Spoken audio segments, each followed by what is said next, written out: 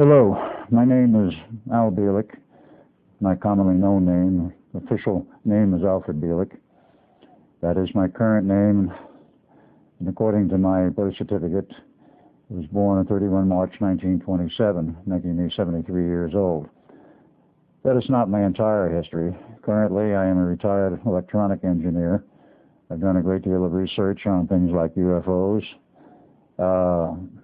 history, both ancient and modern. I have a background in electronic engineering. And of course, and some years of the past, I became interested in the Philadelphia experiment. My actual birth and my actual history is quite a bit different. I was born on the 4th of August, 1916, as Edward Cameron, son of Alexander Duncan Cameron Sr., my father, who was born in 1891. There's a long and suppressed history here. I'll go into the complete history of myself as it actually occurred, and then eventually get into Al Bielek. As everyone has known me for many years, including myself as Al Bielek, and it was only in recent years, in 1988, I started to recover my lost history, my lost memories, if you will, of the many, many government projects I had been in, both as Al Bielek and as Edward Cameron. We'll start at the beginning. I was born Edward Cameron, 4 August 1916, Bayshore, Long Island. My father was a Navy man, Alexander Duncan Cameron Sr., and he was born in 1891. Some of the history is perhaps lost and obscure. We don't have much of the real history of father, other than we know he was born in 1891, and I do have a copy of his birth certificate. Strangely enough, it was available from the archivist in Bayshore, Long Island. His history as to schooling and all of this, little is known. We do know that he went to Loyola High School in Brooklyn, graduated from high school, and joined the Navy sometime prior to World War I. And he remained in the Navy until the end of December, approximately December 30th, 31st, in 1929, when he retired with a pension and a disability. Now, I will not get that much into his history at this point, but that was my father. My mother was a common law marriage woman, as we found out much later, a German woman. What she was doing as a young girl in the United States, I don't know. A great deal of history has been lost, and we can only surmise part of it and fill in. But my father was a Navy man, and as was fairly common then, and perhaps today, Navy men are not exactly known for their scruples in terms of their women friends. Father had a common law wife in Bayshore, Long Island. That was my mother. He had another one up in Connecticut because he did travel between the home, which was on Long Island, and the Navy base in Connecticut.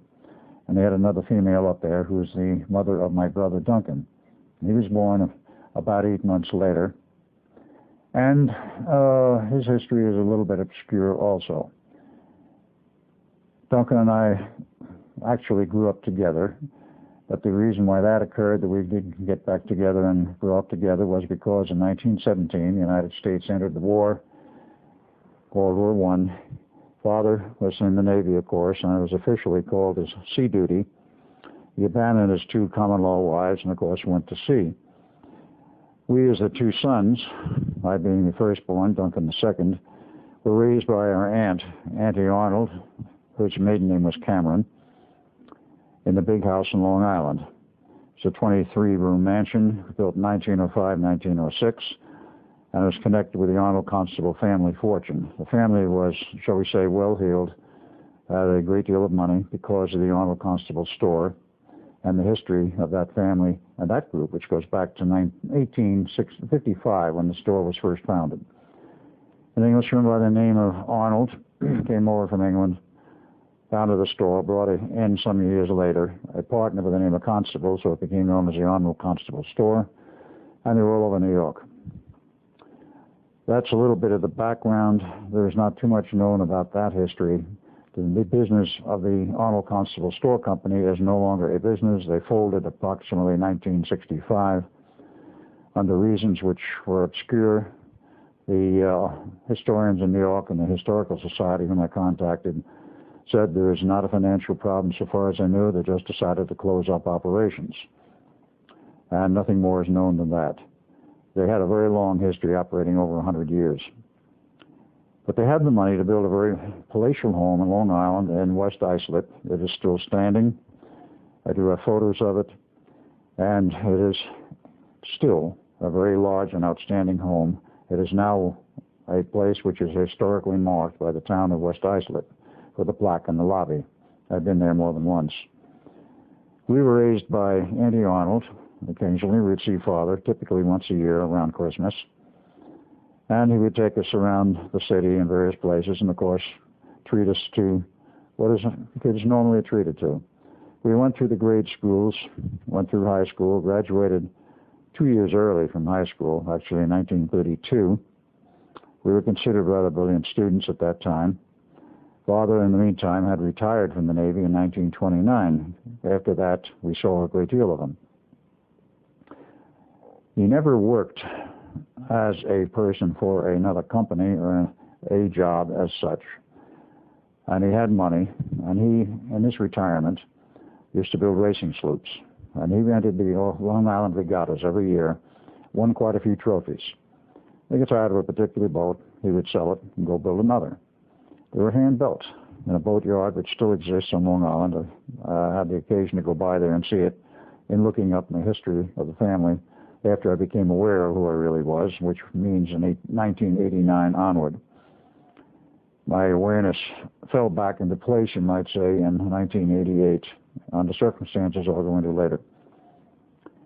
But in the early history, Father built these sloops, would disappear for a period of time, traveled a great deal, and even as such, we didn't see him all that often. We finished our high school, and Father insisted that we get a good education. Certainly the money was there in the family, and the prestige of the family was such that I was able to enter Princeton University. Brother Duncan, for whatever reason, decided to go to the University of Edinburgh, Scotland. He went his entire period of education there. We both entered in 1933. He in Edinburgh and myself at Princeton. Took a bachelor's degree in physics in 1936 out of Princeton, master's degree in 1937. And of course, during that period of time, I met Dr. John von Neumann. Von Neumann, of course, was a professor of mathematics. He taught in the school, as a graduate school primarily.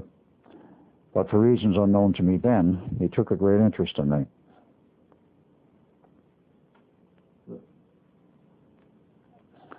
I might digress a bit and go into the history, you might say, of Princeton. Princeton University is one of the prestigious elite schools of the United States, and of course it's a very old school. It's the second oldest in the United States. The oldest and original school in the U.S., of course, is Harvard. I wound up going there later. But Princeton, of course, very long-known elite school. A great deal of money has been endowed to it by various trust funds. And all of their building, all of their artwork, of which there's a great deal of original art in the various graduate school buildings, the study halls, the libraries, etc., which I did wander around at a later date after, of course, going through my schooling. And it's all there. It's a very prestigious school, and of course, the type of people who go there are, shall we say, the cream of the society in terms of what one usually considers the people who come from moneyed families, who have a position and this sort of thing.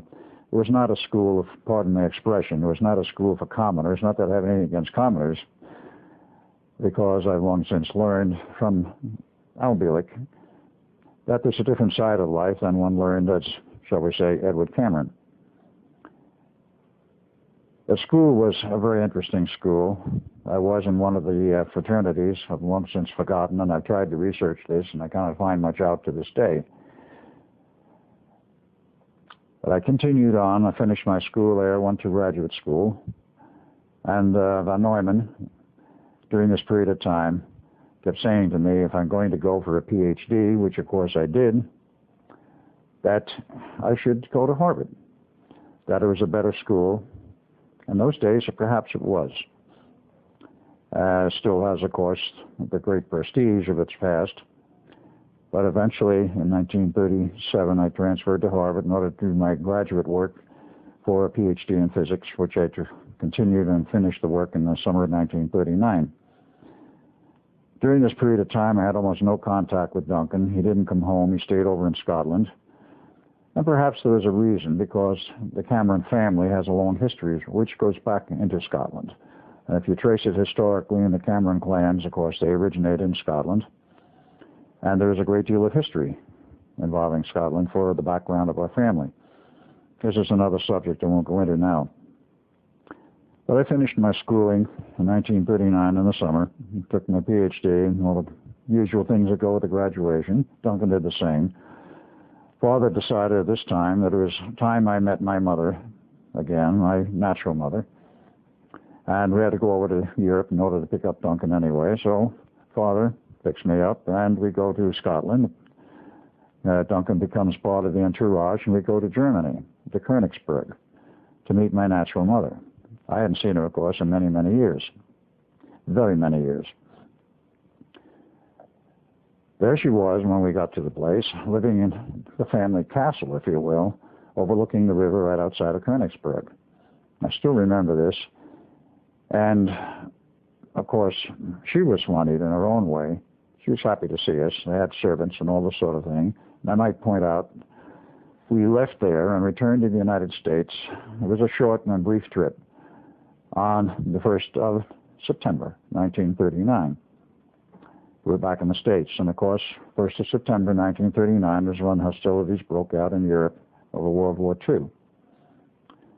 Königsberg today is part of Russia. It was part of East Germany, which was captured by Russia as part of the end of the war divisions of Europe.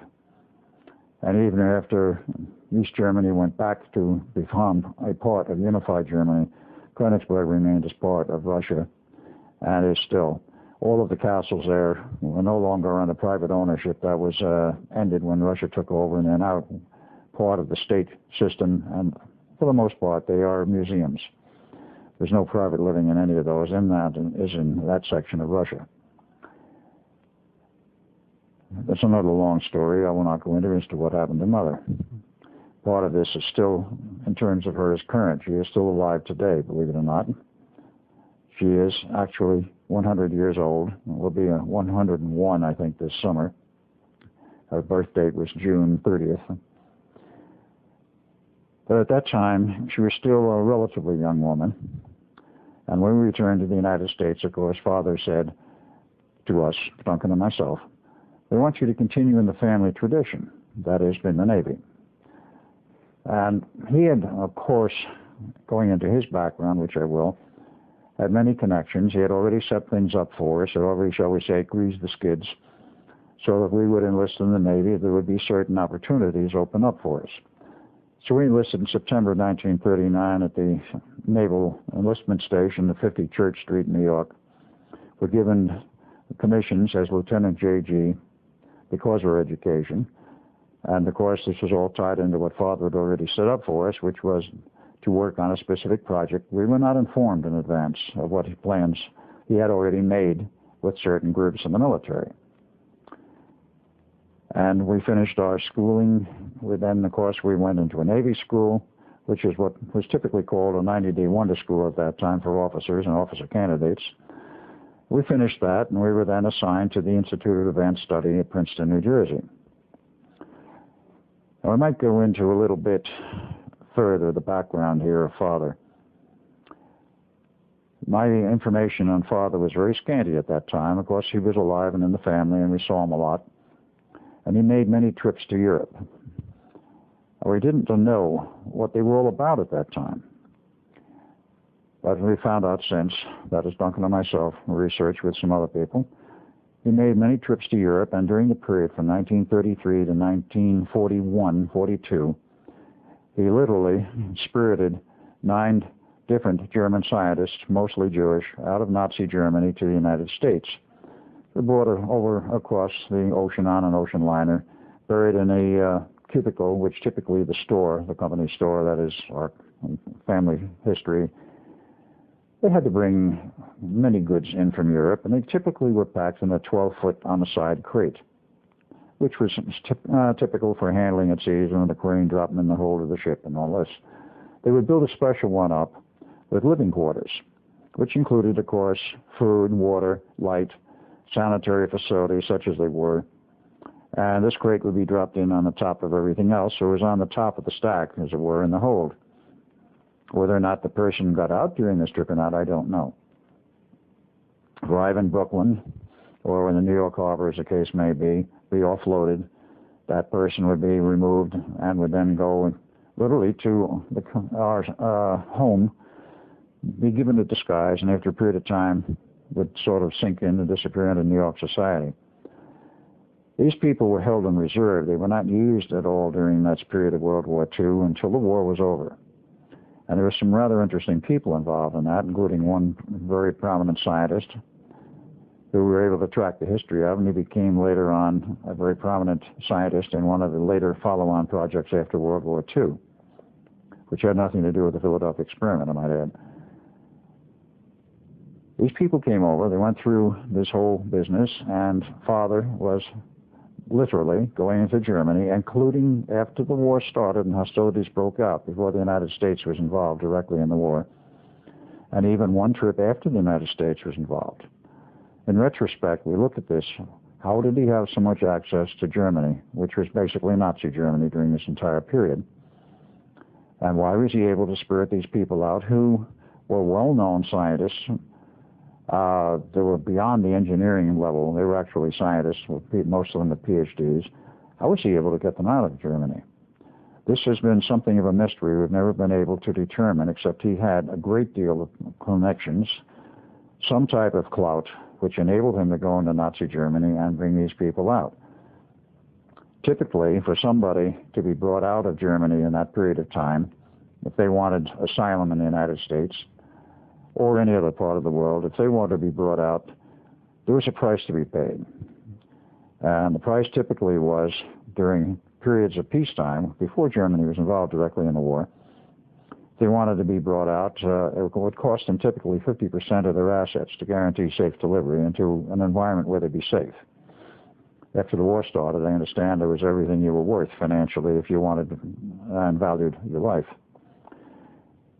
Father probably collected a great deal of money over these various trips. Nobody knows where it went. And when Father did finally die, he had a very small...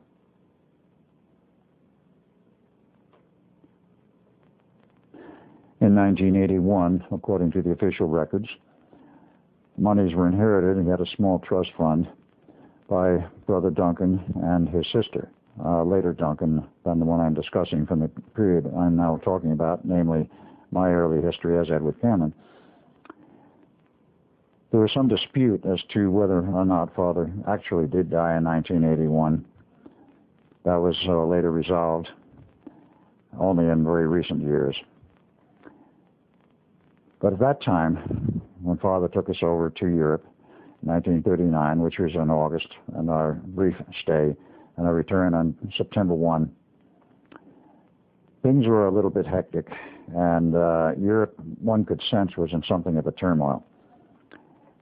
People expected, because of the, shall we say, the advent of Hitler and, of course, the rise of power in Germany, that something was going to happen in the way of a war. It did, of course, start in 1939 on September 1 because England, Winston Churchill, being the premier, declared war in Germany over the Polish corridor incident. And that, of course, began World War II. The United States was not involved with this at this point. And we were enlisted in the Navy and went to Princeton, that is to the Institute of Advanced Study, and met Dr. John von Neumann. And from that point on, it became very interesting. Both Duncan and myself, having graduated with PhDs in physics, thought, as was a typical attitude, and still is, that we knew everything about everything. And we know all about physics, we know all about science, and so forth, and so on. So we joined the staff.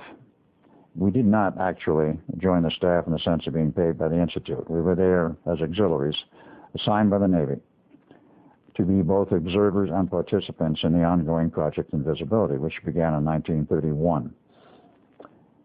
But what was interesting was the fact that John von Neumann had to sit us down in a class, quite literally, just between Duncan, myself, and von Neumann, and tell us what the project was all about, and not only tell us what the project was about, but what the mathematics were, what the physics background was, and so forth. And in this period of time, which took over a month, not full time because he had other duties, but in this period of time, he brought us up to speed to discuss various things like the advanced mathematics at the time, rotating time fields, the physics of time fields, the interlocking of various energetic systems, which we all know and understand, except the interpretation has been wrong on some of them.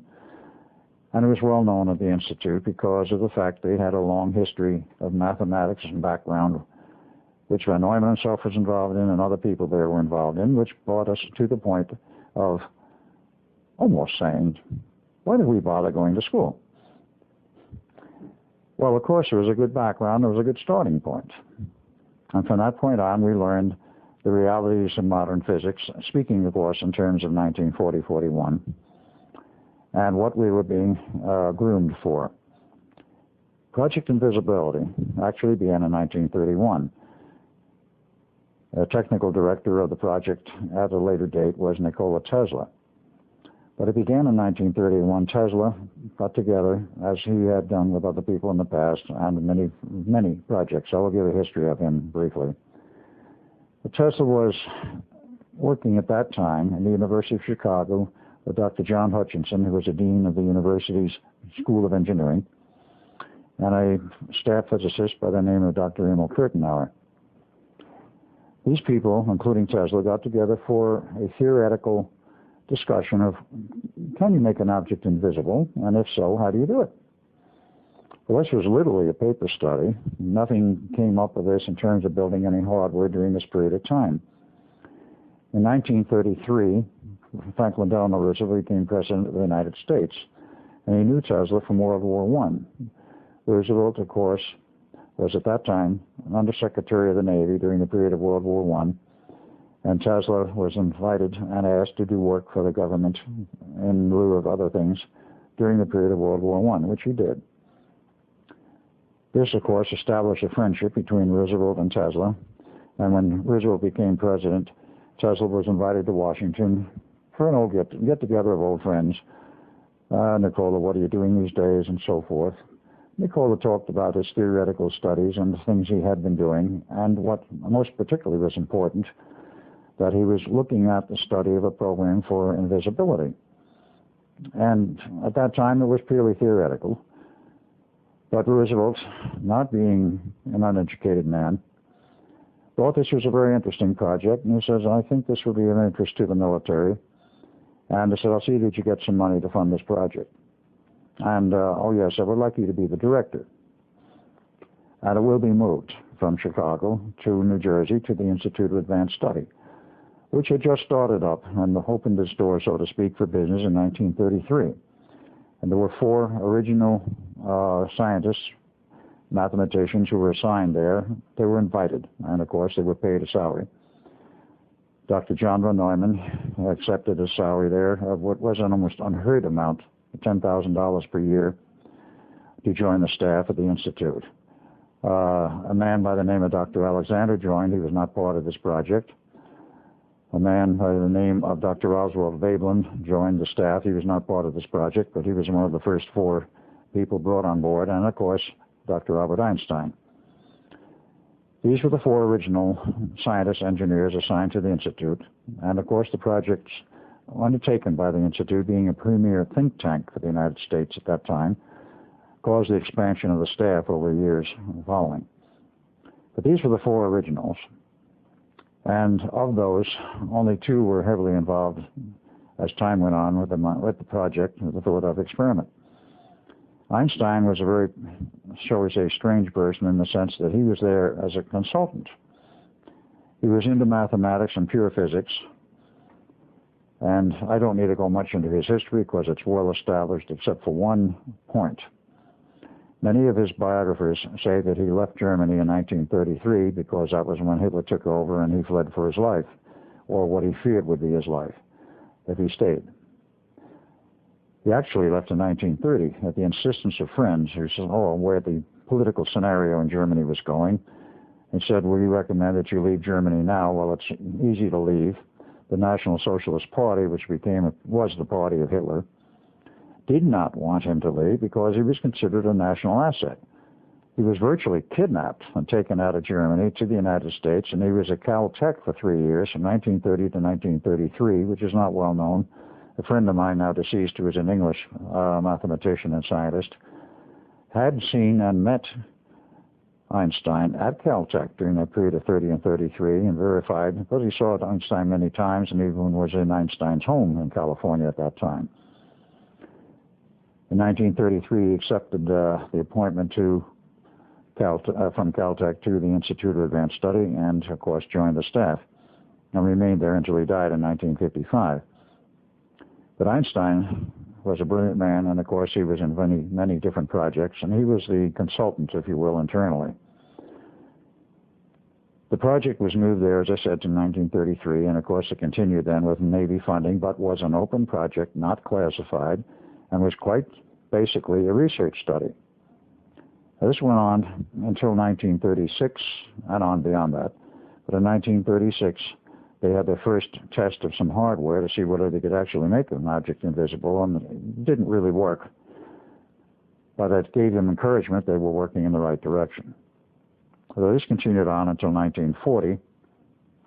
And in the period after I was brought on board with Duncan in January 1940, in September 1940, a very successful test was conducted at the Brooklyn Navy Yard using a small Navy ship, a tender, if you will, about 350 tons, which was dockside but in deep water. And some of the equipment was on board the ship, mostly the coils and antenna system, and all the heavy hardware was not on board that ship. It was on the dock and ran through cables to the various elements involved in the ship. So it turned on, the ship became totally invisible optically. Nobody was on board the ship. Everybody was removed for safety. And they were concerned that something might go wrong with this test. They wanted it on long cables so that if they had to, they could cut the cables, and if it was important enough, they'd sink the ship. No such precaution was actually required, though they took those precautions, and of course there was no problem. Everything worked according to plan. The ship was invisible. Nobody was on board, which was very important because of later results with further tests at a later date. So at this point, Roosevelt was elated, the Navy was elated, who was funding this project. It was immediately classified. With this completed test, it's only actually the first phase of continuing work. At that point, the Navy classified it. And, of course, everybody else had to get clearances that was working with this project, and our offices were opened in a special building on the Philadelphia Navy Yard. The project was moved there, as I stated, and, of course, we had to move back and forth. The theoretical work continued on at the Institute, and it was sort of a case of the theory was at the Institute, and the work in terms of hardware was at the Philadelphia Navy Yard. The next thing that happened was that Roosevelt, being elated over this, says to Nikola Tesla, who was the director, "If you can make a larger ship invisible, you can make anything invisible. I'm going to give you a real ship now, a battleship." Now here we're going from a ship of some 350 tons with relatively low power to produce a field of invisibility to a battleship of some 30,000 tons. Now it was moved into the back section of the Navy Yard at Philadelphia, and the work proceeded from that point on for quite a period of time, actually until 1941, which is when it occurred that it was moved in there, until sometime in 42. I need to fill in some other things in the background here in terms of myself and Duncan. While we were there at the Institute, of course, we were living off the grounds of the Institute itself. We had our own little residence. And, of course, being young men in the Navy, we were running around town, and we were dating and doing all this sort of things. And there's certain things turned up at a later date regarding, let's say, our social life. There was a strange series of events I want to get into, but this will be just a little bit further down the line.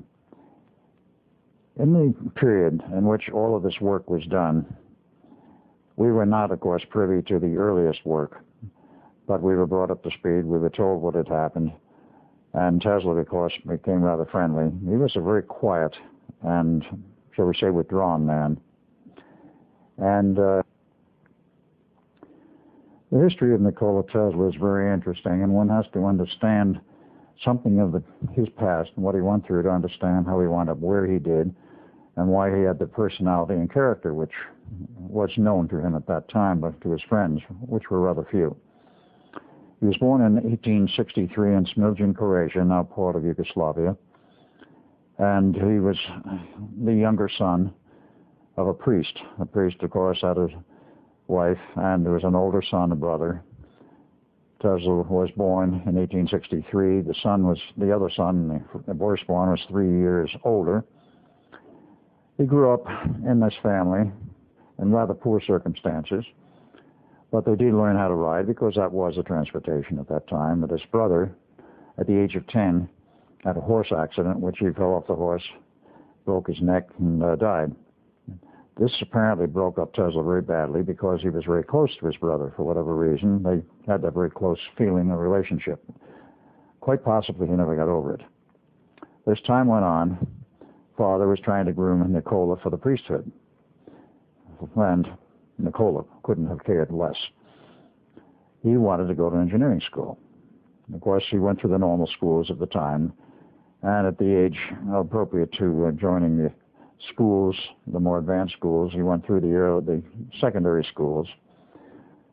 But then he finally, after long arguments with his father, who said, absolutely no, you will not go to engineering school, you're going to become a priest, Tesla became very ill. Whether it was a feigned illness or whether it was a genuine illness, psychologically induced, history does not record. He became very ill. His father thought he might be dying like the older son. He finally relented and says, all right, Nikola, you can go to engineering school. Nikola miraculously recovered. And, of course, when the time was appropriate, he went to engineering school. He went for 1 year. And in 1879, his father died. And, of course, therein the funds were cut off. He could not continue on in school formally.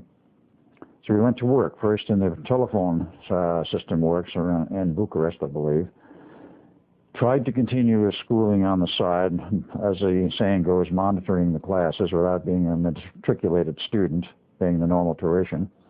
Considered very brilliant by his parents, not only his parents, but most particularly by his professors.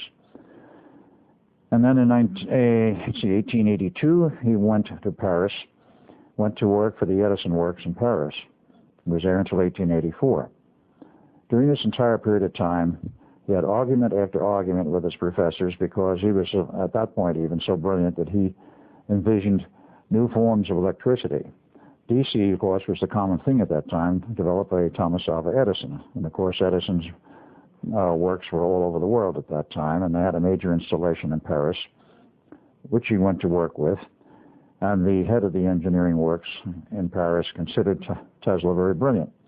Tesla decided he wanted to come to the United States in 1884 for greener pastures, if you will. And he got a letter of introduction from the works manager in Paris to Thomas Alva Edison at Menlo Park, New Jersey. So he bid his farewells and got on, went to England, and of course got on one of the regular steamboat trips. And didn't have much money. Someplace along the way he lost a suitcase of clothes. The only thing he managed to keep and to survive on his trip was a book of poetry he liked, the letter of introduction to Edison, and literally 4 cents in his pocket. This was, of course, the way he arrived in New York. So what does he do? He tries to get temporary work in order to survive, and eventually meets Thomas Edison in New Jersey and gives him the letter of introduction. Tesla was, Edison was impressed by this. Tesla was perhaps not quite so impressed with Edison as Edison was with Tesla because of the letter. And he says, tell me, Mr. Tesla, what are some of the things you have done and what are you interested in? So he told Edison about his ideas, in which he envisioned a new form of electricity, AC, alternating current. Edison, of course, having been the shall we say, the principal proprietor in terms of building hardware, all DC motors, DC generators, a lighting system which of course didn't care whether it was AC or DC, but having invented the light bulb and a few other things, that is the incandescent lamp. He saw in Tesla a man who was, to his idea, argumentative, but nonetheless brilliant. Tesla felt that he had no chance to be with Edison and was about to walk out, and Edison said, no, we may not agree on some things, but I need all of the engineers and good engineers I can get. Report 7 a.m. in the morning for work. So we did. The first project that Tesla worked on, and the only one apparently that he worked on during this period of time, was one that Edison gave him, how to stop the arcing of the brushes in DC motors. It was quite a problem at that time. And we're talking in the period around 1884. Obviously, there's been a great deal of change and progress since, but this was the beginning of progress, if you will. And he also promised Tesla that if he completed this project in time, he would give him a $50,000 bonus. Well, of course, Tesla went to work. He wanted to establish his own laboratory. And of course, he couldn't do it without money. So he completed the work in proper time. Everything was according to what Edison wanted, so he asked Edison for the bonus. Edison sort of laughed and says, bonus? He says, you don't understand the American sense of humor. And Tesla looked at him and says, no, I don't, and walked out the door. And went back to work digging ditches, quite literally. He had to survive, and of course, he had no resources at that point. While digging ditches, of course, the word got around New York that he was a brilliant man digging ditches. You had a great deal of capability in the electrical field. The first person that contacted him was the then head of and owner of the telegraph company in New York, and he approached Tesla and says, Mr. Tesla, I would like to have you go to work for me. I've heard about your ideas for AC motors and generators. How much money would it take to establish a laboratory? And Tesla thought for a moment and says, well, I think I could establish a working laboratory and go to work for about $35,000. This man, being the president of the telegraph company at the time, wrote him a check on the spot for $35,000, or so goes the history that is recorded, and says, go to work. So he got himself a building and started building his laboratory. He built some of the earliest motors and generators. And interest at that time, when he arrived in the year 1884, was the year that the Institute of Electrical Engineers was founded in New York City. Of course, it persists to this day and is now known as the IEEE, Electrical and Electronic Engineering today, but at that time it was the Institute of Electrical Engineers. Tesla became a fixture there in that he gave many lectures. And at one of them, he demonstrated his AC system of power, AC power, generators, the lighting, and so forth. A very impressive demonstration. And in the audience, unknown to him at the time, was a man known as George Westinghouse, of Westinghouse Air Brake Company, Westinghouse Rail Car Company, a man who already had a lot of money and was very successful in business. Westinghouse liked what he heard. He says to Tesla after the lecture's over, would you join me for dinner at the Waldorf? And he said, of course. They discussed the history. They discussed the possible future for Tesla. Tesla at this point already had 20 patents assigned for AC power, AC theory, and the whole 9 yards of AC equipment, issued patents. And he says, how much do you want for all 20 patents if you sign them to me? What kind of money is involved? Well, I'm sure they negotiated for a period of time, but they finally worked out a deal, which history says Westinghouse gave him a check outright for assignment of all of his patents to the Westinghouse Company for $1 million cash. This was in approximately 1887. A lot of money in those days. Oh, yes, and we'll give you a royalty, $1 per horsepower for every AC motor and generator we build. Well, Tesla was very much in business over that, and of course his laboratory expanded, and he continued his work. Well, in 1888-89, there was a commission appointed out of England to see who would build the first hydroelectric power station in the United States. And I might add, during this period of time, there was a great deal of animosity between Tesla and Edison. Edison never lost a chance to prove, perhaps, or attempt to prove that Tesla's AC system was really very dangerous. Of course, Edison wanted to continue using DC power and generating DC equipment, hardware, and keep the whole DC system going. Tesla won the contest to build the first hydroelectric power system at Niagara Falls, which was completed about 1891, AC power, of course. And because of the nature of AC, you can use transformers. You cannot with DC, obviously. To those, of course, who understand electricity, transformers and the whole 9 yards of this. You can use a transformer, step up the voltage, and transfer the power via high voltage and lower current at very great distances. The first city in the country to have power from the new Niagara power plant was, of course, the city of Buffalo, 35 miles away. Well, that was a great accomplishment in those days. We don't think anything of that today, but this was the beginning of progress. Tesla was busy doing many other things, and in his history, he actually had 400 patents issued to him. And this information is available at the Belgrade Museum today. He was also involved in other things besides the AC power. He became involved with the Columbian Exposition in Chicago. He supplied the power, generating all the power for the exposition.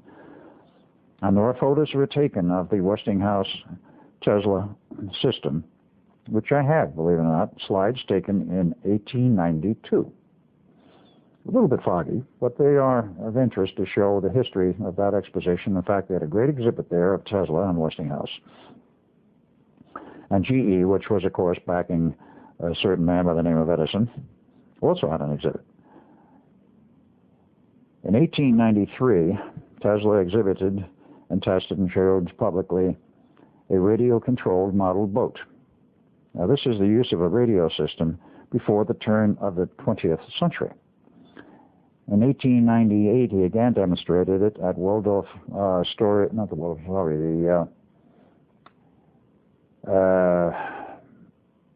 one of the big stadiums in New York, which they could flood with water, and he put a boat basin in there, and he demonstrated he could control the boat by radio in this boat basin in New York City in one of the large stadiums, which has since been torn down. 1899, he goes to Colorado Springs to do his research, just general pure research. He wanted an area totally away from the city, in the boonies, if you will, and it was very much in the boonies. And he took power, of course, from the local power generating system, which was in Colorado Springs, built his huge Tesla coil, and he wanted to demonstrate and prove that it could prove and demonstrate conclusively that power could be transmitted a great distance without wires, without any visible means of transmission. History says, and he proved that he could do this and light light bulbs 26 miles away from ground zero. But in the process of his tests and building this gigantic Tesla coil and associated apparatus, he quite literally burned out the power station in Colorado Springs. He apologized over this, and he went down and personally helped rebuild it. He also claimed that he had communications with somebody from off-planet. Well, this, of course, made great press. Whether or not anybody believed him at the time, which is hard to understand whether anybody would believe him in those days because of the very materialistic views then prevalent. But nonetheless, it made press. He closed up the operations at Colorado Springs, came back to Long Island, and of course, one of the people backing him at that time was J.P. Morgan. Morgan became at an early time quite interested in Tesla. And Tesla said, I can demonstrate radio for you. We can do something commercial with it. Of course, J.P. Morgan, being a financier, was very interested in the prospects of making vast amounts of money over this. And he authorized the building of the Wardenclyffe Tower on Long Island in 1901. At that point, there was a race on to see who could first transmit a radio signal across the Atlantic from the United States or Nova Scotia. Actually, Nova Scotia was the point that was chosen for the receiving end, and the transmitting end was to be in England, or either way, whichever went first.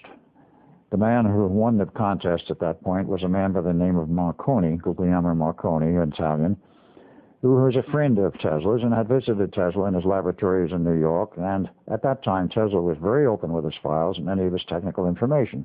Oh, it's in such and such file, go take a look. Marconi did. And whether he made notes or took some of the files, history does not record. But he went back to England and to Italy and then later to England, became involved in this contest and transmitted some Morse code signals across the Atlantic, received in Nova Scotia, and he won the international prize. Tesla was intending to win it, but did not. And of course, Mr. Tesla's backer, Mr. J.P. Morgan, was perhaps a little disappointed. But then Tesla goes to Mr. Morgan and says, Mr. Morgan, what I really want to do with the Wardenclyffe Tower is demonstrate the feasibility not only of radio and television transmission, which is why it was built in the first place, as he called it at the time, transmitting sound and pictures through space, what we now call television, and of course radio. What I really want to do with this tower is to prove that you can transmit power through space and people can receive this power for free. Tesla was a visionary, and he really wanted to do something for the people of Earth, if you will. And he didn't care about the financial backgrounds and the finances of what would be a vast power network at a later date. But J.P. Morgan looked at him and says, Mr. Tesla, do you mean to tell me that somebody could put a rod of wire up in the air and another one in the ground and pick up all the power they want, and I can't put a meter on it? I will let you know when I'm ready, Mr. Tesla. He was very polite, but he obviously let Tesla know that he wasn't backing that idea.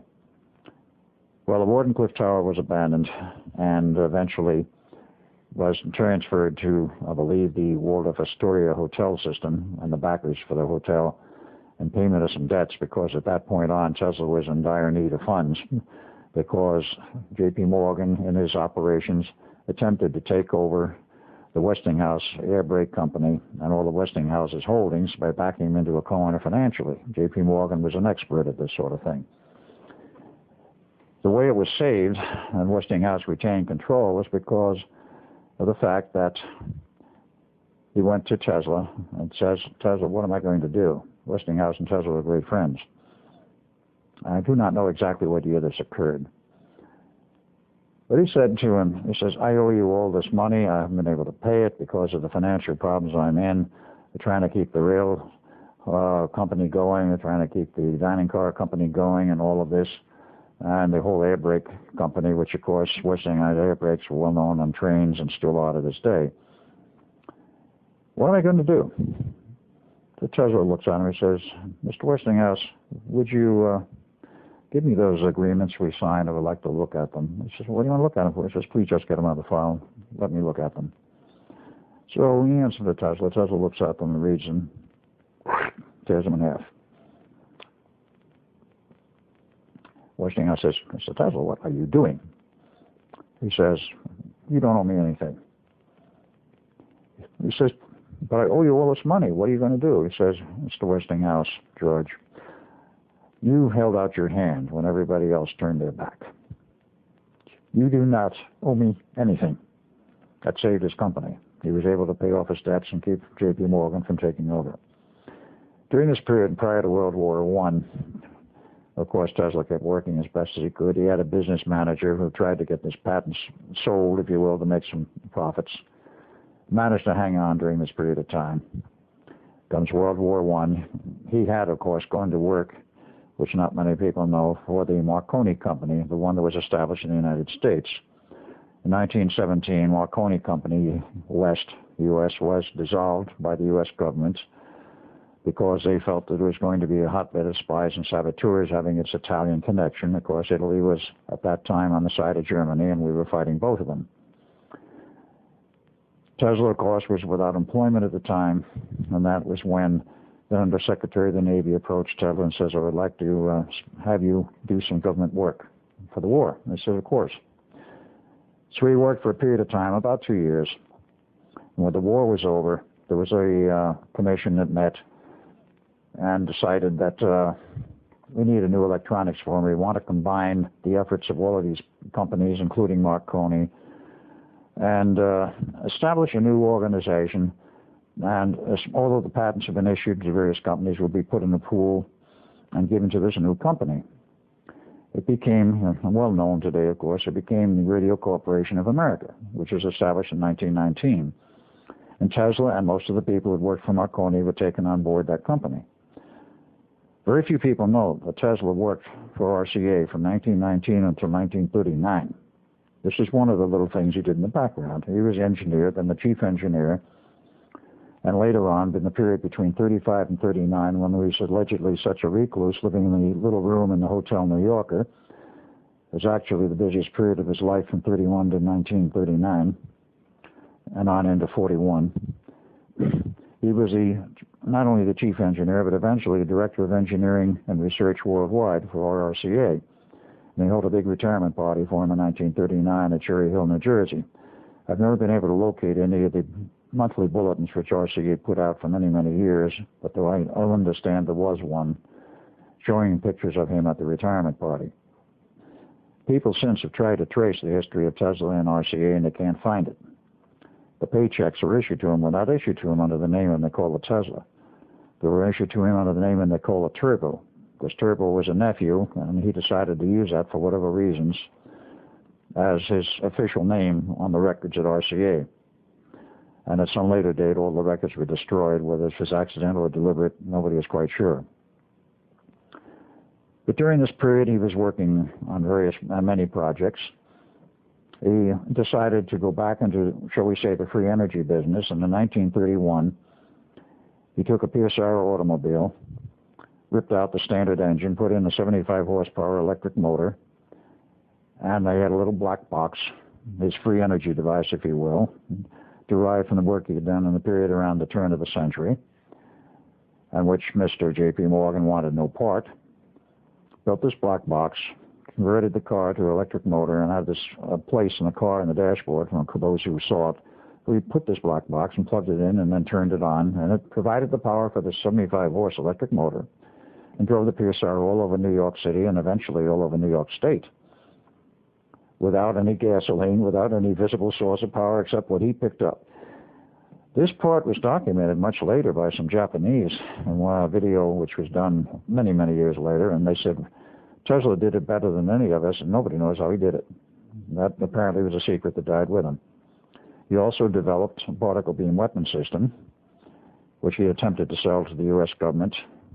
At first they were interested, then turned it down. This is a 1935-36 period, while he was working on Project Invisibility. They turned it down, the Canadians turned it down, the British government turned it down, but believe it or not, the Russian government bought it and snapped it up for $25,000 cash. Can you imagine, in view of what the financial structure is today, him selling a working model on a year's consultancy for a particle beam weapon system to the Russians or anybody for $25,000 cash? He was very hard up for money at that time. And eventually his own government gave him a stipend, which kept him alive, so to speak, during that period of time, after his paycheck was no longer available from RCA. But in fact, he was not a recluse. Of course, he knew Franklin Delano Roosevelt from some years prior, that is World War I. And when he was meeting with Roosevelt in 1933, he told Roosevelt some of the things he had done and what he was working in. And because of this and the fact that he had had a perfect track record and already had many patents to his name, Roosevelt appointed him the director of Project Invisibility. Now, he was working here at this period of time on Project Invisibility, development of particle beam weapon system, free energy for a car, and who knows what else, because he had a laboratory, actually two laboratories in New York City in the Twin Towers of the Waldorf Astoria Hotel. Not well known to most people. This was found out, should we say, after he was dead, and many, many years later doing historical research for him of his life and so forth. Preston Nichols got into this, and part of the information came from Preston due to the Waldorf Astoria Hotel Association. So we got all this equipment here. We don't know what it is or what to do with it. They knew Preston was heavily involved in surplus equipment. And he went over to look at it and saw it, and he realized whose equipment it was, and of course he acquired it for a song. He also allegedly had a secret laboratory in New Jersey. I have papers in my file which allude to this. And of course, he also was working at this time for the Institute of Advanced Study. At a later date, when I was doing historical research as Al Bielek into the life of Tesla and the fact that he worked at the Institute, the curator there, I asked him, do you have a file on Tesla? He says, well, not really. He says, no one who didn't work here and actually receive a paycheck from the Institute did we have a file on. But he went and dug in his files and he said, we do have a folder on him, and Nikola Tesla.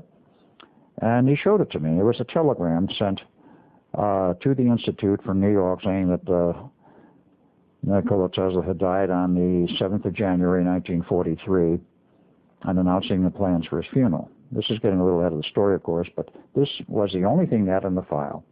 And it was interesting that they had that. But it made it quite clear to me, many people come and go in the Institute who are involved in various projects the Institute is funding and who are there as consultants. If they're not on staff, we don't keep basically a file. But back to the period of time when Tesla was involved with this project, it was because of these things. He had an incredible and impeccable reputation.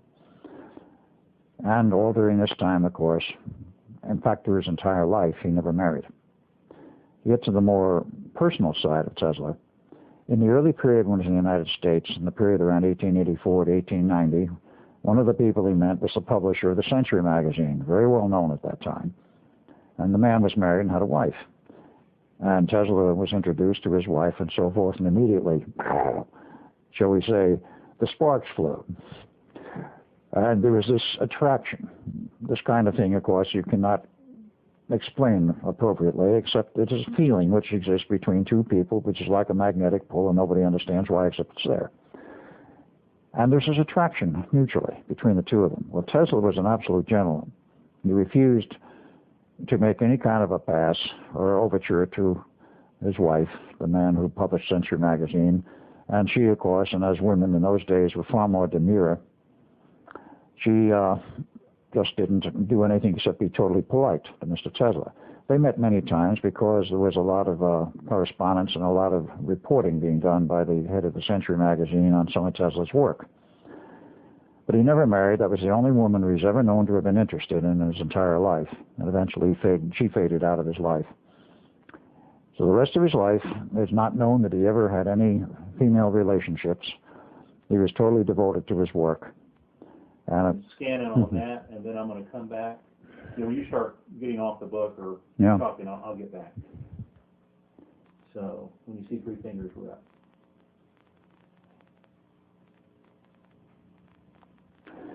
And speaking of Tesla and his lifetime, there's a lot of research that's been done about his life after he died. There were perhaps not that many people during his lifetime who were concerned with what he was doing, other than those who were directly connected. This particular book, written, of course, after he had passed on, by Margaret Cheney, Tesla, Man Out of Time, is most interesting. Many books have been written about Tesla, but at least on the cover it has a picture of Tesla as he appeared in his later years. There are many pictures extant of Tesla from the time he was a young man until he was in the U.S., and of course, after he was in the U.S., he changed his appearance quite a bit. He wanted to give the scientific or professorial look, so he grew a mustache, his hair darkened, and the usual pictures of Tesla, though perhaps younger than this one, showed him in a very similar way, in a very similar outline. The group that had the best collection of pictures was the now defunct Tesla Society of Colorado Springs, Colorado. They went belly up a few years ago. They had a great collection of pictures of Tesla. I never did get all of them. And one of them showed him as a very young man, in which he was an extremely good-looking person. It's surprising in many ways that he never married and that he never had any close relationships, but many tales have been told about him, and he was so totally devoted to his work, apparently he bypassed everything else. I'll go back now to the later part of the life of Tesla. One of the people whom I met, who, when he was still alive, namely Mr. Ralph Bergstresser, was a principal technician for many years for Mr. Tesla. He told me many interesting anecdotes, many interesting stories. Tesla, of course, was known for years to have a room he lived in, if that's the proper term, at the Hotel New Yorker. It was not a very large room, not very large quarters. But he also had for many years an original laboratory in New York City back around the turn of the century and later, which was burned out with a fire. He lost most of his equipment. But later on, he had 2 laboratories in the towers of the Waldorf Astoria Hotel. And he had facilities there which he used for many years. He also had facility in New Jersey, and of course during the period of the time which we were discussing the Philadelphia experiment, he had a secret lab someplace in New Jersey, as well as his occasional and not regular visits to the Institute of Advanced Study. While he was not only the consultant but the director of the project, he had other things going, so he was getting around quite a bit. Tesla was a very energetic man, very much devoted to his research, all during the period right up to the time of his death. Barry Stresser knew a great deal about Tesla, and he told me some stories about the electronic equipment he had. Tesla, of course, did work for RCA Corporation from 1919 at the time of its inception until just before, a few years before Tesla's death. From 35 to 39, he was, of course, the Director of Engineering and Research worldwide for RCA. And he had a retirement party at Cherry Hill, New Jersey in 1939. So that was one of the reasons why he didn't show up at the Institute that often. After 1939, he had a lot more free time, as I'm sure his duties at the RCA Corporation in Cherry Hill, New Jersey, where I believe he worked most of the time, were very demanding. But Tesla, as he went on, became more involved with this project. He had a great insight, and his approaches, or I should say his approach to the idea of the object of invisibility is most interesting. Now, his ideas were not only mathematical but electronic, but in addition to the work that he did and his approaches, there were other people who theoretically fit into the whole background of this project. Remember, it started in 1931 in Chicago at the University of Chicago, and then was moved in 1933 to the Institute of Advanced Study at Princeton. There are a number of things in the background which are very important. One of the people who was very important to this project was a mathematician known as Dr. David Hilbert in Germany. He dates from before the turn of the 20th century, lived until sometime in the 50s. So far as I know, he never left Germany. But he developed many systems of mathematics, 5 in actual count. It was the last one was the most important. It became nicknamed Hilbert Space because his mathematics described multiple realities and means for, shall we say, connecting to them, at least theoretically, to the alternate realities. Among the people who was in Germany at that time, of course, was Dr. John von Neumann, who I've given very little history of at this point.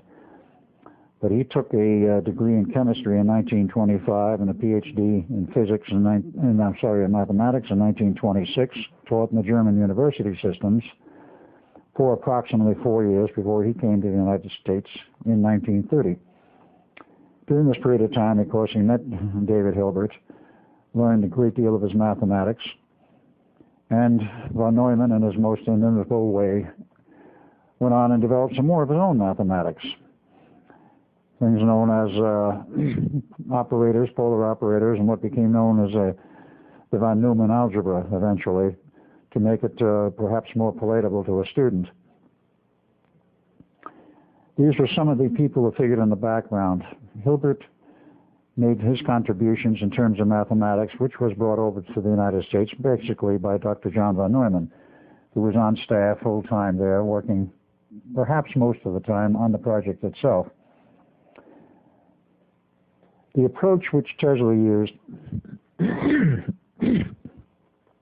approach which Tesla used was basically the same approach which was used in the later experiments. In the earlier phase, involving, of course, the test in the Brooklyn Navy Yard, a very small ship, some rather scaled-down equipment was used, but the basic idea remained the same. One has to understand the 4 basic energetic systems of our physical universe. A little bit of theory here. I'm not going to get into math and highly involved because this is not intended to be a scientific dissertation, but a more popular presentation of the ideas of what was going on. I'm sure everybody has heard about electric fields, both static and, of course, current flow as the AC system we use today and have used since before the turn of the 20th century.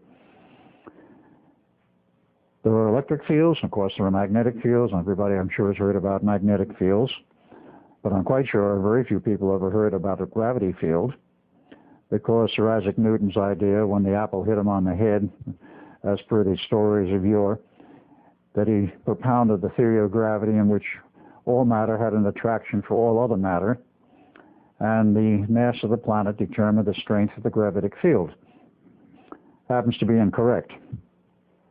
But there's not much in the way of outside literature published in the open domain which indicates, other than the speculative ideas, that gravity is a field, an external field around the body like the Earth or any other object. And it's extremely important that when I know the idea of a gravity field, because this is what we were using to create a means of access to the time field.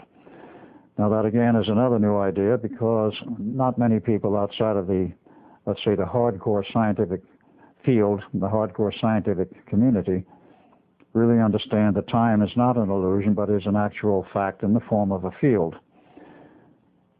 Without a blackboard and such, I cannot give you much of an idea what I'm talking about, but I will attempt to do this, shall we say, off the cuff without actual physical representation.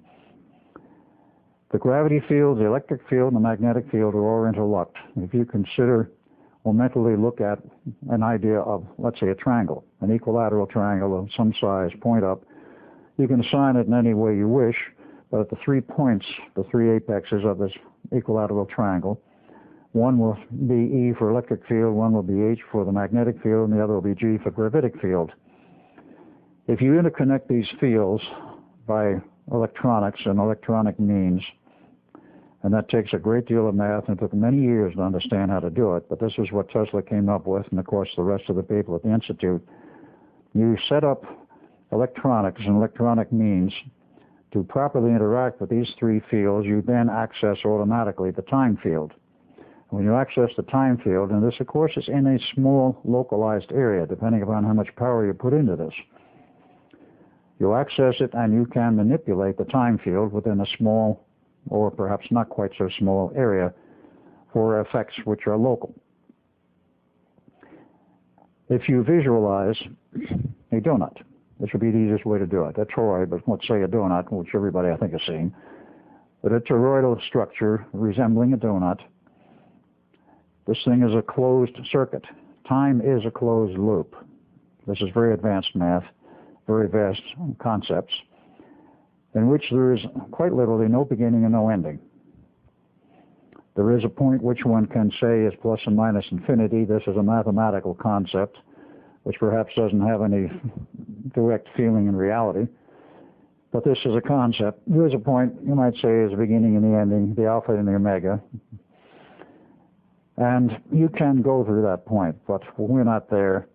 We're at some point in the time field, and in the terms of this torus or donut, if one describes a line around the edge, such as a full circumferential line, enclosing the torus, enclosing this donut, this is the reality line of time as we understand it, time being 3 vectors, but the first vector, T1, the so-called 4th dimension, is time as we know it, time as we measure it with a clock, as we can measure it astronomically by the movement and the position of the stars.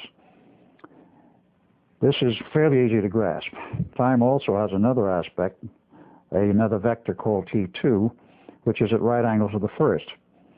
Now, if the time we understand and measure is along the edges of this torus, or this donut, if you look at the donut as a 3-dimensional object, you can describe a certain amount of circumferential rotation around it. You can literally trace around the donut fully around one edge, and as you go, if it's a helix, you go around the whole donut describing it. This is T2. It is at right angles to the linear flow. And this right angle coil, if you will, is the second vector of time. We don't measure that, but it is the one which controls T1.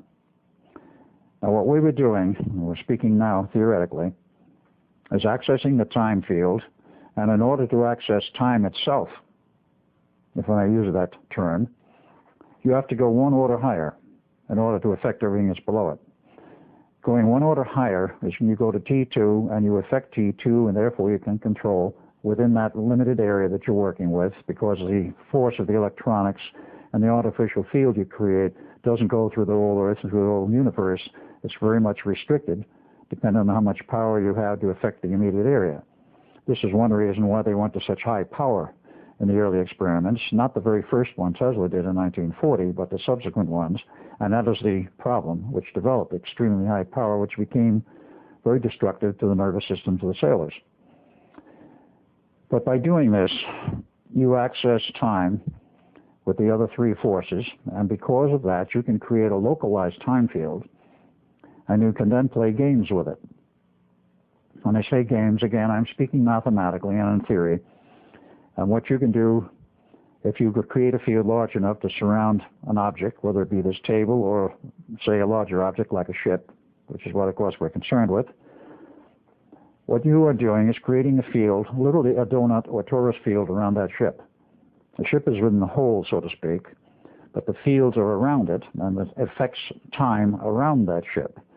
Therefore, you can rotate the time field slightly as you go away from the line of reference, which we call time, or T1, T0 if you want to call it that. As you go away from that by creating a field which starts a rotation around the edge of this donut, you will get to a point at approximately 60 degrees rotation where light passes through the object. It is then invisible. The only reason it is invisible, it's still there. The only reason it's invisible is because there is no longer a reflection of energy. If you reflect light, the radar energy, you will get energy fed back to you. You will see it, a camera will record it, or the radar system, of course, will record a return of energy and create an image. No return, no image, i.e., it's invisible. That sounds very simple. It's really not. There are other means for, let's say, portraying or actually creating an idea of invisibility. There are other systems proposed. One of the magicians went to the Navy many, many years ago and says, I can create a illusion which can be made effective to make a whole ship invisible. The Navy listened to this man and then classified the whole project and everything he said. So nobody knows what it is he really said. Apparently the Navy thought enough of it, they thought they had better classify it. There are other ideas which have been proposed, but there's one other aspect of this I want to make clear. There are certain chemical solutions, I at the moment forget what they are. If you put them in a glass, and set the glass, let's say, on a table, the chemical solution, if it has the same index of refraction as the glass, becomes totally invisible. You can't see it in the glass. This is essentially what I'm trying to say. If you make the index of refraction in the area where the ship is 1, there's nothing there to see. It's there, but you can't see it, just like the chemical solution inside the glass. You can't see it. Water you can see, it's close to the same index of refraction as glass, but it's not the same. It's different than air. It bends light. Because it bends light, you see the water. Light will bounce off of an object or it will go through it, and depending on whether it goes through without obstruction, such as very good window glass, essentially all the light goes through it and you don't see it. And glass, of course, is a combination of basically oxygen, silica, and a few other chemicals. And it's almost pure oxygen, which perhaps most people don't know. But there are many ideas, and the basic one we were working with was very complex. It required enormous amounts of power. But an initial test that as Tesla did, as he conducted this in 1940, didn't require the power that was used later. And they did take the precaution. All personnel were removed from the ship when they had the power turned on, and the ship was completely invisible to sight or to a camera. Radar has nothing but electromagnetic energy at a lower frequency than light. So if you can make it invisible to light, theoretically it's invisible to radar, which did prove to be the case at a later point. Tesla was involved with this all the way up through March of 1942. With that successful test, what happened was, of course, that Roosevelt got the news, and he says, well, Mr. Tesla, I'm going to give you a real ship now. I'm going to give you a battleship. If you can make that invisible, you can make anything invisible. So a battleship was moved into the backyard of the Philadelphia Navy Yard in the area which is, at that time, was for classified work, classified efforts. Tesla went to work, of course, to prepare the equipment for that. And, of course, he was backed up by the people at the Institute. I mean, he was not working alone. He had John von Neumann working. He had Einstein there as a consultant and other people who became involved, including a man by the name of T. Townsend Brown, who was a Navy man in the reserves. He had a bachelor's degree in electrical engineering. I'm not going to go into his whole history. But in 1938, he was pulled out of the Navy Reserves into a full-time commission, and then assigned to a number of projects. But one of them he was involved with the Philadelphia experiment. He contributed a lot of work in terms of the RF systems, particularly the antenna system, which was used to create the electric field. And that was one of his contributions to the experiment. He perhaps is better known for the fact that he worked on the degaussing systems, and he developed the degaussing systems for the German magnetic mines. In the early stages of that, they used to wrap cables around the entire ship, create a pulsed magnetic field strong enough so that if a magnetic mine was near the ship, they would, at a safe distance, would be exploded. Not too near the ship, obviously. The magnetic mine worked not by contact of a probe, but by the proximity of a large mass of iron or steel, which of course all the ships were then. Today there's a lot of aluminum, the hulls of the smaller ships. It would detect the mass of metal, it would change the magnetic flux of a magnetic system inside the mine, trip it, and of course would explode, and theoretically would blow the ship apart without any physical contact with the ship. That system, of course, the Germans developed about 1938. T. Townsend Brown found the remedy, if you will, for it. And that was one of the things he did. And it did bear some relationship to what came later in the Philadelphia experiment. Some people, such as John J. O'Neill, thought it was nothing but an extension of T. Townsend Brown's work on the magnetic mines. It was not. There was similar technology involved, but only a small part of it. When this battleship arrived in the harbor and then up into the Philadelphia Navy Yard in January of 1940 approximately, it was perhaps a little earlier than that, but in any case, at that time, Duncan and myself were tapped on the shoulder by the brass, if you will, in the Navy and said, "You're in the Navy as officers. It's time you found out what the Navy's really all about." Because up to that point, we had had very little contact with the Navy. It was almost entirely working at the Institute. Aside from that fact, of course, we had a social life. It was quite easy, and around Princeton and that whole area, of course, there were a lot of social activities. We were part of them. We took part when we could. Because at that point, before the war started, it was not dawn to dusk and then all-night type operations. It was on essentially 8 to 5 basis. So we'd go out and do various things, and we'd have a social life, and we'd do some dating, and eventually, a little bit later, I became engaged to a woman to marry, but that became the case in 1943. In that period, we had some social life. We went around, we learned a lot about Philadelphia, because it's not that far from Philadelphia. It had a great deal of social life going. There were a number of people I remember dating.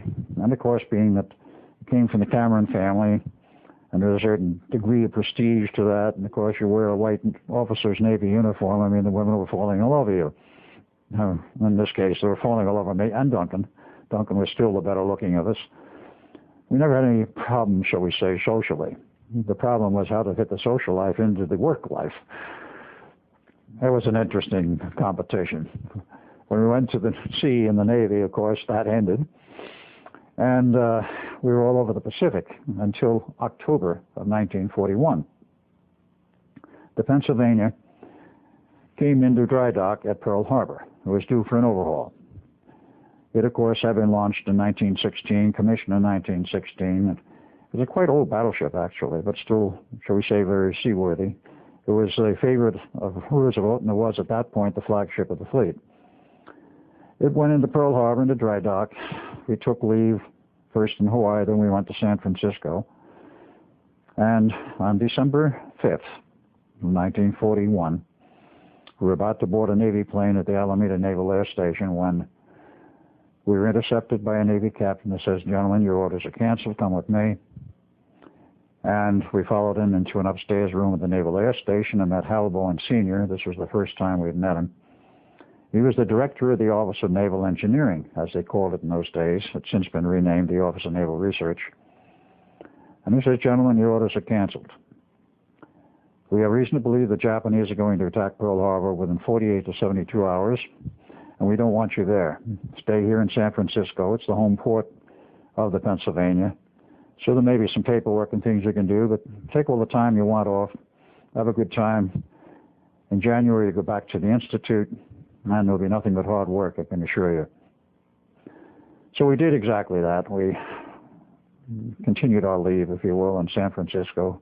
Had an absolute ball. San Francisco was always wide open for sailors, and we didn't have any problems.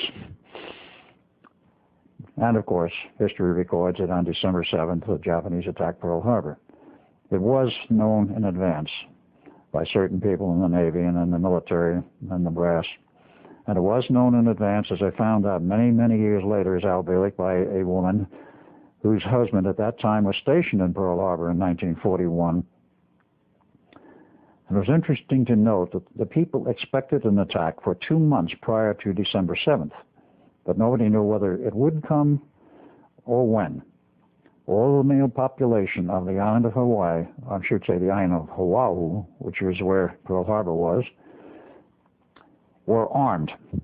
The military gave sidearms to every male of appropriate age, 18 or over, on the island, expecting an invasion. Now, the population expected it there 2 months before it actually happened. What about all of the hoopla afterwards that it was a surprise sneak attack? Oh, yes, we were surprised, all right, because, shall we say, it was set up in order to get us into the war. That is, of course, a part of history I do not wish to deal with. At this point, it's not necessary. But we were not there when it happened. In January, we returned, of course, to the Institute of Advanced Studies, January 1942, and preparations were underway and well advanced for the test on the battleship. Now, they did not want to cut into the deck of the battleship in order to, shall we say, bury machinery and equipment below decks. If the ship were being built and it was known that they wanted to put this type of equipment on board a ship, then they would have made preparations for a space to store the equipment. But this was, of course, the first stage of a series of experiments. So everything was lashed to the decks and the heavy equipment was on the dockside. Tesla, getting back and talking with him, was very concerned about the fact that his calculation showed you had to go up to many, many times the power, almost 100 times the power used for the initial test. And we're talking megawatts of RF energy and many kilowatts of electrical energy through the coils. You designed 4 coils to go on the deck of the ship, whatever ship it might be, which were conical. He loved them, I'd add, conical coils instead of the flat ribbon wound or the typical type that you wind on the core of a transformer, which is flat, layer by layer. These coils were spirally wound. Small at one end, they get bigger and bigger and bigger. He considered them more efficient. He even made flat coils, which were spirally wound. He said they were more efficient than the standard techniques then being used, and to this day being used. But these coils stood something over 6 feet high, about 6.5 feet high. They were copper tubing, approximately 1.75 inches in diameter, hollow, because they had to pump coolant water through them in the final stages, in the final design. And one cable connecting the top and, of course, one at the bottom. They'd sit 4 of these on the deck of the ship, whatever one it was, whether it was a battleship or whether it was a later work on the Eldridge. And they would be pumped with AC power from special alternators which were designed for this job. They provided the magnetic field. The electric field was internal to this. There was a special antenna which was designed in the stages for the battleship and on as a quadriphase antenna, which means there were 4 segments 90 degrees apart around, shall we say, the periphery of a mounting tube. And these things are sort of embedded. Because it was high frequency, they can embed it as a rod, insulated, 90 degrees displaced from each other. So you had them in a four quadrant, so to speak, of the circle, 90 degrees apart. And each one of those are fed separately with an RF system, where the energy that was pumped to them was 90 degrees out of phase with the next one, and so forth around the whole circle. By proper use of much electronics, separate from the antenna and separate from the coils, you would produce a rotating field, a rotating electric field and a rotating magnetic field. The electric field rotated counterclockwise inside the magnetic field, and the magnetic field also rotated counterclockwise. Excuse me. The interaction of those two fields in relationship to much other unmentioned mathematics, and still classified for that matter, even though the Philadelphia experiment today has been essentially declassified because of a 50-year limit on classification of anything unless a special dispensation to keep it going longer, will not, I'm certain, show the mathematics. I have not had access to those records, even though I've tried to get them. There are ways of keeping people from getting them, even though it's declassified. I'm speaking of the current time. Going back to that time, the power was quite excessive, and Tesla knew it. But I might add that in terms of the knowledge of the effects of electric and magnetic fields on the human body and the human nervous system, there was little or nothing known at that time of those effects. We're dealing at a time where the only high-power transmissions were radio. There was no television except to its earliest phases, not as we know it today. And they had no medical knowledge to indicate at what point the human nervous system will break down, fry, or break apart completely due to the exposure to electromagnetic energy. The magnetic field component is, in terms of a DC field, not damaging. In terms of an AC field, can be extremely damaging. Tesla was the only one who had a real feeling for the dangers involved. And he kept saying to everyone, to Duncan, to myself, and other people, we're going to have a problem. He says, I'm not sure whether we can run this equipment safely without affecting the safety or the welfare, or perhaps even the lives of the sailors who may be near it. So he went back to the Navy. They already had signed a test date in March of 1942. And he said, I need more time to look at this and to find a solution to the problem, which I know is going to develop. He says, we may wind up with dead sailors. And I certainly don't want that to happen. And I have to redesign this equipment and do other things. And the Navy came back to him and says, Mr. Tesla, do what you have to do, but there's a war on. The date is firm. You will have to meet that test date. So the date rolls around. Equipment's turned on. The night before, Tesla went around and apparently sabotaged a few pieces of equipment so they wouldn't work. Net result was what did turn on produced a few sparks and no invisibility field, no heavy radiated field of either RF or magnetic fields. No one was hurt. No test results, of course. But Tesla bowed out and says, gentlemen, this test is a failure. I have other things to do. There's a very good man who can take over. That was Dr. John von Neumann. He recommended Dr. John von Neumann, who was assigned the task of being the director. So what does Dr. von Neumann do? He says, well, to the Navy, I have to find out what went wrong. Very obvious question, very obvious answer, and a very obvious statement. It didn't take him long to find out what went wrong, the fact that the equipment had been sabotaged. But he decided he wanted to redesign the whole system. Now, that does not mean that he wanted to take a totally different mathematical approach, because the mathematical approach was correct, as we were using it in those days. He decided that he wanted to scrap the analog system, which Tesla was using. By analog, I mean very much like current radio. You have an RF carrier that is modulated with the voice or music, and it's a continuous modulation. It's not digital. There's a continuous modulation at varying amplitudes. In case of frequency modulation, the amplitude is constant, but you, shall we say, cause a deviation or a variation in frequency in accordance with the modulation that you want to impress on it. But it is continuous. Now, the idea which von Neumann had, and which he wished to do, and he did do, was that instead of it being continuous radiation, it would be pulsed at about a 10% duty cycle. And this meant he was going to pulse not only the magnetic fields, but he's going to pulse the RF fields, more efficient in his view.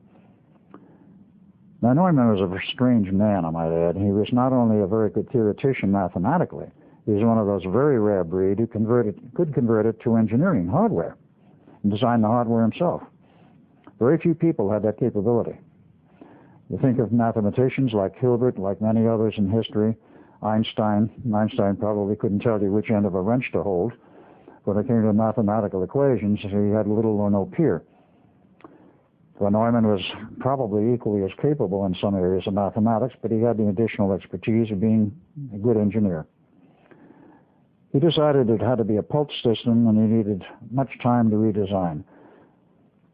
He also decided that, unlike trying to lash equipment on the decks of a battleship, he wanted a ship from the ground up, designed for the project. So we went to the Newark shipbuilding yards, not too far away, took a number off the drawing board, DE-173, and decided that this is what I want done. The Navy concurred, told the builders, we're going to change the design slightly here. We want number 2 gun turret left unfinished. We want a quite large area in the hold of the ship which is left open. We're not going to have all of the usual compartments. Of course, the main machinery had to be functional. The ship had to be able to go to sea. Excuse me. And you will build the ship this way, run it down the ways with the unfinished section in the interior on the unfinished gun turret number 2. But you can provide a dummy gun turret if you wish to cover up the hole. In fact, if it's going to go to sea, you'll have to. Well, that ship was on the ways in the summer of '42, and I'm talking about DE-173. The official Navy record shows, if you care to look it up, that it was commissioned in August 27th, 1943, and it went down the ways about 2 months before that. And it was in construction in 1943, not 1942. I'm speaking, of course, of the official record. The Navy does not and never has denied the existence of DE-173. It has only denied the much earlier date of launch and of its use in the Philadelphia experiment. To this day, they insist there never was a Philadelphia experiment. Well, I've got news for them. There was, and I was there. As were. Let me give you a picture of, shall we say, what our daily work was like. We reported in every day. We didn't live on the base, Duncan and I. We reported in every day, typically around 7 in the morning, through the main gate. It was interesting to note, and anybody can check the old maps on this, there's an old trolley line that may to this day be running on Broad Street, which went right through downtown Philadelphia and straight and directly to the Navy base. In fact, at one point it ran on the base, but they cut it off eventually right at the entrance, or the entrance gate, and you walked from there. Direct trolley line, no problems getting back and forth. And we lived off base. And of course, actually, we shuttled back and forth between the Institute and the Philadelphia Navy Yard. We'd come in the morning and go to work. And our job there in the yard was really more supervisory than anything. We were not involved in design. We were not actually part of building equipment or moving equipment on board. We were supervisory. But we had to know everything that was happening. We had to know everything that was being done. And watch, literally, the equipment that was installed.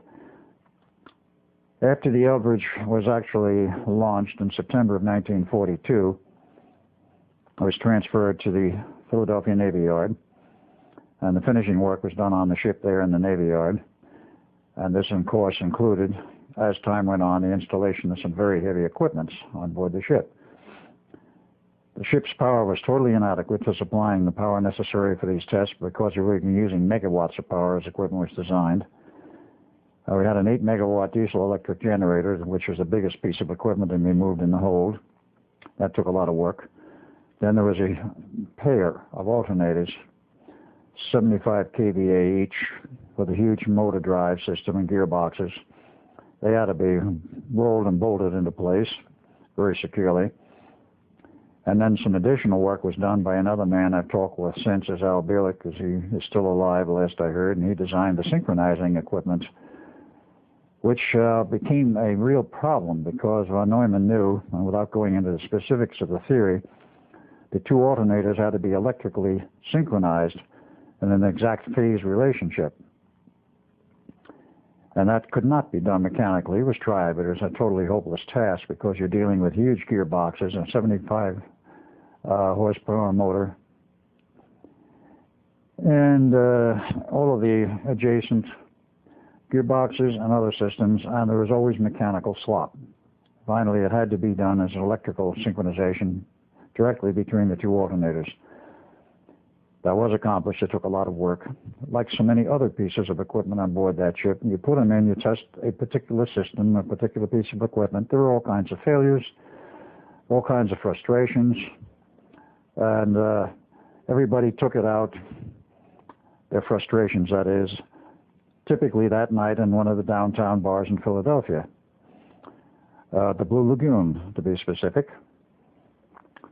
That bar was mentioned in the movie, the commercial movie of the Philadelphia Experiment, titled The Philadelphia Experiment, produced in 1984, but they never mentioned the name of the bar. The scenario they showed in there was essentially correct. The bar, in fact, existed far beyond the period of 1943. It was finally shut down, I understand, about 1993, which is quite a few years. As I remember it, and Duncan remembers it, because we usually went together, unless we were on dates or something. We go down there and have a beer or two or three with the boys, and that is the sailors who were non-coms or had no rating, whatever. It was rather an interesting group because we stuck rather closely together. We had to for a reason. We were all under orders not to talk about the experiment. Now, people would ask us in those days, what are you doing? You're in the yard? Yes. What are you doing? Well, we're working on a project. Well, what are you working on? Well, we couldn't talk about it. And we beat around the bush, and occasionally there was a little leakage and reprimands. But basically, people kept their mouths shut and just said, we were working on a war project. That was the password at those times. Nobody asked much more. So time went on, became very familiar with the bar. And of course, the night before the final test, there was a sort of farewell party. And I say the final test of the Eldridge. Actually, I'm talking about test number 2. Even before test number 1 for the Eldridge, there was a sort of going away party. But the whole process of getting the equipment ready took months and months and months. It went on from December, when they took the Eldridge out of dry dock finally, where they put in the very heavy equipment and did the finishing work on the ship, which was December of '42, and put it in the back section of the Navy Yard where all of the other equipments were put on, and there were subsection tests and various pieces of equipment were tested. The radio communication system was tested. And they made their final assignments of personnel. And the crew, I might add, was a specially selected volunteer crew. Now that gets to another interesting part of the history. Before I go into that, I just want to say that with all of the frustration of all of these tests, we finally decided the ship was ready for testing. And von Neumann conceded it was ready for testing sometime in early July of 1943. And this test, the first one, was conducted on 22 July 43, about 6 miles downriver from the yard itself in the river. Not where it became already the bay, the Delaware Bay. It was up near actually part of the city, in an island called Tinicum Island. They did not drop anchor. This, of course, was not to be done because nobody knew what would happen to these fields if you dropped anchor. It might short them out. So no anchor was dropped. It was put on station, became stationary, and equipment was turned on. The results I will describe shortly. But that only came on 22 July. There was a lot of grief and work to be done in the interim. When we were all satisfied it would work, and Tesla said long since, you're going to have problems with the high power, von Neumann agreed eventually, with a lot of argumentation between Duncan, myself, and von Neumann. Tesla said so, and you'd want to hear this, but eventually he agreed there is a possibility. Because we were dealing with some rather high powers. Now, what kind of power were we dealing with? Von Neumann decided to up the power output of the RF transmitters from the original half-megawatt design to each antenna to a 2-megawatt design, and this is operating at 160 megahertz. Now, some people may feel that frequency was impossible in those days with the kind of power we're using. Never forget the fact that military electronics and government electronic systems are always years, decades typically ahead of the civilian sector. Now, in the period of time of then, let's say a more reasonable statement would be perhaps 30 years ahead. Today, the secret electronics and other systems which our government has are probably anywhere from 50 to 100 years ahead of what the civilian population knows, and the commercial population and the commercial usage knows. But we were way ahead. We had the capability of producing that kind of power, obviously, for military usage and for the government. The various manufacturing companies will produce equipment on special order, which is not for commercial usage. The theory is there, it's just a matter of can you build it? Well, if they say we offer you this amount of money, get it built, they do it. And there was no limit because the war was already on. There's no limit on the money that was expended to just get the job done. And why were they so anxious to get it done? Well, historically, for those who are not aware of it today, in this era, when the war started, the Germans had huge fleets of submarines. They were very effective at sinking shipping. In fact, they were so effective they almost cut England off from food. They sank every other piece of shipping coming across the Atlantic or from wherever heading to England. Up until December 7th, 1941, of course, the U.S. was not involved, and U.S. shipping was theoretically immune from being sunk. Comes December 7th, with the attack in Pearl Harbor, we were part of the war, and of course we were just as vulnerable as anyone else. With 50% of the shipping going down in the Atlantic, it was quite a problem. They wanted, of course, to reduce this as much as possible, and get shipping, munitions, food, whatever, through to England.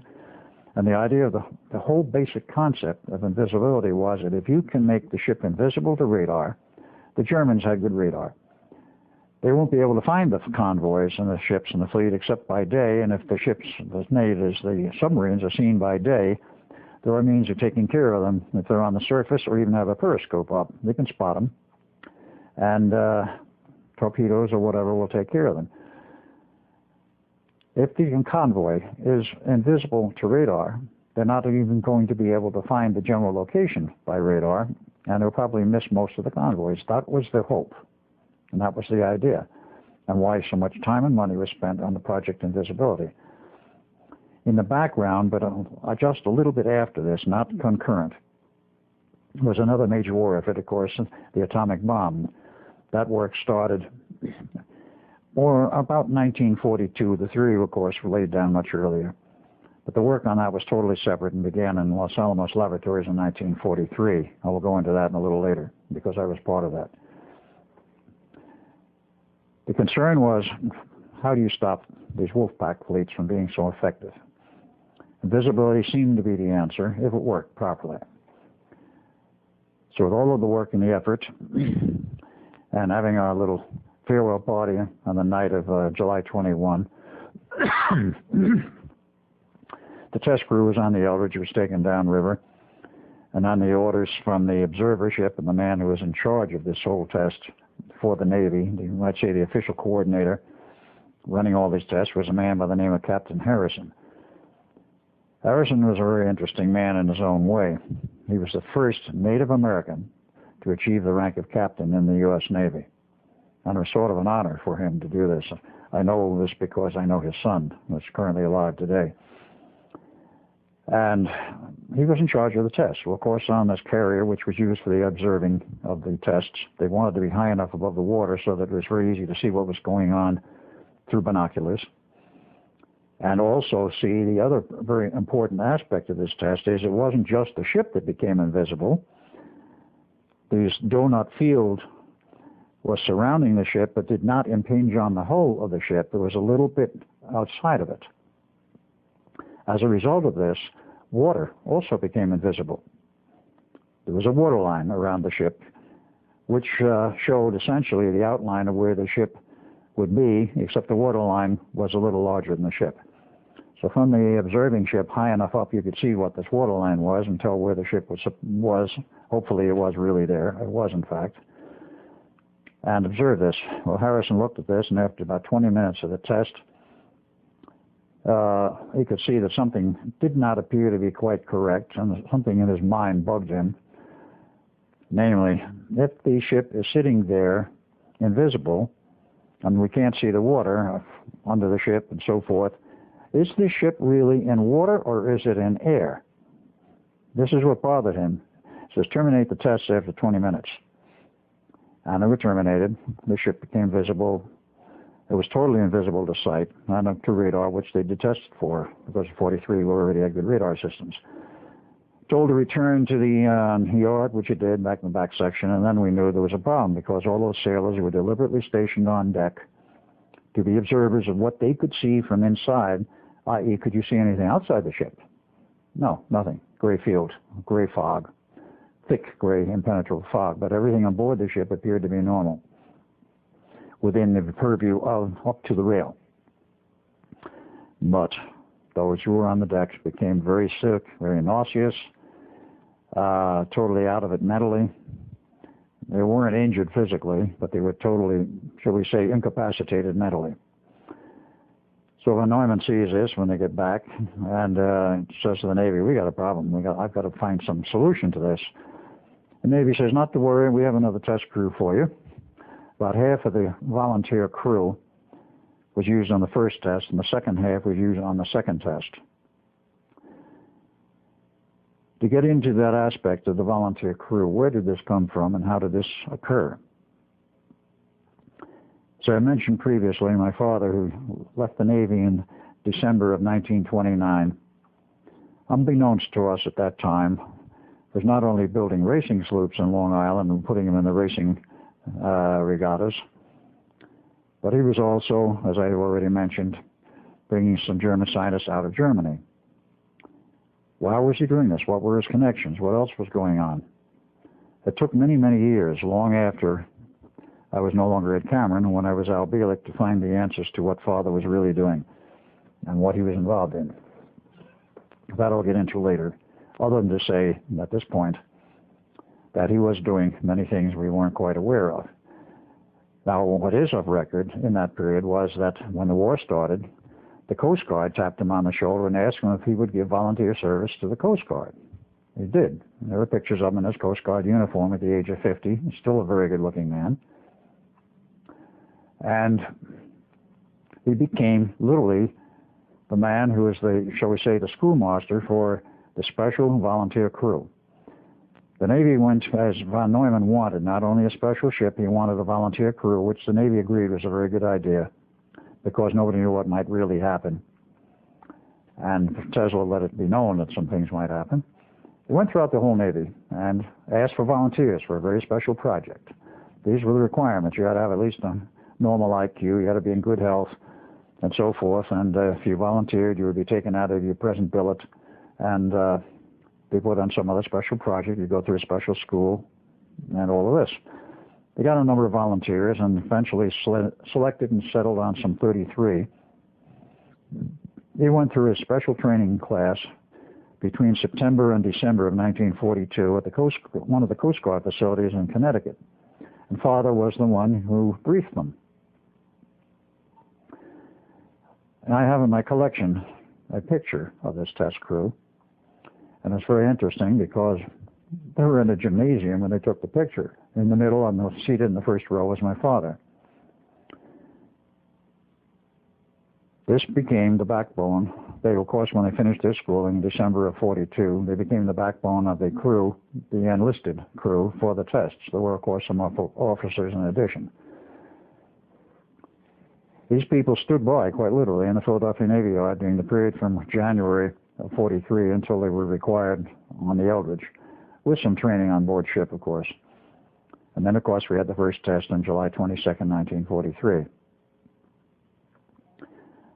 To the radar systems, the ship was invisible. To those optically viewing it, the ship was invisible. It just faded out, if you will. according to what I was told, not being on the outside, but on the inside with Duncan running the equipment, it just sort of faded out from view like some of the modern fade-out montages they do in television and in the movies, which they're expert at creating these effects now. But this was a real effect, not an illusion. It was an illusion in the sense that you couldn't see the ship anymore, but it was very much there. But it had a price, and the price was what happened to the crew on deck. Those below deck were shielded by the steel and not affected. So Von Neumann looks at this and says, we got to solve this problem.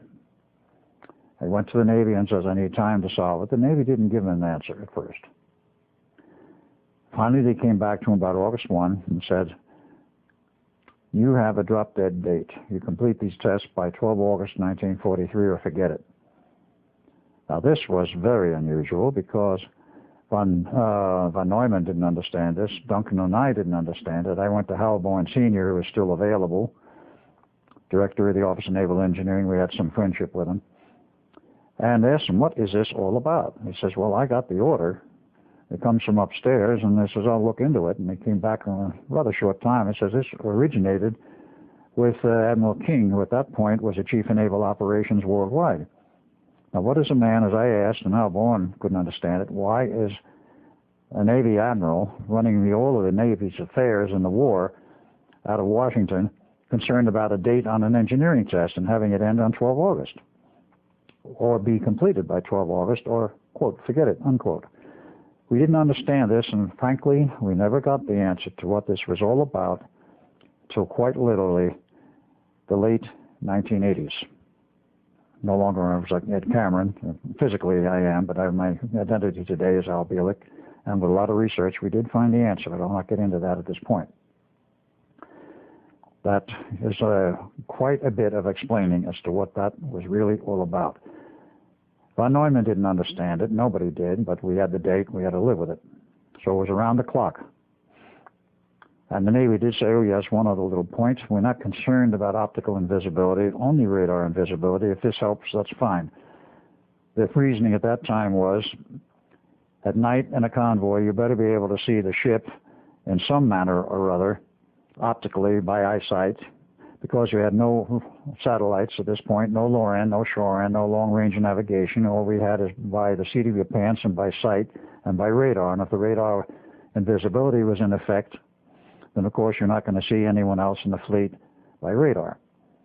And of course the Germans hopefully would never find the fleet or the entire convoy either.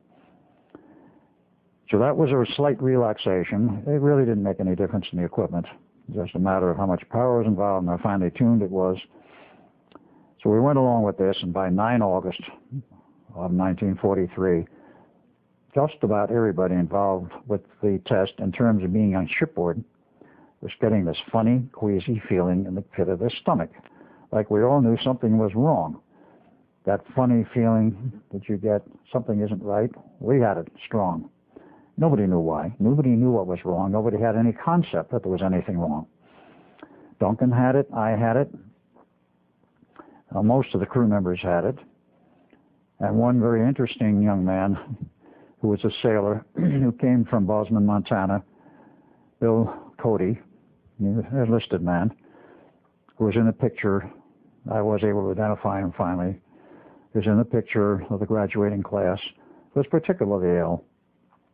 And that night, on the 9th of August, he was quite sensitive and quite ill to the effects of the feeling that something was terribly wrong.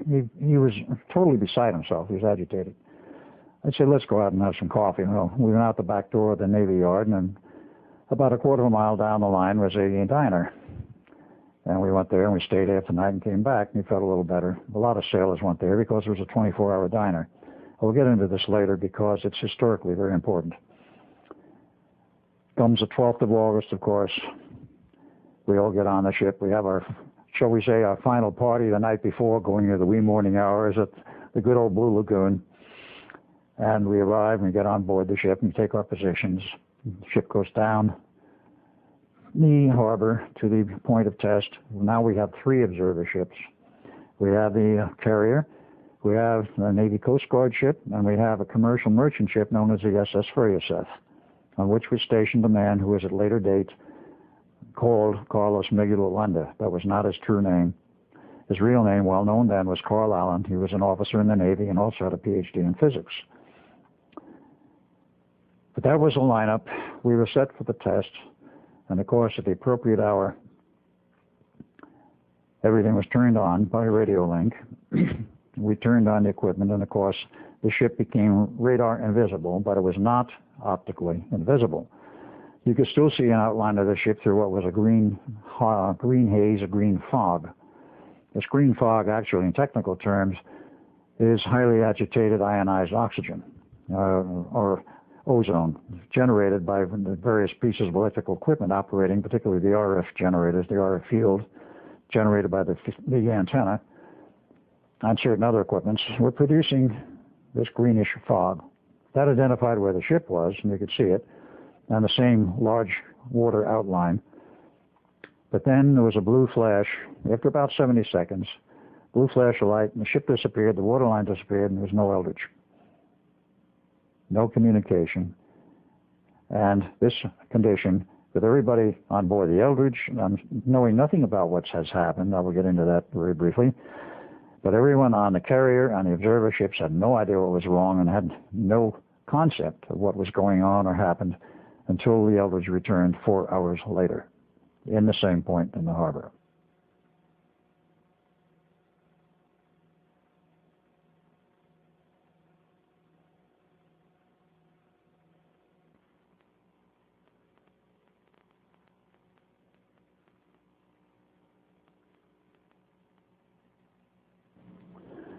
While the crew of the Eldridge is in limbo, shall we say, for 4 hours, I want to interject a few pictures which I think are appropriate to put in at this point. On the left side is a blow-up myself, Edward Cameron, taken in 1936 in the yearbook of 1936 for Princeton University. You will note perhaps that it says 8 Cameron. Someone forgot to put the Edward in. Perhaps because of that, it remained in the yearbook and was not removed like my brother's was from the University of Edinburgh yearbook. We did track that down. The page was there, but the picture was missing.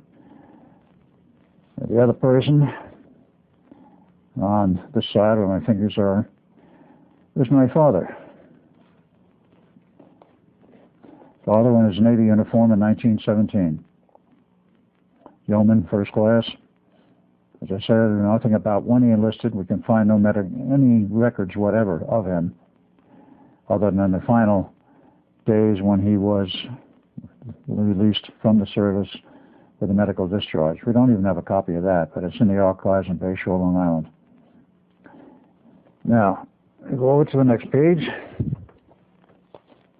or pages.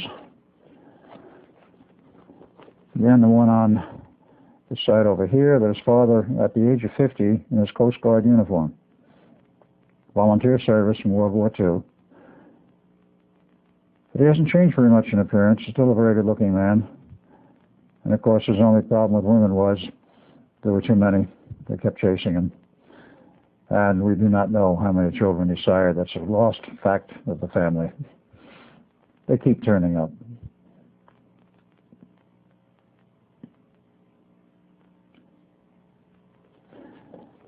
This one is the famous or infamous picture of the graduating crew for the test crew or cruise for the Eldridge. Now, down seated in the middle in a Coast Guard uniform again is my father. None of the other people can I identify at this point except one, and that is the person seated directly above father in the bleachers. That was Bill, sometimes nicknamed Wild Bill Cody, one of those who died in the steel, face down on the deck.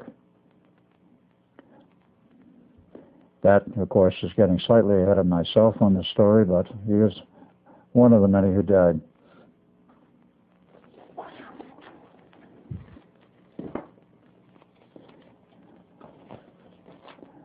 These two pictures, this one first, was taken on board the Eldridge on the 9th of August, 1943, 3 days before the fatal test, and was a final briefing for interested parties, scientists, and a few Navy people.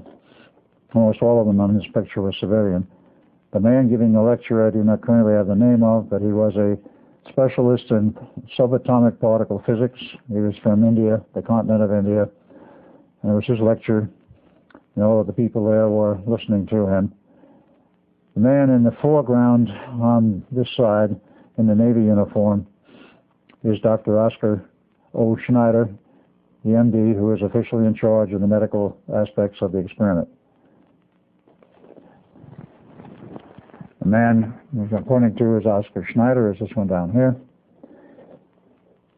And next to him, slightly over towards the middle, is a man that looks like he has graying hair. It's because of the black and white, it's not gray. It's a very strange individual by the name of Don Thor. He's holding a sheaf of papers in his hand, as you may note. He was a civilian, and we do not know all of his history, except it is alleged that he, as his brother Val, were from Venus. And why he had an interest in this experiment, we do not know to this day. Nor why he was there, we do not know to this day. Many other people, the scientists we cannot identify. In this picture also included was Dr. Vannevar Bush, advisor to the president, and he's lost in the crowd in the background.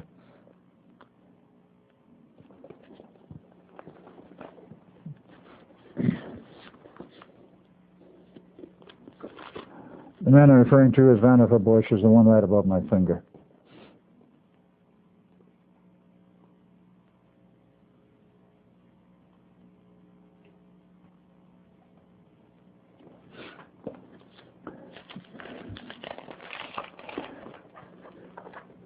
Again, right below my fingers, Dr. Oscar Schneider in his captain's uniform for the United States Navy. He had a very strange history. The official Navy version says that Dr. Schneider was born in 1905 in Chico, California, went through U of C Berkeley, got his pre-med, went to Harvard for his medical school, took his internship, and then after he had completed his work and became an MD, he joined the Navy and went up through the ranks in the Navy and became eventually a captain of the United States Navy as a medical officer. The story which he told to his son, Phil Schneider, approximately 2 weeks before he died of cancer, was a bit different. Schneider's story, an official story, is that he was born in Germany before the days of the Nazis, went through school, was a master machinist at the age of 14, eventually enlisted in the German Navy, and worked his way up in the ranks, became a captain in the Navy of a submarine. And in the early stages of World War II, according to Mr. Schneider, or Captain Schneider, had 68 kills to his credit of ships sunk. Wolfpack fleets were very busy in those days. He was captured by the French approximately in 1940. 39 or 40, I'm not sure when now from what was told to me. Was held by the French for a number of time, and after the United States was involved with it, the Third Army was in France, and he was turned over to them. Some negotiations took place, and he wound up in the United States Navy with the same rank of captain as a medical officer. I do not know how this came about, nor does Phil Schneider.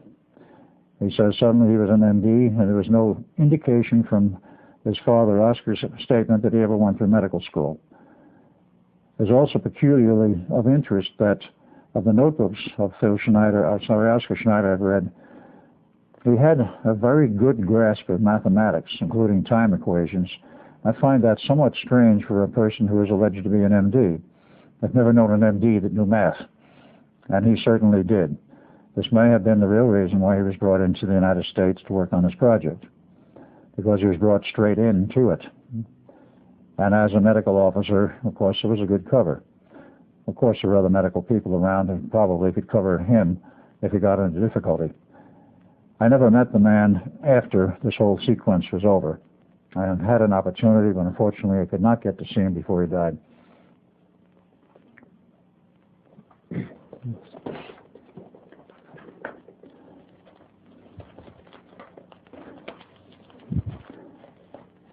I have some other things I want to show, but I'll wait until after the story that I'm in the middle of has been completed, namely what happened to the Eldridge and the crew.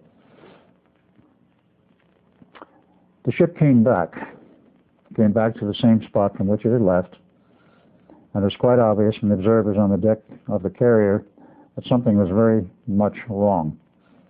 First, they could not raise anyone on the radio. Secondly, through binoculars, they could see the special antenna on the top of the main mast. That is the one that was used for the project invisibility was broken. There was some other superficial damage visible on the ship, but the most important thing was that they saw sailors milling around on the deck, and they could get no response on the radio. A boarding party was told aboard the Eldridge, which it did, and that is when they found the real extent of the damage. They found 2 sailors buried in the steel deck, dying. Their bodies were intermingled with the steel, and of course nobody could understand how that happened, not at that point. 2 more were found upright, buried in the steel bulkhead. One of them was our younger brother Jim. We had a younger brother by the name of Jim, 6 years younger than Duncan. He enlisted in the Navy in 1941 after Pearl Harbor, and one could say he drew the short straw and became part of that second fateful crew. And he was dying. This is what was observed. And one other man, a 5th man, had a hand up to his wrist buried in the steel bulkhead, and he lived. They cut his hand off, gave him an artificial one later. There were also found some other very strange activities. A number of sailors were running around on the deck, I should say, milling around rather crazily on the deck, totally disoriented, totally out of it, and to all intents and purposes could be considered as quite insane. They certainly were oblivious to their location, their whereabouts, and what was going on. And with all of this, of course, the radio communication from the boarding party, they put a second boarding party in to take the ship back up the harbor and back into the location of the back section of the Nord. And then, of course, after that was accomplished, and the sick ones and the dead were removed. The dead were removed complete with steel plates and buried complete with steel plates in this unmarked cemetery south of Arlington. The Navy, of course, during this period of the 4 days following, had a board of inquiry. Navy loves boards of inquiry. And, of course, they pulled up everybody possible. What happened? They wanted to find out, quite obviously. Several officers gave their testimony. I gave mine. They didn't believe me after I gave my testimony. John von Neumann gave some testimony, but he didn't really see what happened. And after all of this, John Neumann took me aside. I might add, Duncan, my brother, was missing. He was not there among those available to give some enlightenment as to what had happened. After all of this, and a decision made by the board some days later, they decided they wanted to do another test with the Eldridge, a 3rd test. There was a lot of destroyed equipment on board the Eldridge at that time when it was returned to the harbor and when they took it in the back section of the Navy Yard. And they replaced it. Over a period of time, they removed it all. They had spare systems in storage because they expected everything to be fully operational and to be fully a success. About 10 sets of spare equipment, complete, were available. So they ripped out the damaged equipment, replaced it with some good working equipment, did some subsystem tests, and on some day late in October of 1943, they took the ship back down much further below where they had been in the wider part of the harbor at night, put it on station, removed all of the personnel, and ran all of the equipment, remote control, on very long cables, something between 1,500 and 2,000 feet to an adjacent ship, where controls were set up. And this took quite a while to set this whole setup, to design it, build it, and get it in place. And with the return of the Eldridge from this late night test down the harbor in a very broad part of the bay, the ship returned. They found again burned out equipment on board the ship. That is the equipment related to the invisibility test. At that point, the Navy threw up their hands, decided to scrap the entire series of tests, returned the ship to the Navy Yard with orders to remove the heavy equipment and re-outfit it as a standard vessel of war, because they were very short of Navy ships at that time in the middle of the war in 1943. And and they couldn't afford to leave one laid up someplace. So the ship was re-outfitted. The second gun turret was replaced with the wooden dummy with a real turret. And about 1 January of 1944, it went out to sea. And war service through that period of 44, 5, and into 46. In 47, it was put in mothballs, not decommissioned, in storage along with many other Navy ships. And in 1951, the Eldridge was taken out of mothballs along with a sister ship and given to the Greeks for whatever purposes. At the time, it was stated that they were giving these ships under the Lend-Lease program established by Harry Truman, then president. And it wasn't stated that they were under loan. It was merely stated that they were given to them under Lend-Lease. The Greeks kept the ship for many, many years.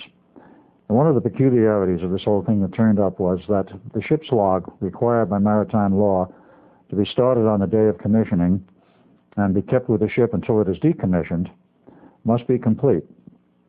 Now, when the ship is decommissioned, of course, the log can be given to somebody else, whoever might be an archivist or whatever the case may be. The Greeks inherited the ship, and they found that every page in the log prior to January 1, 1944 had been ripped out. Total violation of maritime law, but nevertheless that was the way it was. So the Greeks could not establish anything as to what had happened to the Eldridge prior. The Eldridge remained with the Greeks for a rather long period of time, up until about 1995. And at that time, a period, I'm not really sure what they used it for, but it was used primarily as a training ship. It was left at dockside most of the time at a port in Greece. And the Navy then approaches the Greeks and say, we want the Eldridge back.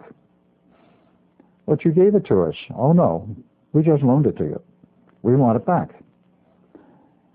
So the Greeks had to clean it up, scrape the decks, do whatever preparations were required by the Navy. There are photos of this in preparation. They were appeared, strangely enough, in the Greek Playboy magazine, of which I have a copy in the photos. And before it was turned over back to the Navy, United States Navy,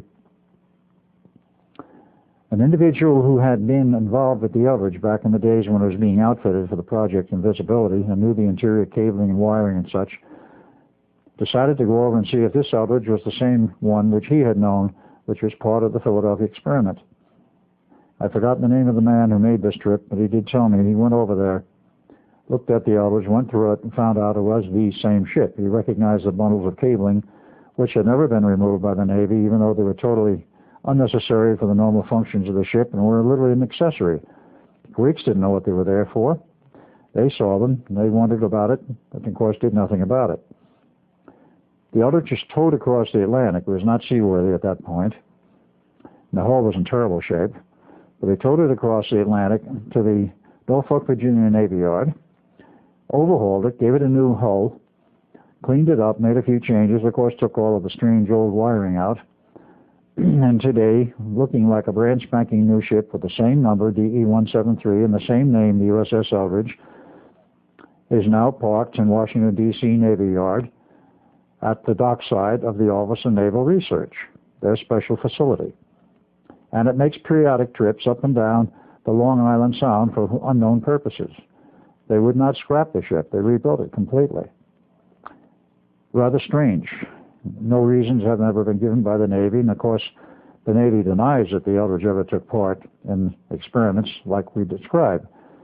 They say that never happened. They never denied the existence of the Eldridge. They apparently have never denied the existence of the USS Fog, DE-076. It took place as part of the Philadelphia Experiment Series, not in Philadelphia Harbor, but in Norfolk, Virginia Navy Yard, in the same time frame. Whether it's the same day or not, I don't know. But the reports I get from the son of one of the sailors who was on board the Fog in that period of time, his father insisted, and his son said directly to me, and I have it in the writing in a letter from him, that the Fog, when it was put under test and the equipment turned on, disappeared from the harbor of Norfolk, Virginia Navy Yard. It appeared in the yard known as the Philadelphia Navy Yard for a period of time, and then returned to the yard in Norfolk, Virginia. And he swears up and down, that is his father did, that this actually happened. He was on board when it happened and he saw it. Now, a testimony like that, I'm not inclined to doubt it. But in terms of the Eldridge, the same claims have been made over a period of years that it disappeared from the Philadelphia Navy Yard, appeared at Norfolk, Virginia Navy Yard, and then reappeared in Philadelphia. This would be on the second test and prior to its total disappearance. I have no proof of the statements about the Eldridge. I've never been able to find anyone who was actually witness to this happening or was on board the ship and saw it reappear at the Norfolk, Virginia Navy Yard. I'm not discrediting it, saying it could not have happened, but I have no proof whatever that it did happen. But what did happen that is of record to the Eldridge is something else. And I might add, there was a third ship involved in these tests, the DE-013, name unknown to me right now. And it was tested out in the Azores, truly at sea. And it sank with all hands. As far as I know, the Navy never attempted to salvage the ship. Now, why the ship in the Azores sank, I have no idea. There's been some strange stories and rumors, and of course, the only one that is really well known is the one of the Eldridge.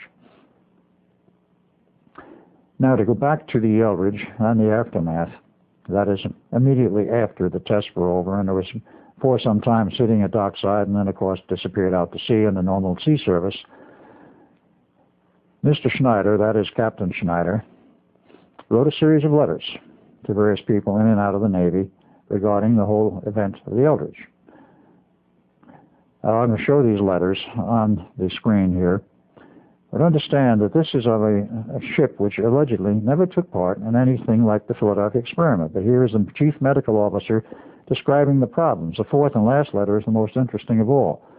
How I acquired these is very interesting. It came from Phil Schneider, his son. I will show the first one here. Will not attempt to read it through the back of the book. But he makes one error. He refers to DE-173 as the USS Ferrioseth. He did not do it after that. Ferrioseth was the commercial merchant ship.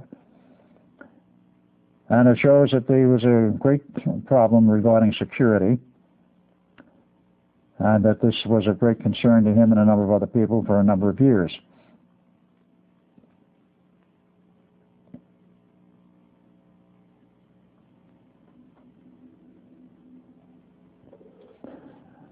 That was letter number 1, written on 12 December 1944, and as you may have noted, U.S. Naval Air Station, Pensacola, Florida, official Navy station area, for the non-existent test.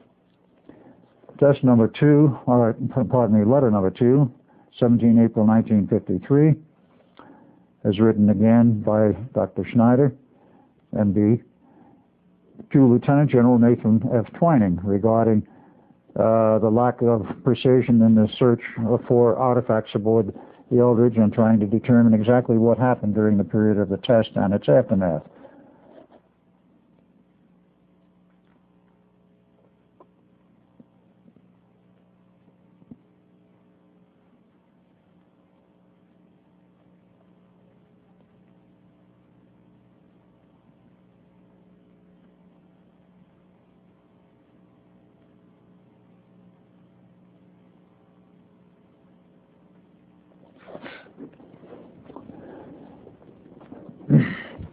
You will probably have noted in reading this that on 21 April 1953, J. Edgar Hoover got into the act requiring maximum security and personnel evaluation of psychological unit at Quantico, Virginia. Quantico, of course, being a Navy and Marine base.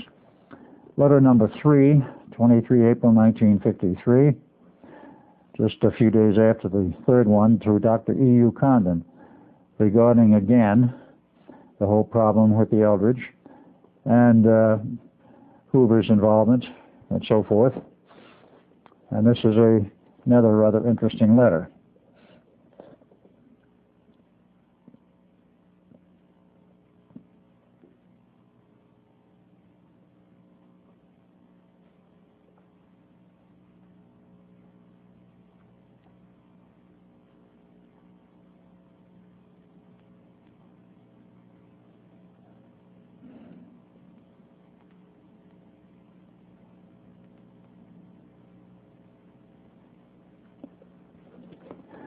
The fourth and final letter is the most interesting one of all. This one is written to a superior in the Navy's medical department, a man by the name of Farnborough, MD, on a rhyolite section coating. And the date on this is 6 March 1955, when one of the sailors died, and crew member number 9. They did an autopsy. And in the process of this autopsy, we found a strange object buried in the guy's brain, which he shows an illustration of, approximately 1.25 inches long, 1/4 inch in diameter, metal tip with some very strange coded markings on it, which were not normal English or normal Earth language, apparently. He had no idea what it was.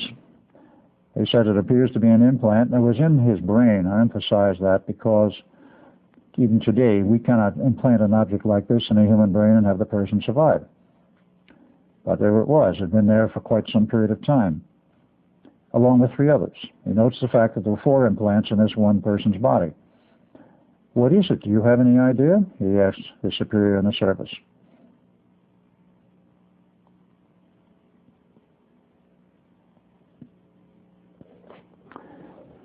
This last letter was, I think, the most important of them all because it answers a question which I had had in my mind for many years, and at the time, right after the experiments, that number 1 and number 2, especially number 2, were completed, there were rumors among the sailors, while the ship was in hyperspace, that something very strange happened, and there were extraterrestrials running around on board the ship on the deck. Apparently those below deck, no one ever reported any such incidents, but those who survived on deck did report strange incidents. I dismissed them. I didn't believe it. But after reading these letters, as Bielek, because I've never saw them until a few years ago, it now answers that question. Were there extraterrestrials on board in the Eldridge in northern hyperspace? The answer appears to be yes. Because those objects were not something we had any technology whatever to replicate at the time of 1943. And implants at that time were unknown. Now, what actually happened? I told you what happened on the outside, and in that period of time, as noted by people watching the Eldridge disappear and reappear, and then I gave my testimony. Now, what was my testimony? At this point, it gets perhaps a little bizarre to the ideas of some people, but it needs to go into the record. On the inside of the ship, where Duncan and I were running the equipment for this test on 12 August 43, on command, we turned everything on. Everything seemed to be working, functioning in a totally normal manner, and we didn't notice anything unusual for about 30 seconds. Then things started to happen. At that point, we've got a very strange phenomenon appear in the control room, which appeared like high voltage arc over some equipment. There was no high voltage equipment in that compartment, therefore it was all the more strange to us because while it resembled high voltage arc overs, there was no high voltage equipment. It was in multiple colors too, by the way, which would follow some types of high voltage discharge. And we tried to get someone on the radio. The radio had nothing but static on it, so we didn't know at that point what to do. We had no one on the outside to give us instructions, so we were on our own. And of course, we had been instructed. If you are on your own or something goes wrong, it's up to you to make the judgments as to what to do. If you have to, shut the equipment down. So that's what we attempted to do. We found that the main control handles for the AC power coming out of the very large 8 megawatt alternator, diesel electric. We could not budge them. They were frozen in place. As conditions started to get worse and other conditions started to show, namely of the 3000 6L6 tubes which drove the field coils of the 2 alternators, the standard old-fashioned glass bulb type, stand about this high. The smaller ones have been built since, but they were about that high. I'm sure anyone who knows any of the electronics around the beginning years, the 30s, 40s, and the beginning years after the war, knows what a glass envelope 6L6 looks like. They get rather hot. They have a very pleasant glow to them from the heater or the filament inside the cathode. But with 3,000 of them, you generate quite a bit of light and quite a lot of heat. That was one of the problems keeping that compartment cool. But they started to glow in a very strange manner, and they started to waver. Instead of it being a constant level of illumination, which is to be expected, they got brighter, and then they got weaker, and they were doing a fluctuation type of thing in terms of the illumination level. We considered this as very abnormal, because we've never seen a phenomenon like this before, and the amount of power involved, with 3,000 of these in terms of heater power, was quite sizable. And with the high voltage arc over and the inability to shut the equipment off, we decided it was time to get out of there. Ran out on, opened the bulkhead door, ran out on deck, saw sailors milling around, but again, did not see anything abnormal. We went for the railing. We both had the same idea at the same time. Let's jump overboard and swim ashore. There's nothing we can do. Everything appeared normal to the ship, up to the railing and slightly beyond. But a short distance beyond the railing, there was nothing but a solid gray fog. Well, we didn't think anything about that. We said, let's jump overboard, and we did. I mean, we didn't say this verbally. This is, shall we say, simultaneous mental thinking. We jumped overboard, and we never hit the water. We were good swimmers. We weren't worried about the height. Never hit the water. We started to fall. The sensation was like falling down an elevator shaft with no bottom. And down we went, and down we went. And suddenly, we were, shall we say, perhaps panic-stricken. We didn't have enough time to worry about being panic-stricken, but we were totally dismayed. We had not the slightest idea what was going on. We were more or less side by side. And this went on until what we estimate was about 2 minutes later. We arrived at a very strange location. At night, standing upright, next to a chain-link fence.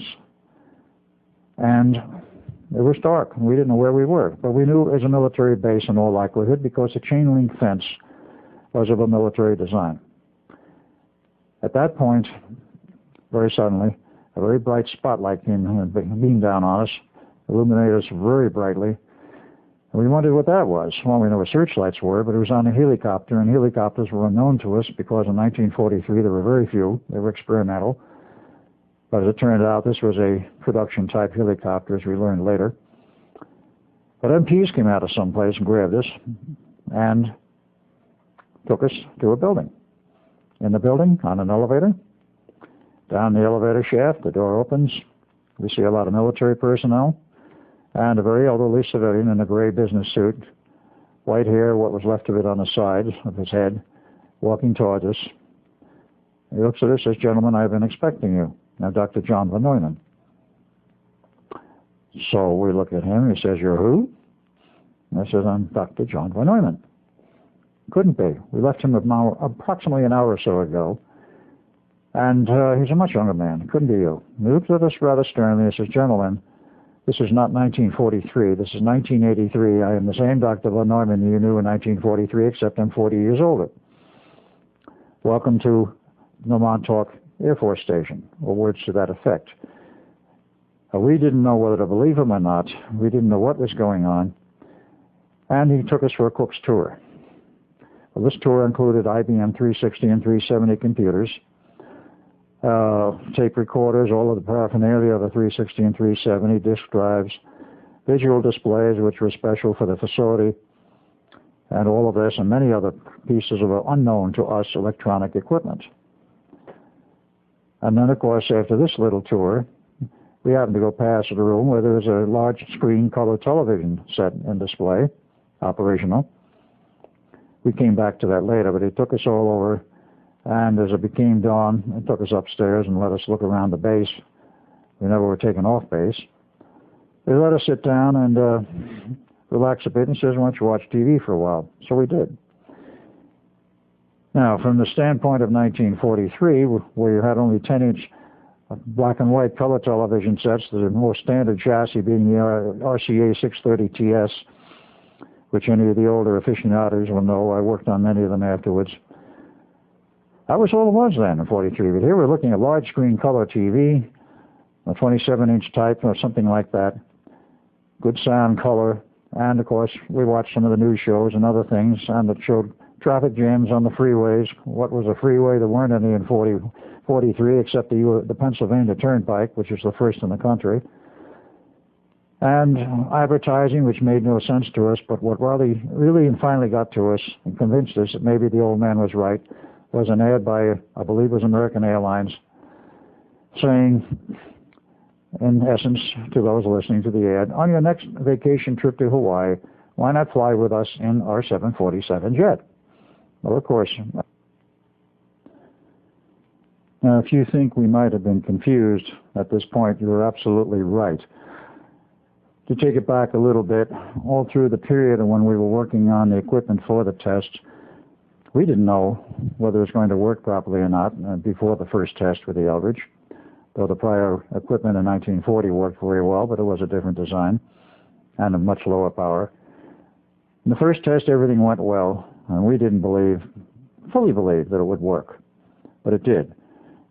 The second test, we had a fairly good idea it was probably going to work, but we had, just prior to this test for 3 days, that is starting approximately 9 August, this terrible queasy feeling in our stomach, which I previously mentioned. And we simply didn't know what was coming down. We felt something was wrong. But up to the point where we emerged at what we were told was Montauk Air Force Station at Montauk, Long Island, we didn't really know that there was something wrong.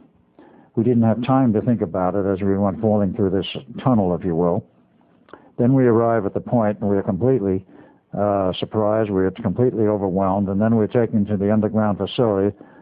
We're completely dumbfounded and totally disoriented is perhaps a mild word as to what we felt.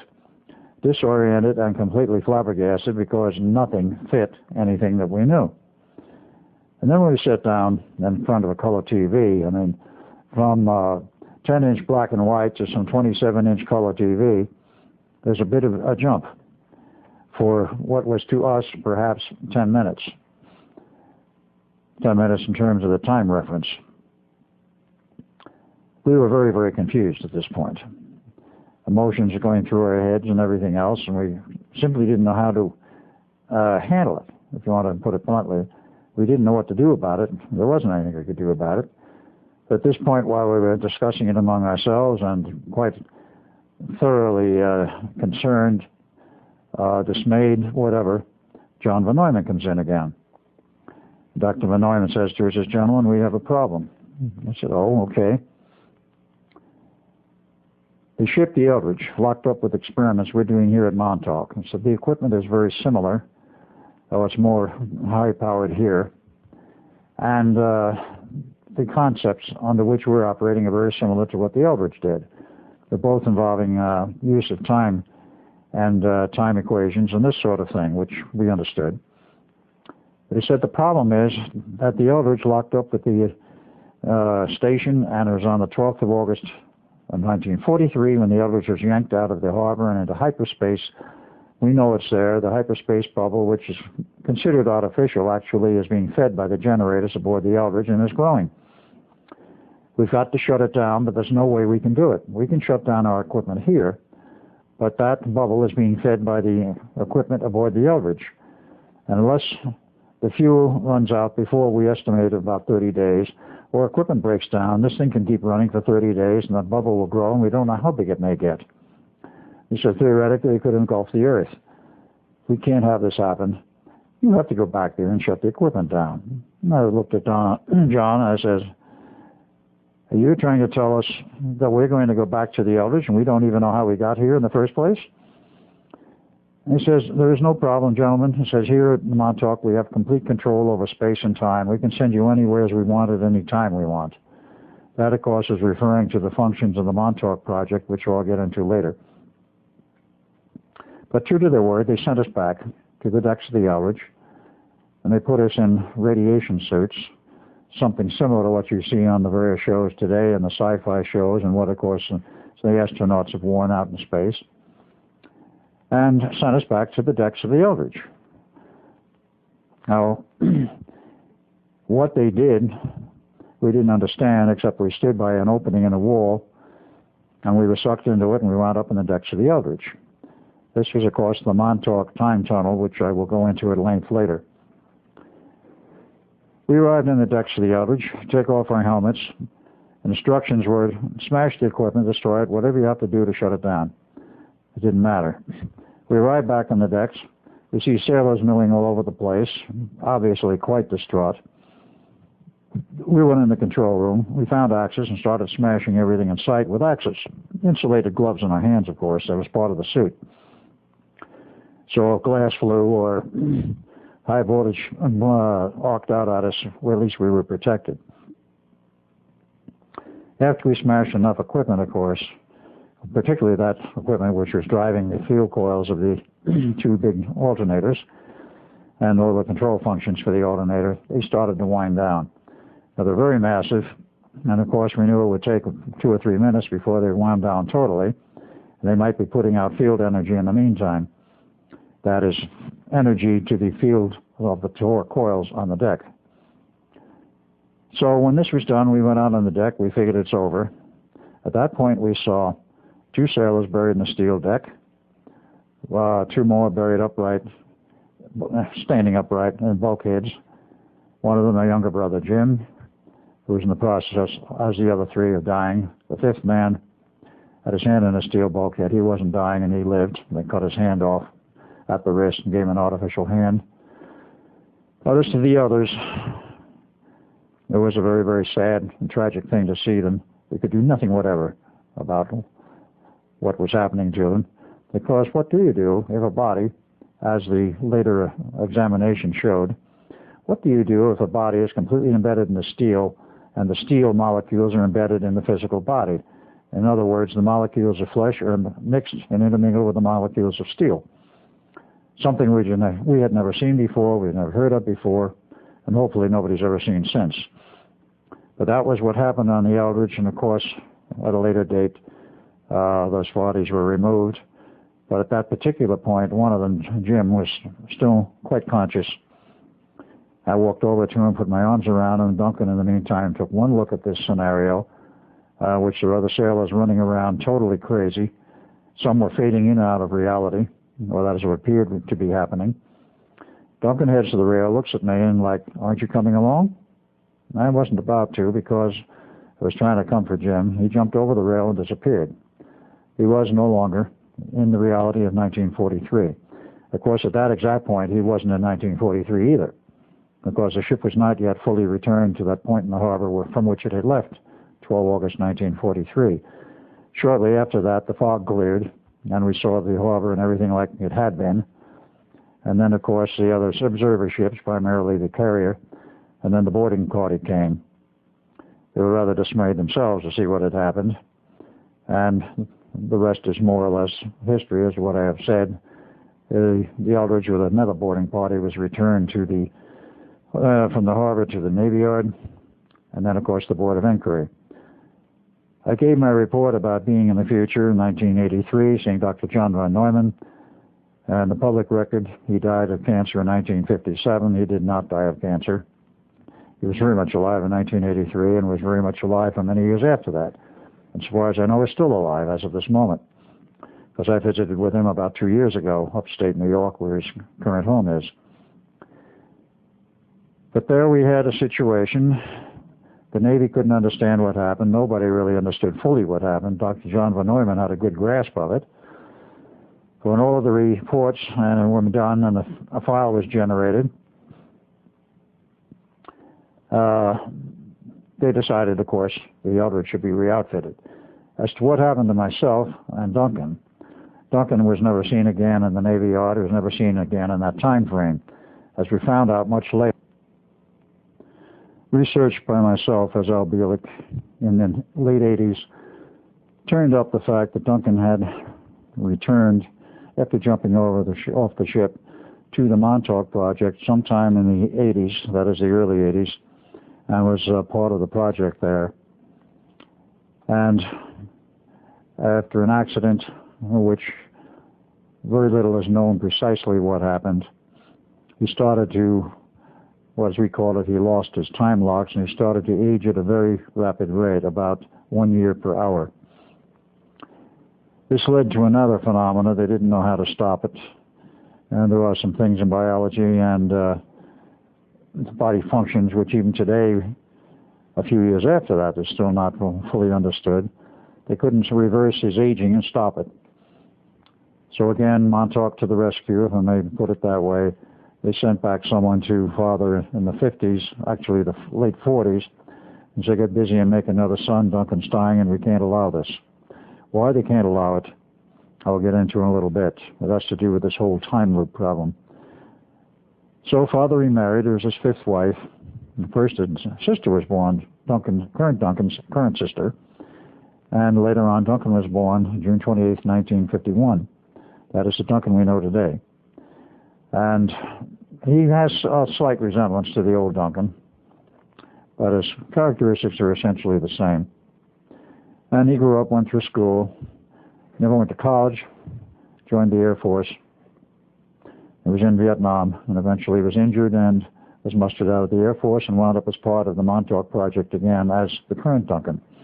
Duncan number 2, if I may call him that. And that's another part of the history, which we'll get into later, namely the entire Montauk Project as recorded and what that means. We're going back to the time frame I was referring to, which is, again, the aftermath of the Philadelphia experiment. And Duncan disappeared. I, of course, was with the Navy in that period of 1943. And the Navy decided to shut down the project completely. They scrapped it, as I'd already mentioned.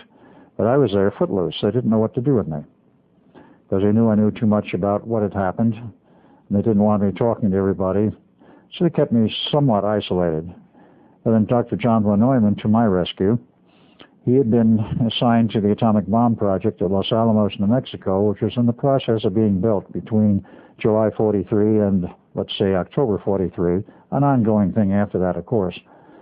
In October 43, John von Neumann first showed up at Los Alamos for the purpose of helping in the development of the atomic bomb. The staff, of course, had as the head of the project Dr. Oppenheimer. Others on staff, of course, were Dr. Edward Teller and quite a large number of people, Hans Bethe, etc., etc. John von Neumann as a consultant who was in and out. Along in the spring of 1944, John decided that he would like to have me up there to help him and assist in the project. So he suggested to the Navy that maybe they would like to send me up to Los Alamos, and the Navy was delighted with the idea because it would put me into the most secret facility in the United States at that time and get me out of the mainstream of the Navy and out of the mainstream of everything. So I was sent up there in July of 1944 with family. I might add, of course, that in October of 1943, I married my fiancée, and a son came along in February of 1944. Let us say I was a bit busy prior to the marriage, and a son was born, and all of us moved up to Los Alamos. We were there from 44 to 47, that is July 4th, 47. I worked on the project in terms of writing reports, assisting John any way I could. And I was sort of a loose wheel, but at the same time I was making contributions. The Navy was most interested in having me write reports, of course classified, of the history and the development of the atomic bomb when the bomb was developed and they had dropped it on Japan, and of course the war was over. And at that point they didn't know whether the Los Alamos laboratories would be kept going or whether it would be closed down. There was discussion in both directions. Oppenheimer stayed on. He didn't know what would happen. Of course, history records that it was kept alive and, of course, has been long since greatly expanded. But in that time period, while I was there from 44 to 47, I got into quite a few discussions with Ed Teller, who had rather an acid attitude at times. And he was, of course, snuck out of Europe to become part of the bomb project by whatever group, or SS or whomever. This is no longer in my father's domain. And he became part of the bomb project. And, of course, the bomb was developed. And when it was over, he, as a physicist, wanted to go ahead and develop in what he called the next phase, the hydrogen bomb. Instead of an explosion bomb, he wanted the equivalent of an implosion bomb. Fusion, of course, was the key word. Oppenheimer was against it. I was against it. And, of course, I had many arguments with Dr. Teller. I told Teller his math was not complete. It wasn't right. Not fully correct, that is. I didn't accuse him of being outright wrong. It wasn't. But he became very upset with my comments and said, we've got to build the bomb now. We don't know what new enemies we're going to have. We must have it in reserve, and so forth. He got nowhere with anyone. and he remained at the laboratory. Eventually, he got so upset with me that without any clout on his own, he had a few friends, and contacted a few, and the next thing I know, I'm being considered for removal from the labs. On July 3rd, a meeting was held with 3 people. I will not go into all of whom they were, but Dr. Teller, of course, was number 1, and he wanted me removed. And there were 2 others, one of whom is now deceased, Dr. Vannevar Bush, so he can't say anything particularly, but he was not one who voted against me. He voted to drop the issue and not to remove me. The third party I shall not name publicly, not at this time, was the one who cast the deciding vote for my removal. On July 4th, this vote was cast on July 3rd of 1947. On July 4th, a holiday, the family and I were at a picnic. MPs, or I should say appropriately SPs, short patrol they used to call them, drove up in a bus, identified me formally, arrested me, charging me with espionage, and took me away from the picnic, never to see the family again until in the 50s. And on a bus to a train to Washington, D.C. I expected a full court-martial. We got down there, they said, no, the charges are dropped. And thinking about it since then, it was a ploy just to get me out of there. The Navy didn't want me really court-martialed because I hadn't done anything wrong. But the political pressure was such that they had to get me out, and they had to have an excuse. So they charged me with espionage and then dropped the charges. So I was stationed at the Pentagon at that point, and they told me, we have a new assignment for you. Okay, fine. Where's my family? Well, you can't see the family. So I was sent to Monarch Dry Base, is what it was called then. We're now called Edwards Air Force Base. In July of 1947, to be an official observer for the Mach 1 project. The Mach 1 project, for those who may not know what it is, because it did happen quite a few years ago, was the attempt to break the sound barrier. Bell Aircraft Company built a rocket plane called the X-1, and there were follow-on models, XS-1, etc. And this project took place at Edwards, now Edwards, then Monarch Dry Lake Base. And the whole purpose was to see if we could get a plane to fly faster than sound. The military took the view that let's try it. The mathematicians and the scientists, pardon the expression, didn't think it was possible. They were clearly convinced it was impossible. You can't fly faster than the speed of sound. Well, needless to say, we've been doing it for decades. But that was the first attempt, and it was successful. Among the people who were there on staff as part of the actual test group was, of course, Chuck Yeager, who was a principal pilot. He was not in NASA then. There was no NASA yet. And his principal aeronautical engineer consultant, Jack Ridley. I was there as an observer, along with 11 others. There were 10 from the U.S., and 2 from foreign sources. One was Italian, the other was German. I do not know why they were there. I know why the American ones were there, of course. The Navy was very interested in the outcome because if it was successful, they wanted to go into a project of their own. The tests were successful on 28 October 1947. And with that, of course, the Navy decided they wanted to build a project of their own. The project was not terminated. It went into a new phase, and they continued on the research. But in the process of being there, I met, of course, Jack Ridley. Yeager I knew casually.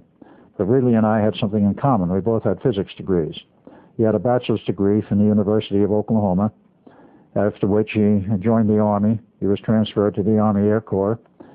And at some point after that, for whatever reasons, the Army transferred him to Caltech, so you get a master's degree in aeronautical engineering, and then eventually he was assigned to the Edwards operation. I met him, I talked with him at length, and we both discussed this. Well, rocket planes are fine. They put out plenty of power, but it doesn't last very long. If we get to space exploration at a later date, which we both were quite sure would happen, what do we use for propulsion power? Well, we kicked this around between us for quite a while. We were quite close about this, and we used to have a lot of meetings over beer and a lot of meetings otherwise. Neither of us, well, I was married, but I never did get to see the family. He was not married at that point. And we came up with an idea, a new one. How about an ion propulsion engine? We both knew physics, and we felt it could be done. So we went back to our principals, I to the Navy and he to the Air Force, which had come into being in the meantime. And they liked the idea. And they both said, if you want to get together, we'll finance a facility. Go find a place and build a facility where you can do your work and perhaps build an ion propulsion engine. We're very interested in this. So we found a location. It was in Malibu Beach, California. And we've had a small facility built there. And we moved in along with the staff about 1949. Very small staff, small operation. And we did a lot of research and a lot of testing. And this went on until 1953, when in January 1953, we had our first successful test. There were a lot of failures. I'll make no mistake about it. It was a difficult project to get an engine to do what we wanted it to do. The test goal was 1,000 pounds thrust for at least 10 minutes. We exceeded that. We put out 1,200 pounds thrust for 20 minutes, at which point an ion feed failed, and we shut it down. I was ready to let it run all day if the system would work. It was a completely classified project, but I can tell you that the word got out like wildfire through the aircraft industry. Douglas and Long Beach was ecstatic. They wanted to work with us. They had something in mind. Martin Aircraft in Baltimore, Maryland, was quite gruff about it with no comment. Boeing hit the roof, and they were very upset about it, which to me said at the time that they had a system of their own in their skunk works, and we beat them to the draw. Shortly after this test, my natural father, Alexander Duncan Cameron Sr., shows up and says, I've heard about your work. Incorporate. I am ready to fund you with unlimited funds so we can get this thing off the ground. He says, if you can get it rolling, he says, it will be a major industry. That was his statement. I said, fine. So we filed corporate papers, incorporated. We started to file patents, and in March of 1953, Jack went out on a business trip for a week, and during that period of time, I was there essentially alone, holding down the fort along with a small staff. What happened from that point on was very interesting. One day during the middle of that week, a team of Black Ops personnel, very similar to Delta Force and some of the other special groups. For those who know the military know there is a Black Ops operation. A team of Black Ops people, 7 of them, came in, grabbed me out from under the nose of everybody else, took me out, and we went on a plane to Washington, D.C., and then we went to McLean, Virginia, where there's a joint NSA-CIA facility. And from that point on, things got very interesting. Once in this facility, I was interrogated by a very strange and interesting group of people who, believe it or not, interrogated me for over 3 days, and I could not understand what it was all about or why at first. They wanted to know practically my life history, and I thought that was strange because, after all, it was essentially an open book with the Navy. The Navy personnel knew what I had done, where I'd been. And nevertheless, I had all these questions thrown at me of what I had done in the Navy. I got into the Philadelphia experiment and all of this, and in some detail, and they were interested in that. But then, well, how did you get involved in this project? I said, I met Jack Ridley, and we decided that the thing to do is build an ion propulsion engine. He says, yes, we know about that you had a successful test. But where does it go from here? I said, well, that's what I want to know. We expect to go into production with this thing after we iron out some wrinkles. We've already been promised all kinds of money, and then we have incorporated. Now, what's the problem? Well, I was told at that point that there was a group, which I had heard rumblings about already, called the Cristaldi Research Group, who were very interested in this project and quite interested probably in taking it over. Now, we were running, by the way, under the name of JRC Enterprises, which JR stood for Jack Ridley, C for Cameron, and E for Edward. JRC Enterprises, if one wants to check and has the capability of finding the right location on the Internet, still exists as a wholly owned subsidiary of Cristaldi Research Group. At that point, I didn't ask very much about Cristaldi. I knew of them, and they knew they were interested, and it was made apparent to me that Cristaldi was going to take over the operation. I did not say that in so many words in this meeting, but they made that quite apparent. It was obvious that I was to be frozen out, and I was. they told me I would not be returned to the facility. I was returned to the Pentagon, at which point I was rather upset and rather hopping mad and wanted to know from my superiors just what is going on here. Why can't I go back? They wouldn't give me an answer at first. They wouldn't give me any answers. And I remained stationed there on payroll. And weeks went by and months went by, and I kept asking questions. I wasn't doing anything useful. I was a bump on a log sitting in an office, passing the time of day, trying to find out what the history is going to be. In the meantime, Jack Ridley came back from his business trip and found I was missing, and he couldn't understand what it was all about, and the people there could not give him a very adequate explanation. And so he tried to carry on his own. I don't know at this point whether he thought I walked out or whether I was kidnapped or what. The report should have been that I was literally kidnapped. But I remained at the Pentagon. I was not even able to call him. And as time went by, I kept asking questions, went further and further up the line, finally to the Joint Chiefs. What is going on here is that I want to get back and do some work in the Navy. I'm basically a career man. I'd like to see my family and so forth.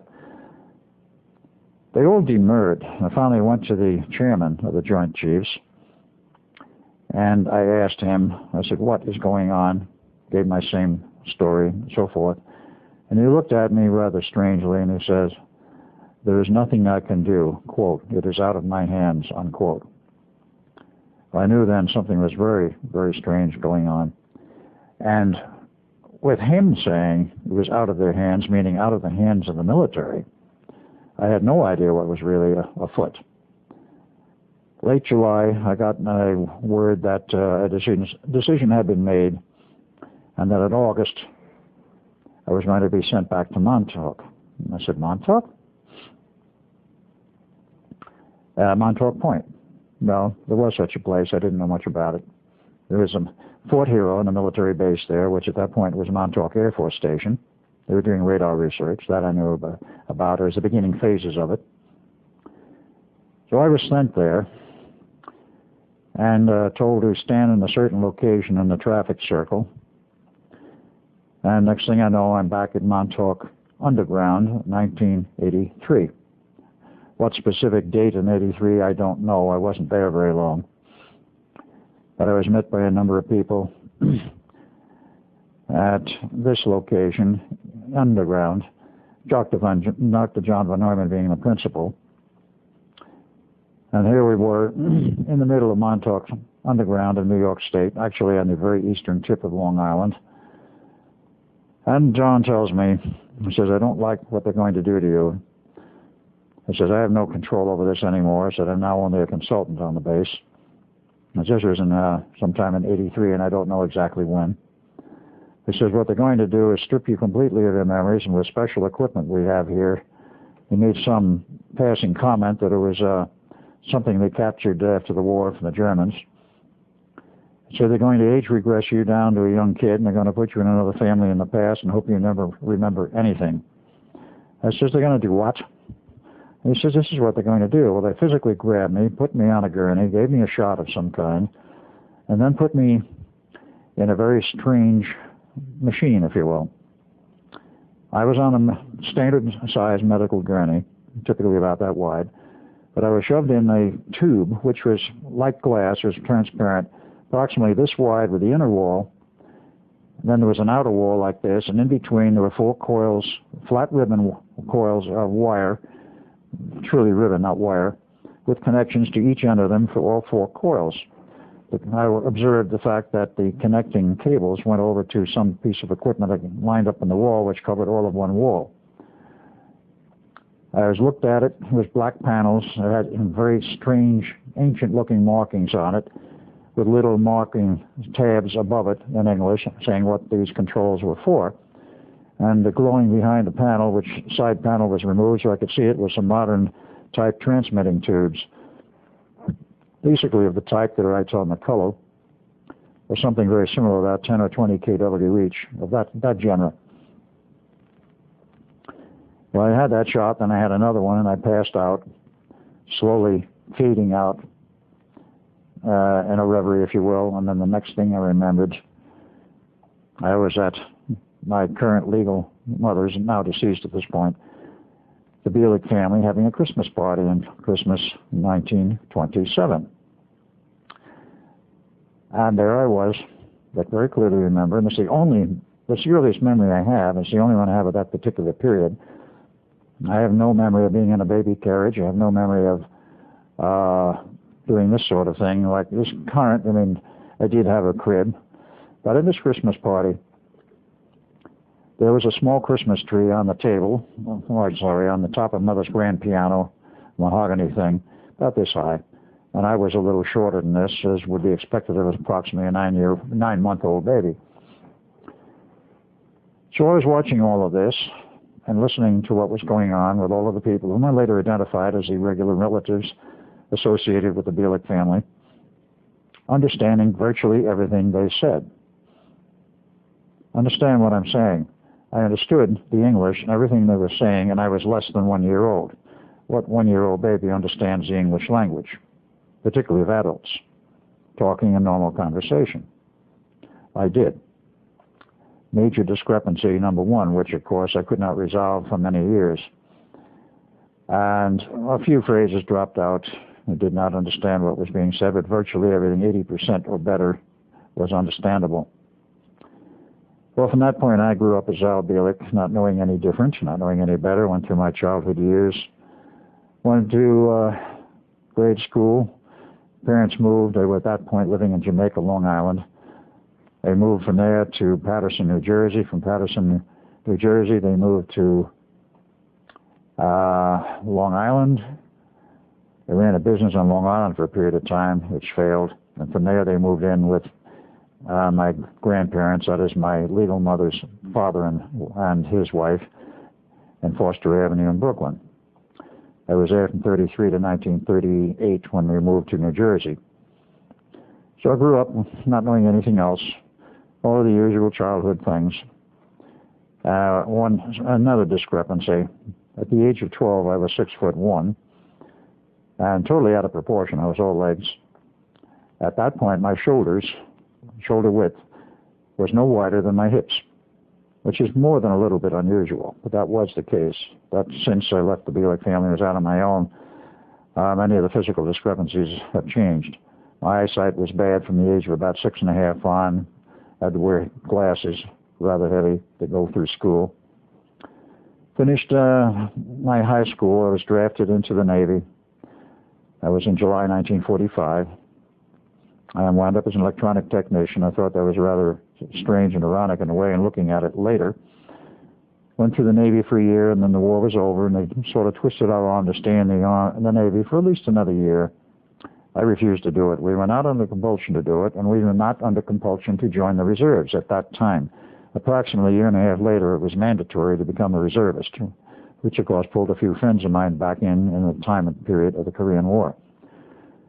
I kept growing up. I went through school. I went to try a business of my own for a number of years, between the period of roughly 1947 and 1951. It didn't go well. This was in New Jersey. I went to college in NCE, Newark College of Engineering, Newark, New Jersey. And in 1953, I got the notion, I'm fed up with this living in New Jersey with my folks. I'm moving to California.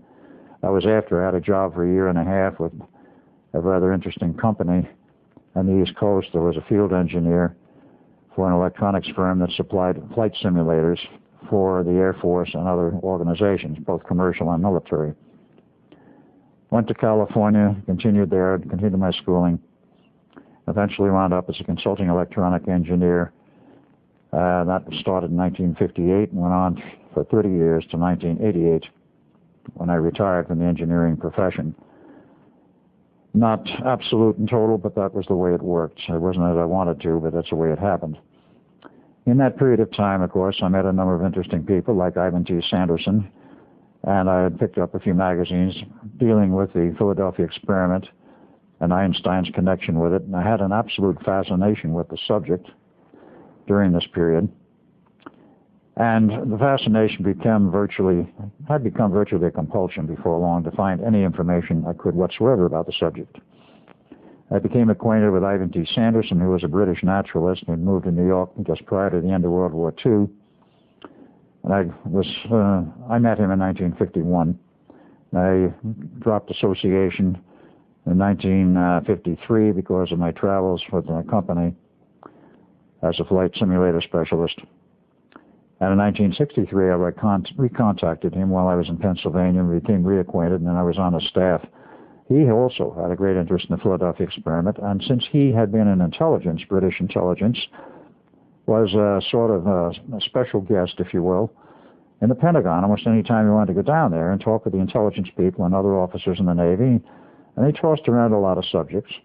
UFOs was common gossip at that time, well recognized and accepted by the military, but not for the outside public's consumption, totally internal. And he couldn't find anything out about the Philadelphia experiment. He was certain that something had happened. The only thing the Navy would admit to him was a DE-173 and others. They wouldn't say more than that. Of course, it was in the records that there was a DE-173 commissioned on 27 August 1943, served in the war, and everything else which I've said about it since when I went to the Greeks, but of course at that point nothing about it coming back. And he couldn't find out a thing. I couldn't find anything out, but my interest remained. A series of books were written after that, starting in 1978. The first one was entitled Thin Air by two authors whom I do not know who they are.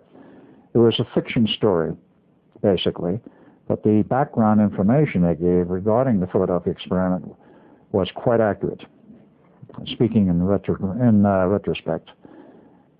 They mentioned the man who was a scientist who gave them all the information to write the book, a man they called Dr. Reno, R-E-N-O. No connection with Janet Reno. And described the house and the fact that he loved cats, and the place was a total dismayed wreck, all of which was absolutely correct fact. And then, of course, came the next book, next year, 1979, The Philadelphia Experiment, Project Invisibility by Berlitz and Moore. Now, Moore never got his facts straight, but there's one or two things in there which did hang together. And again, the mention of Dr. Reno, describing the same location, that this is the source of much of their information. Except, obviously, they didn't get enough of correct information from Dr. Reno, who turns out to be Dr. John von Neumann. That, of course, took quite a bit of detective work and quite some time to find out.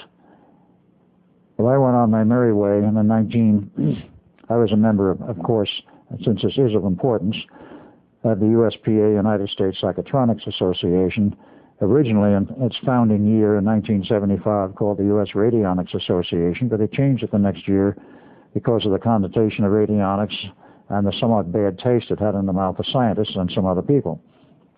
They renamed it the Psychotronics Association.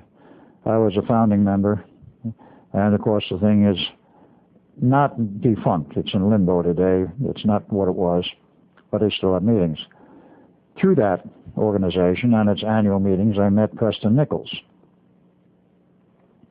And Preston Nichols at that time, this was 1981, was probably still involved with in the Montauk Project, of which I had no recall at the point of time I'm referring to. And sometime later, it was actually 83 I met him, not 81. And in 85, he was at another conference and meeting for the USPA, in which he brought a new assistant called Duncan Cameron. I knew nothing about Duncan at that point because I was still, shall I say, heavily under the weather of a very heavy brainwashing, both for the Philadelphia experiment and my involvement in the Montauk Project. And I might add, for many other projects. Well, I saw Preston there. He gave a paper in 85, and Duncan was part of that presentation. And I saw a person I considered a sensitive, psychic sensitive. I had a sort of feeling of kinship to him. And I cornered him one day in the cafeteria of this facility where they're holding the meeting, which was in Dayton, Ohio. And we talked for about 2.5 hours. About halfway through this, I got this strange feeling in the pit of my stomach. I knew this guy from someplace. So I finally asked him, I says, Duncan, do you have any feeling, any idea that possibly you know me from somewhere? He said, yes. I says, I do. I says, from where? He says, I have no idea. And I said, I got the same feeling. I also have no idea where it's from. Before the meeting broke up and we left, Preston had invited me to come visit him sometime at his lab facility on Long Island. Now, this meeting was held in July of 1985. And I availed myself of his invite in August of '85, Duncan Cameron, saying he would put me up at his house on Long Island, which is fairly close to where Preston lives. I still couldn't figure out where I knew him from, but I had the feeling, well, is it possible it's from a past life? Well, that was part of the answer, but that was not the real answer I was interested in. I won't go into all of the ideas about reincarnation. That's not part of this story, not part of this presentation and the facts which I'm trying to deal with. In August of '85, I went there, stayed at Duncan's place, intending to stay a weekend. I wound up staying 2 weeks. And on one of the visits with Preston, he says, I want to take you two out to a place on the eastern tip of Long Island. I'm not going to tell you what it's all about, but I know you two are sensitive, and I've been out there many times because I'm a surplus electronics dealer, but I know you guys haven't been there before. Well, of course, that turned out to be the biggest joke of the century, but at that point, we didn't know it was any different. And he took us out in his truck, his car at that time. He had a van. Took us to the base, parked to the parking lot outside the base. The fences were down. It was totally deserted, and we wandered all over the place. And I could feel, as Duncan did, some horrendous projects had taken place there in the recent years and was obviously completely shut down, totally abandoned, with wrecked equipment everywhere, unwrecked, completely intact electronic equipment in the buildings. The doors were unlocked. There was nobody to patrol the place, nobody looking after it. It was like somebody packed up and walked out and left this huge base with all this equipment and many, many military buildings behind. A huge power plant, this giant radar tower, and we couldn't figure it out. But we had the feeling that something terrible had happened there, and this was the key to what happened later. Terminated the visit, of course, and I went back to where I was living at that time, which was Phoenix, Arizona. I continued my employment and work, and eventually, in 1986, in the second visit, which was in May of 1986, after having talked with some friends in Phoenix, one of whom was a engineering minor at that point at ASU, that contacted me because of my interest in Tesla and some of Tesla's work. And he had a group of friends, the three of them together. We talked. I told him about my visit to Montauk Point and this huge installation. I said, it's totally abandoned, but walking around it, says, my guess was that somebody spent an enormous sum of money on this operation. My guess at that time was $50 billion, which wasn't too far off from the mark. Little did I know at that time that this guy, Lenny, full name Lenny Perlstein, was the nephew of Senator Barry Goldwater. Well, the story, of course, went to Goldwater. Goldwater was still a senator at that time, and he was also chairman of the Armed Services Oversight Committee. Well, he started looking through the records of Congress and the Senate to see if any money was spent on a project out there. He couldn't find anything. He got very frustrated. Of course, there was a military base that had been closed. It was closed in 1968 officially, and the state of New York was supposed to take the place over as a park. Well, little is known about the underground operations, and some of them above ground. But as our research proved later, this was all run on private money, a private group, and this was going back to 1947. And this isn't, of course, in the period, speaking of overlapping my life as Al Bielek and Ed Cameron, when Operation Paperclip had been completed and all of the German scientists came into the U.S., they went to work at Brookhaven National Laboratories to continue projects they had been working on in Germany, namely time travel and also mind control. The mind control becomes a very interesting and very strong issue today, but I will go into it because it wasn't a strong issue at that time, but was one of the research programs. They were kicked out of Brookhaven in 1968 because somebody started reading their monthly reports, which are required of a tax-supported scientific institution. They looked for a new home. They found it at Montauk Point, the military people.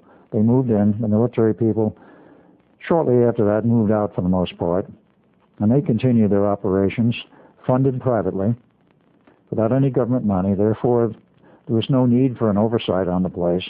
But, of course, our dear intelligence people, not to berate them, CIA, NSA, ONI, Office of Naval Intelligence, DIA, all of them, knew everything that was going on.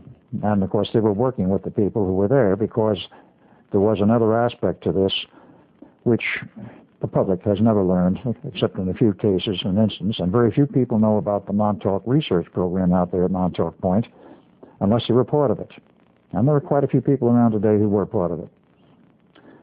That program went into high gear after 1968.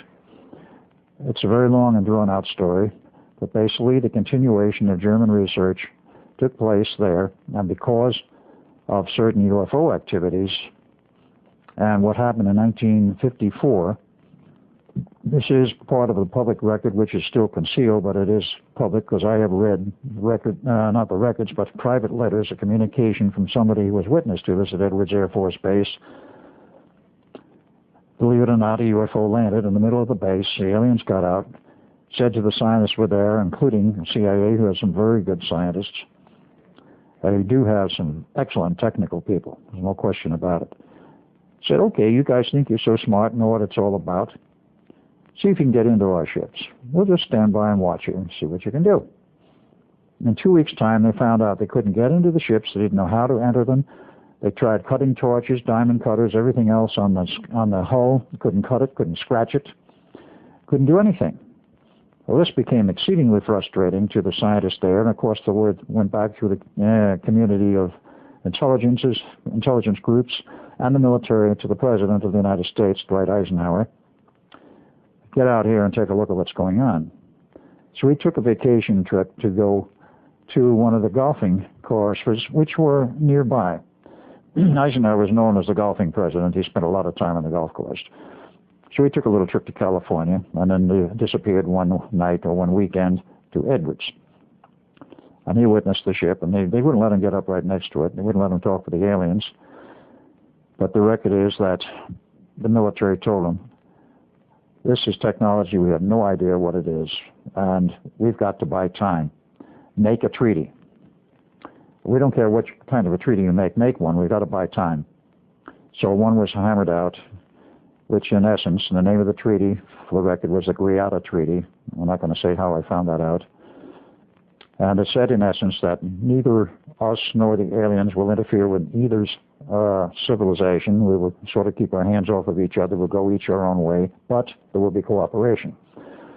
There'll be technical information and expertise given to us that we don't have. They wanted us to provide underground bases and medical expertise to help them with the problem they had, which they said was that we have serious problems. Our race is degenerating. We need to create a new line of bodies. That was the story. Many people have reported this since and have discussed it.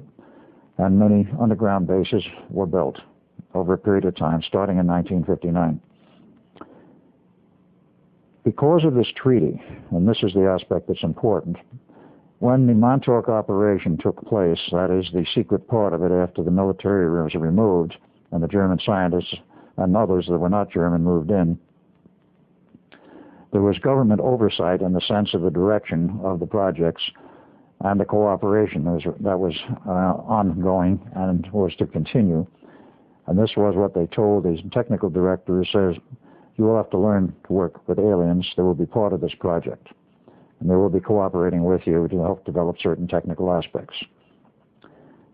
And that, of course, is what did happen.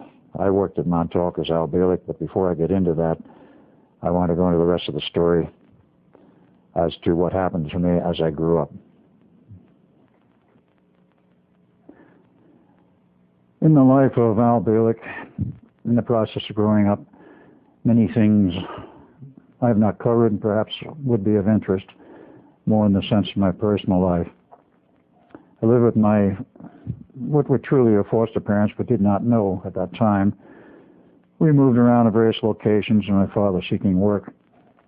And quite aside from the fact it started in my life in Brooklyn, New Jersey, Brooklyn, New York, and then went to New Jersey, via Long Island, via Patterson, and then eventually settled in New Jersey, first Tenafly, New Jersey, and then Nutley, New Jersey, before I left and went to California. I went through the usual schools and schooling and had some strange interests. Perhaps not so strange, but for, let us say, what was considered the norm at that time, for a kid in junior high to be avidly interested in sci-fi and science fiction was not considered that normal. I was not athletically inclined. I didn't engage in any of the sports. And didn't really have much in the way of girlfriends. I was academic. I even had earned the dubious title of being a walking dictionary when I was in junior high, which perhaps proved to be true later. And had the usual amount of scuffs and scrapes with people who wanted to beat on me and this sort of thing, all process of growing up. After I went to California, that was in 1954, I left my job with Curtis Wright Corporation in New Jersey because I wanted to go to California. And of course, one can always look back in retrospect and say, gee, maybe I should have done that. But I didn't. I didn't go to Germany. I went to California. I was first there. I loved the beaches and found work.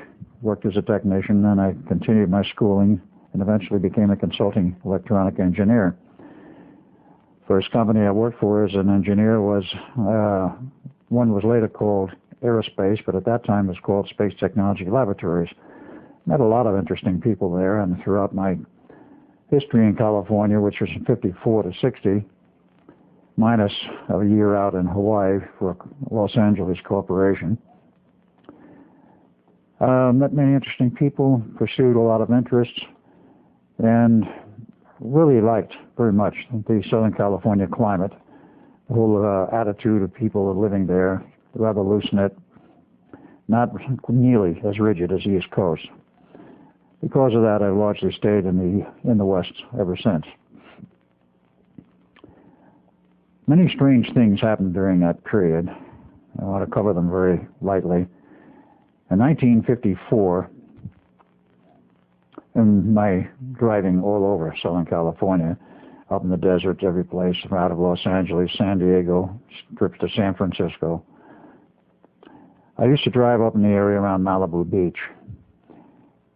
And on one of the canyon trips up Topanga Canyon, coming back down, I happened to notice a group of buildings with a name on the side behind a chain link fence, a heavy metal steel fence. And I always got a peculiar feeling about that place, something which I could never explain at that time. Even got to the point where if I park and look at the buildings, why I wanted to park and look at the buildings, I could not explain then. The answer has long since come back to me. I would sometimes pass out in the middle of the afternoon, or late afternoon, and awaken later and then go driving on to my determined source, where I was going at that time. And it left me in a state of not anxiety, but a feeling of what was it about this place that intrigued me. I did not find out about that until in the last year. From California, I went on to Hawaii.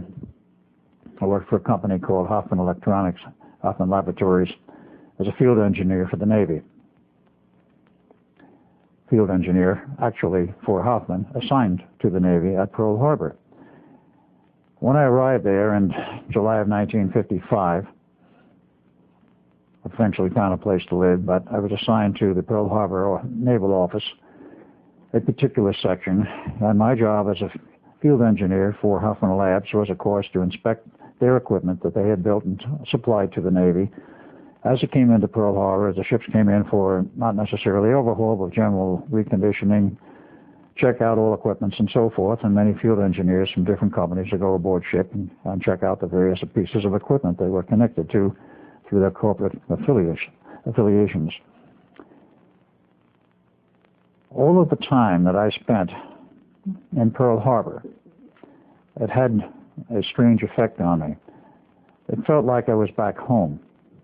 I couldn't understand then what that was all about, because as Al Bielek, all of my memories of Ed Cameron had been erased. In a sense, it was back home because I had been there in 1941. Perhaps some of the leakage from 41 and my life as Ed Cameron came through to me in 1955 and 56, because I felt quite at home. And I liked walking down the piers and all of this whole area devoted to the ships and doing my assignments, which were really to inspect Hoffman's equipment aboard ship, make my reports and all of that. I remained there a little over a year, and in that time, one other strange incident occurred which perplexed me for quite a while, that eventually was resolved when, at a later time, my memories of who I really was came back. Through the party connection, the office connections, I was invited to a party one weekend involving some naval officers, some of the civilian people from that office. It was out in, let's say, a more remote area of Honolulu, out in the boonies, more or less. And it was on a Saturday afternoon. This party was thrown by two naval officers who had a connection with the yard. And everybody was having a great time. But as I imbibed a few more drinks, I did drink a little in those days. I was not an alcoholic, but it was customary, shall we say, in view of the company I kept, and particularly when these Navy parties. You had a few drinks. Nothing unusual about that. What was unusual, and I thought about it many times after that, until the meaning of it finally erupted and fell in on me consciously, was that the two guys who threw the party, both lieutenants in the Navy, in a brown fatigue uniform, a tan fatigue uniform, to me had a funny feeling, like these two guys sort of belonged together, and I couldn't quite understand what it meant. And then as I became more inebriated, if you will, I got the feeling, in a certain sense, I identified with one of them. Now, it didn't mean I had any connection with this person. I didn't know him from Adam, other than from the Navy Yard. I had a feeling in some way that I fitted into this picture. And then I was looking mentally at this other officer. He fit into the picture. Now, who fitted in there? I could never answer that question at that time as to what the other person portrayed, what the other person meant to me. It wasn't for many years, decades afterwards, literally, that I finally figured it out that, to me, on a conscious level connecting with the subconscious, the two officers represented Duncan and myself from our time in Pearl Harbor, when we were much younger. There was a type of thing where the subconscious was starting to break through at least a little bit, and starting to identify on a conscious level with certain events then taking place, namely that party with the two officers. It was a case, looking at it later, where I realized I almost broke through as to identifying a missing part of my past, but I never quite made it. That operation ended in 1956. I returned to the mainland, went through a series of jobs. I'm not going into it. Wound up, wound up in Los Angeles working for Space Technology Laboratories, off and on from 1957 to 1960. And then I moved to Houston, Texas. And then I remained out of the California area until 1984, 83 and 84. At that time, having traveled around the U.S., I met many engineers in many walks of life. And the interesting part of it was, as a consultant, I talked with many of these people who have been strange projects, had strange histories to relate, and quite a few of them had quite a bit of knowledge about things like UFOs. I might add, of course, during this period of time, I had a great interest in the whole subject of UFOs. Was it real or was it not? Was there suppression of information and reports? I was sort of neutral, except I had a great and avid interest. At that time, perhaps just as much as in the Philadelphia experiment.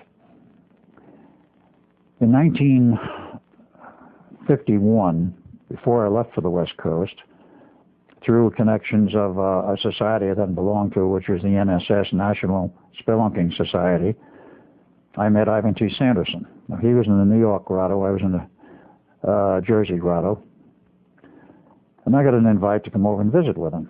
So I did, and I met him one day and one night. He had an apartment in New York City at that time, off on 45th Street off of Broadway. And I visited him, and we went out for dinner, and we talked about many things, and a very interesting man. I didn't know his whole history then. I learned more later. He was ex-British intelligence who stayed in the United States at the tail end of the war because they were going to ship him back to England on one of the B-26 bombers. And he said the survivability of people on those bombers going across the Atlantic was not very good. So he jumped ship, so to speak, and stayed in New York, went undercover, and then when the war was over, surfaced. He was well known for many years in the Gary Moore shows on TV in New York of which I did see a few. When in 1952 I went traveling, 53, and then wound up in Los Angeles. I lost connection with him from 1953 until 1963. In 1963 I was in Pennsylvania on an assignment, reconnected with him, and of course we discussed many other things at that time. Some years later, of course, he was trying to determine the history of the Philadelphia experiment because he kept hearing rumors of it himself. And he became very interested, as I did. This was in the late 60s, early 70s, before he died in 1973.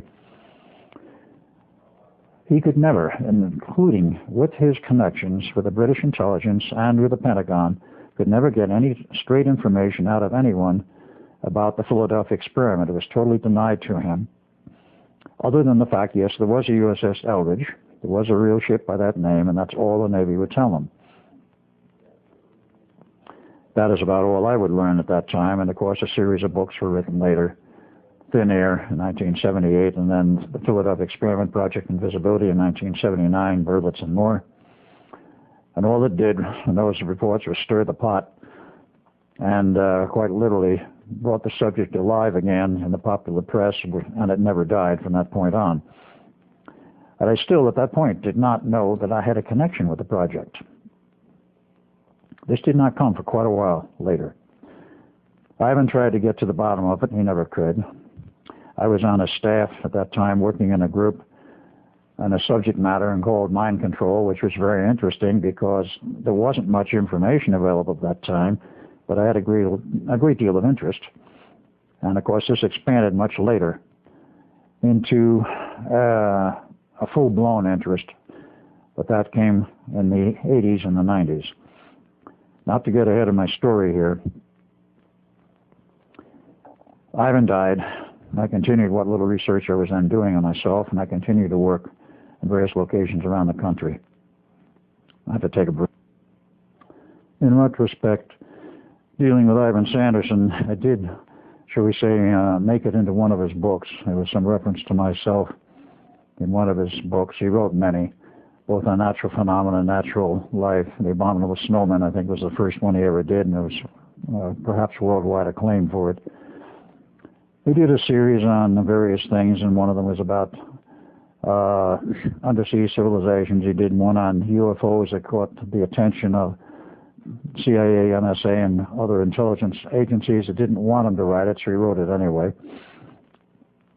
He took a number of literary risks, but he always came out on top. It was unfortunate that he and his abilities were lost, but that's the way it goes. His wife had died 13 months to the day prior that he did. The group was broken up, the files remained, and the organization he founded, which I also was a part of, finally went into limbo, and his magazine, which had been published for many years, entitled Pursuit, is no longer published and hasn't been now for almost 10 years. In 1983, I was back to Los Angeles working for a company known as Advanced Semiconductor Products. President Ray Wynn, I mention his name for a very good reason. He, in his own way, was highly frustrated. He was a genius in many respects. He developed a thin film technology, which is today used in the entire semiconductor industry. At that time, there were others making similar films, but he finally mastered the process, took out patents, and eventually collected royalties from everybody. And as the product demand was enormous, the entire industry in the U.S. came to him because what it did in the processing of major, larger size semiconductor chips, the yield was quite low. You had to go in ultra-clean rooms to produce these things, and of course layer after layer is put on these things to make a very complex chip. But if you do not protect it properly from dust, one little mite of dust can ruin the chip, or can actually ruin an entire bowl, or boule as it was called, in which there were many chips being manufactured on this wafer. When they were finished, they were very good, they were cut off, and of course went through further processing. But he found a way to develop a thin film which was totally transparent to light at whatever range they were using, which in some cases included UV light. And the yield jumped remarkably. In some cases it was as low as 20%. he was able to get yields up to 80% and better. Of course, they sought after him. He had patents. He was making all kinds of money, and that was the principal thing he had worked on, and then started the company Advanced Semiconductor Products related to his chemical thin film technology, in which I designed some electronic equipment for him. Ray was well known in the industry. He eventually wound up being a multimillionaire and retired from Santa Barbara to Santa Fe, New Mexico. And so far as I know, he disappeared several years ago. He did have problems with his heart, and he may have passed on. I have never yet heard fully. But what is important is that in that period of time, 1983-84, the Montauk Project ended. I was still not aware of my involvement in it, and the thing becomes rather difficult to portray, and even more difficult to understand how I could be working two jobs in two locations at the same time. I was working as an engineer in Los Angeles, 83-84, and prior to that, from 76 on, the whole period during which I was involved with the Montauk Project. The beginning phases of the Montauk Project I want to get into, but I want to state that on a Sunday afternoon in August of 1983, when I was sunning myself on a beach in one of the lakes north of Los Angeles, up in the hills, one afternoon, I suddenly had the feeling I was free of something. I just felt a relief and a freedom. That was probably the day the project went down, but I've yet to correlate and find old calendars to see if that was the exact day. Now, how did I get involved with the Montauk Project? And the second question I will answer later is, how could I possibly be working in Los Angeles and on Long Island at the same time, or what appeared to be the same time? In 65 and 66, let's go back a little further, 55 and 56, I was in Hawaii working for the Navy Department, as I'd already stated.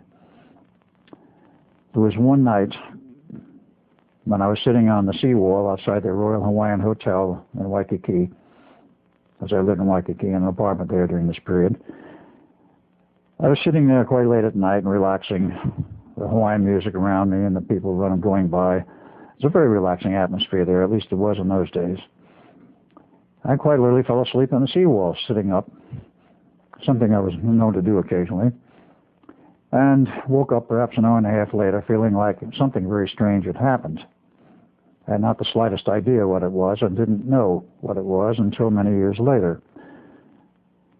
That was the point, as I determined after I recovered my memories of Montauk, which started in 1986. That was the point at which I was inducted into the Montauk Project.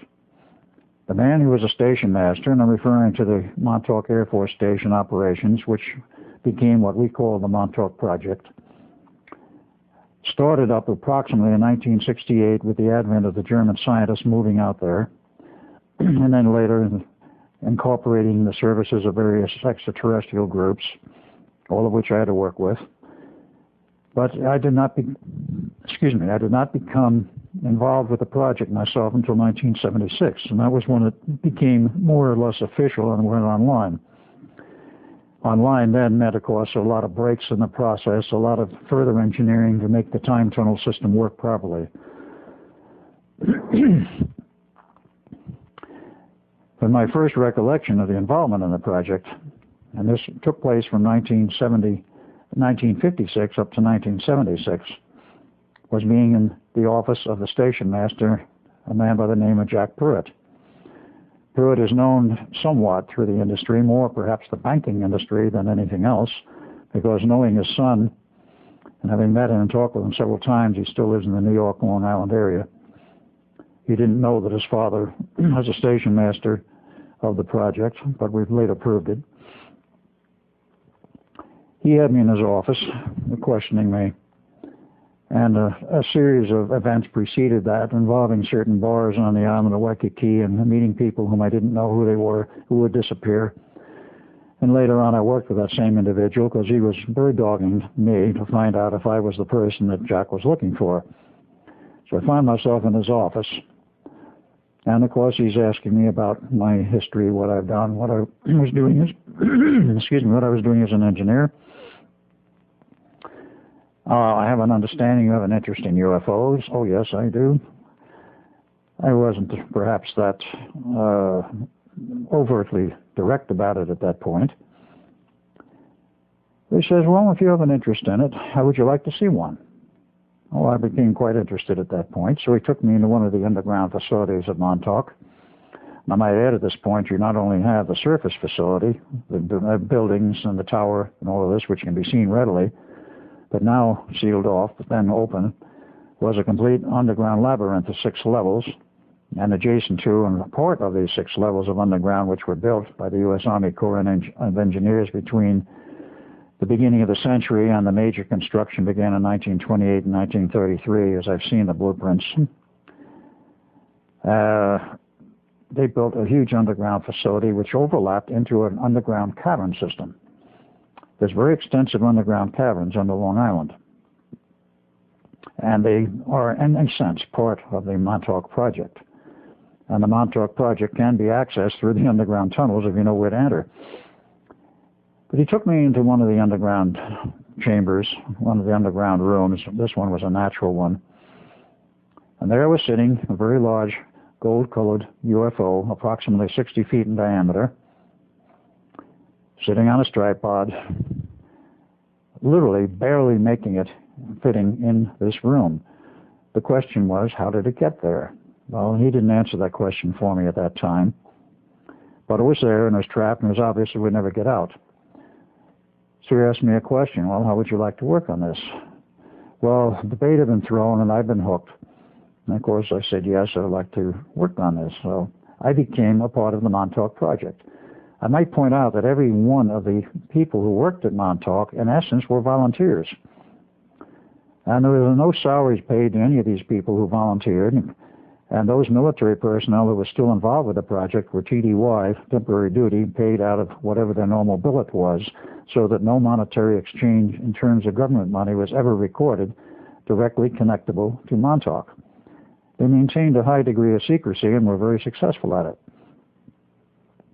I spent literally most of my time from 1976 to 1983 in the underground at Montauk. Now, how could I do this when at the same time I was an engineer working on the outside? There were 2 aspects of this. One is more readily explainable than the other. Aspect number 1 was, as I found out in later research, I knew then, and I didn't at that time in 1976 know about it. I only knew that I went on an underground railroad system which connected Los Angeles to Newark, New Jersey, and then the interchange system at Newark went on out under New York to Long Island with 2 stops. One was at the EIL Corporation Complex in Farmingdale, Long Island, and the last stop was at Montauk Point. This underground rail system, which has been testified to by Phil Schneider before he died, as he said he personally worked on constructing it, is a very strange, basically alien technology design rail system which does not have any rails. We call it a rail system for convenience. It's actually magnetic levitation. Operates at extremely high speed, and the tunnels bored 14 feet in diameter. Between New York and Los Angeles, you can make that trip in 2 hours. That's faster than any aircraft other than supersonic, which do not fly over the U.S. by law. And I did ride that thing fairly regularly. There are points of entrance. I remember some of them, but not most of them. And this network is all over the U.S., into Canada, probably into Mexico at this time. It definitely goes into Puerto Rico. And so far as I know, no underwater connections to Europe, but there's a system all over Europe and through Russia. This is a vast underground network interconnecting underground as well as surface bases and locations. I used to ride that rather regularly, and that I can understand, making a high-speed trip out to Montauk and then coming back in 2 hours and resuming my normal life and duties after having that part which I worked on at Montauk erased. That part is understandable. The other aspect, which is not so understandable, is how I could spend so many years out there working on these projects, overlapping the time when I was also an engineer working on the outside in normal civilian or semi-government operations. To explain this more fully, and I'm sure it will not sit too well with some of the people listening with this, but I'll have to tell it the way I know it. What the German scientists were working on at Montauk, and with alien help, finally were able to perfect, was a time tunnel.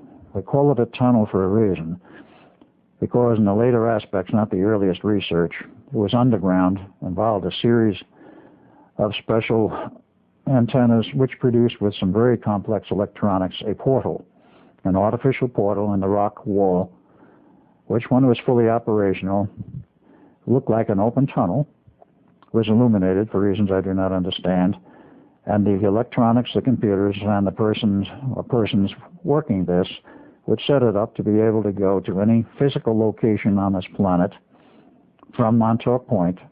It would literally transport you from point A to point B instantaneously, or almost instantaneously. Not absolute instantaneity, but within a second or two. And maintain, if you wanted, the same time frame as we were working in at that time, or shift time reference, past or future.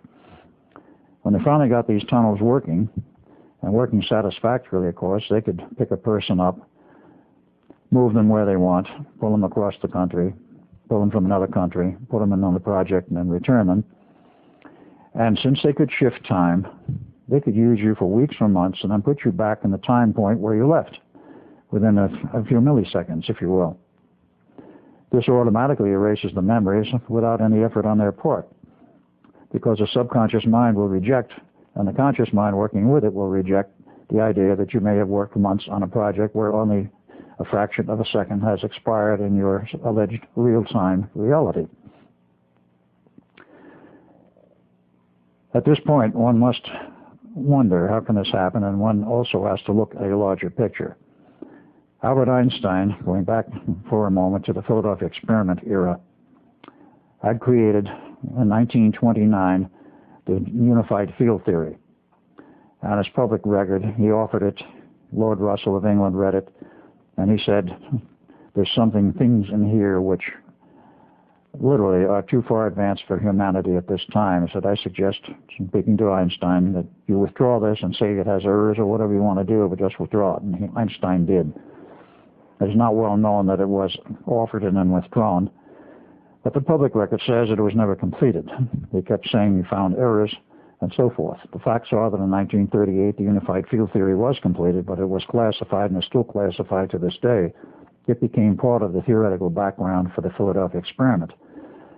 But it also, in the process of looking at this and other things, as I did, one has to understand that there are multiple realities. Physically, we only know this one. And we work in it, we live in it, and so forth. But as some of the mathematics of various people show, not only Hilbert, but also a well-known mathematician scientist from Stanford, SRI, Dr. Tiller, has pointed out that there are multiple parallel realities and we can be part of any one of them, and it is possible to shift. And of course what he pointed out was we are in what, let us say for reference, we are in number one. Whether or not we are in number one is another matter. We are in a reality which we accept and we know, and we do not know of or sense these parallel realities.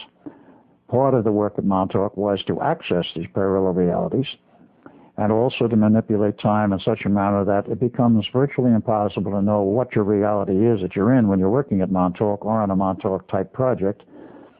And it may be totally skewed from the reality which I, speaking to you through this camera, and other people perhaps watching this know. And as Al Bielek, the engineer, knew. You get to the point, finally, what is reality? What do we really know about it? The function of Montauk was to explore, their official charter said their function was to explore all aspects of reality, physics, and whatever else they could find, and time. And of course, reports were made on a regular basis. Where they all went, we don't know. But I spent many years there on that project. I got off the UFO project after a while. I was involved in several other projects, including some of the time tunnel project, which involved travel to other locations. And I will fill you in on a little of this. One of the other projects involved, of course, what I will report on openly is the Montauk Boys.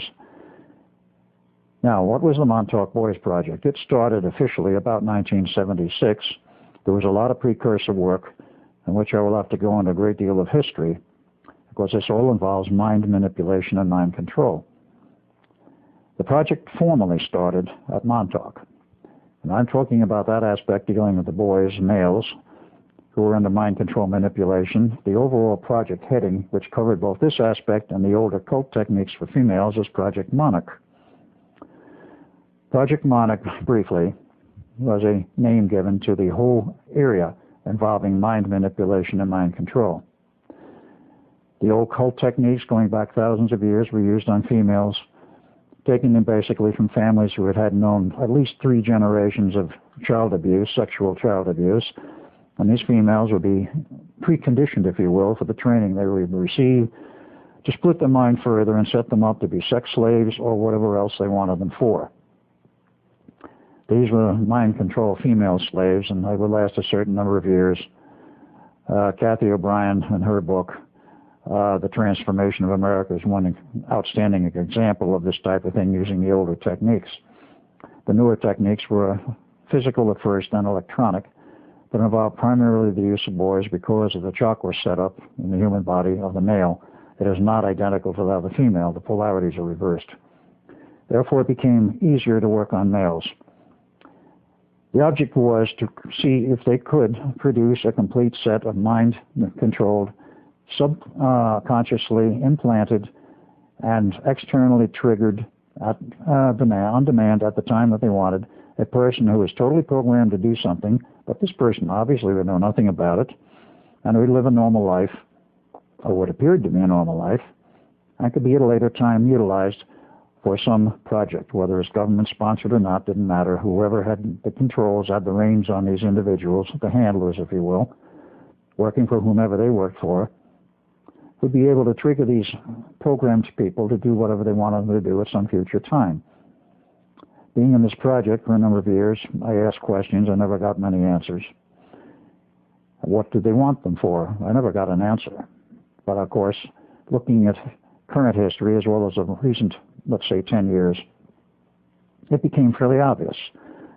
There's a lot of assassinations. There's a lot of killings in the schoolyard, which are all basically all Montauk Boy projects, where they were controlled to create the killing and the situation, which is, of course, forced the desire for further gun control. This is one aspect of the whole situation. Other things that can be used for, of course, are assassins, agitators, create fires, create riots. If you use your imagination, literally anything possible in the gamut of riots, subversion of normal society, spies, in your imagination, you would probably be able to name virtually anything that these boys could be set up for. At this point, we'll take a slight break, and we'll continue with what is a Montauk Boy and how are these programs done.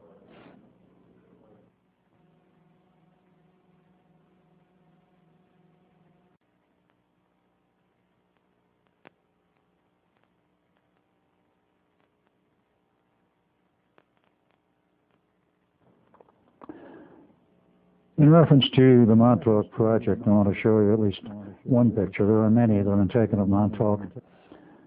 All that I have, of course, have been taken after the project was down and collapsed. There's one particular one, though, that I think is perhaps the symbol of Montauk, and that's the radar tower. I'm going to put that up and show it.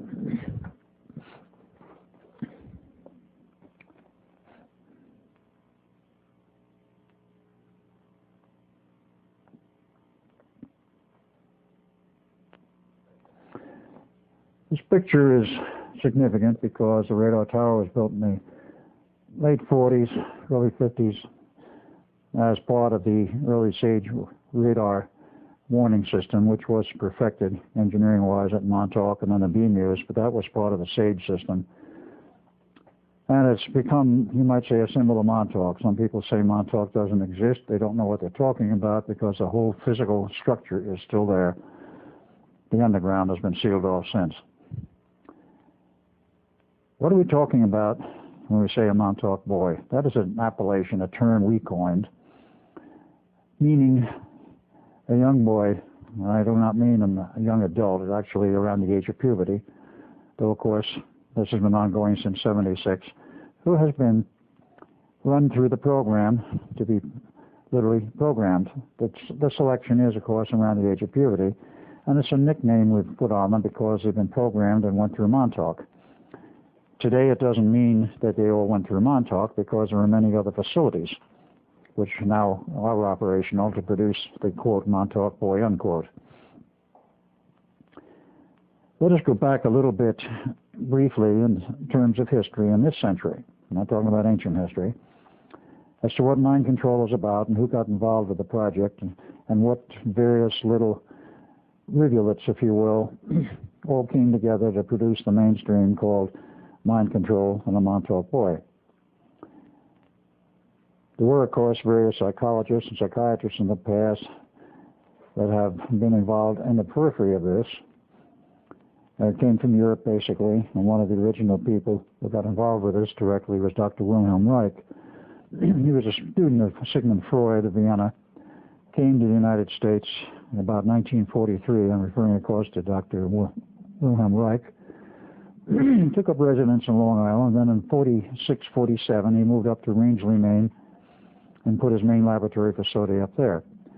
In 1947, he was offered and accepted a contract with the CIA, newly formed, which basically was related to finding a function as to how can a person be deprogrammed. This was the way the contract read.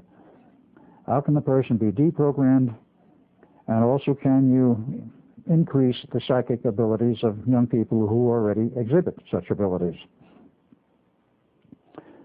Reich signed the contract. It was a 5-year-long contract.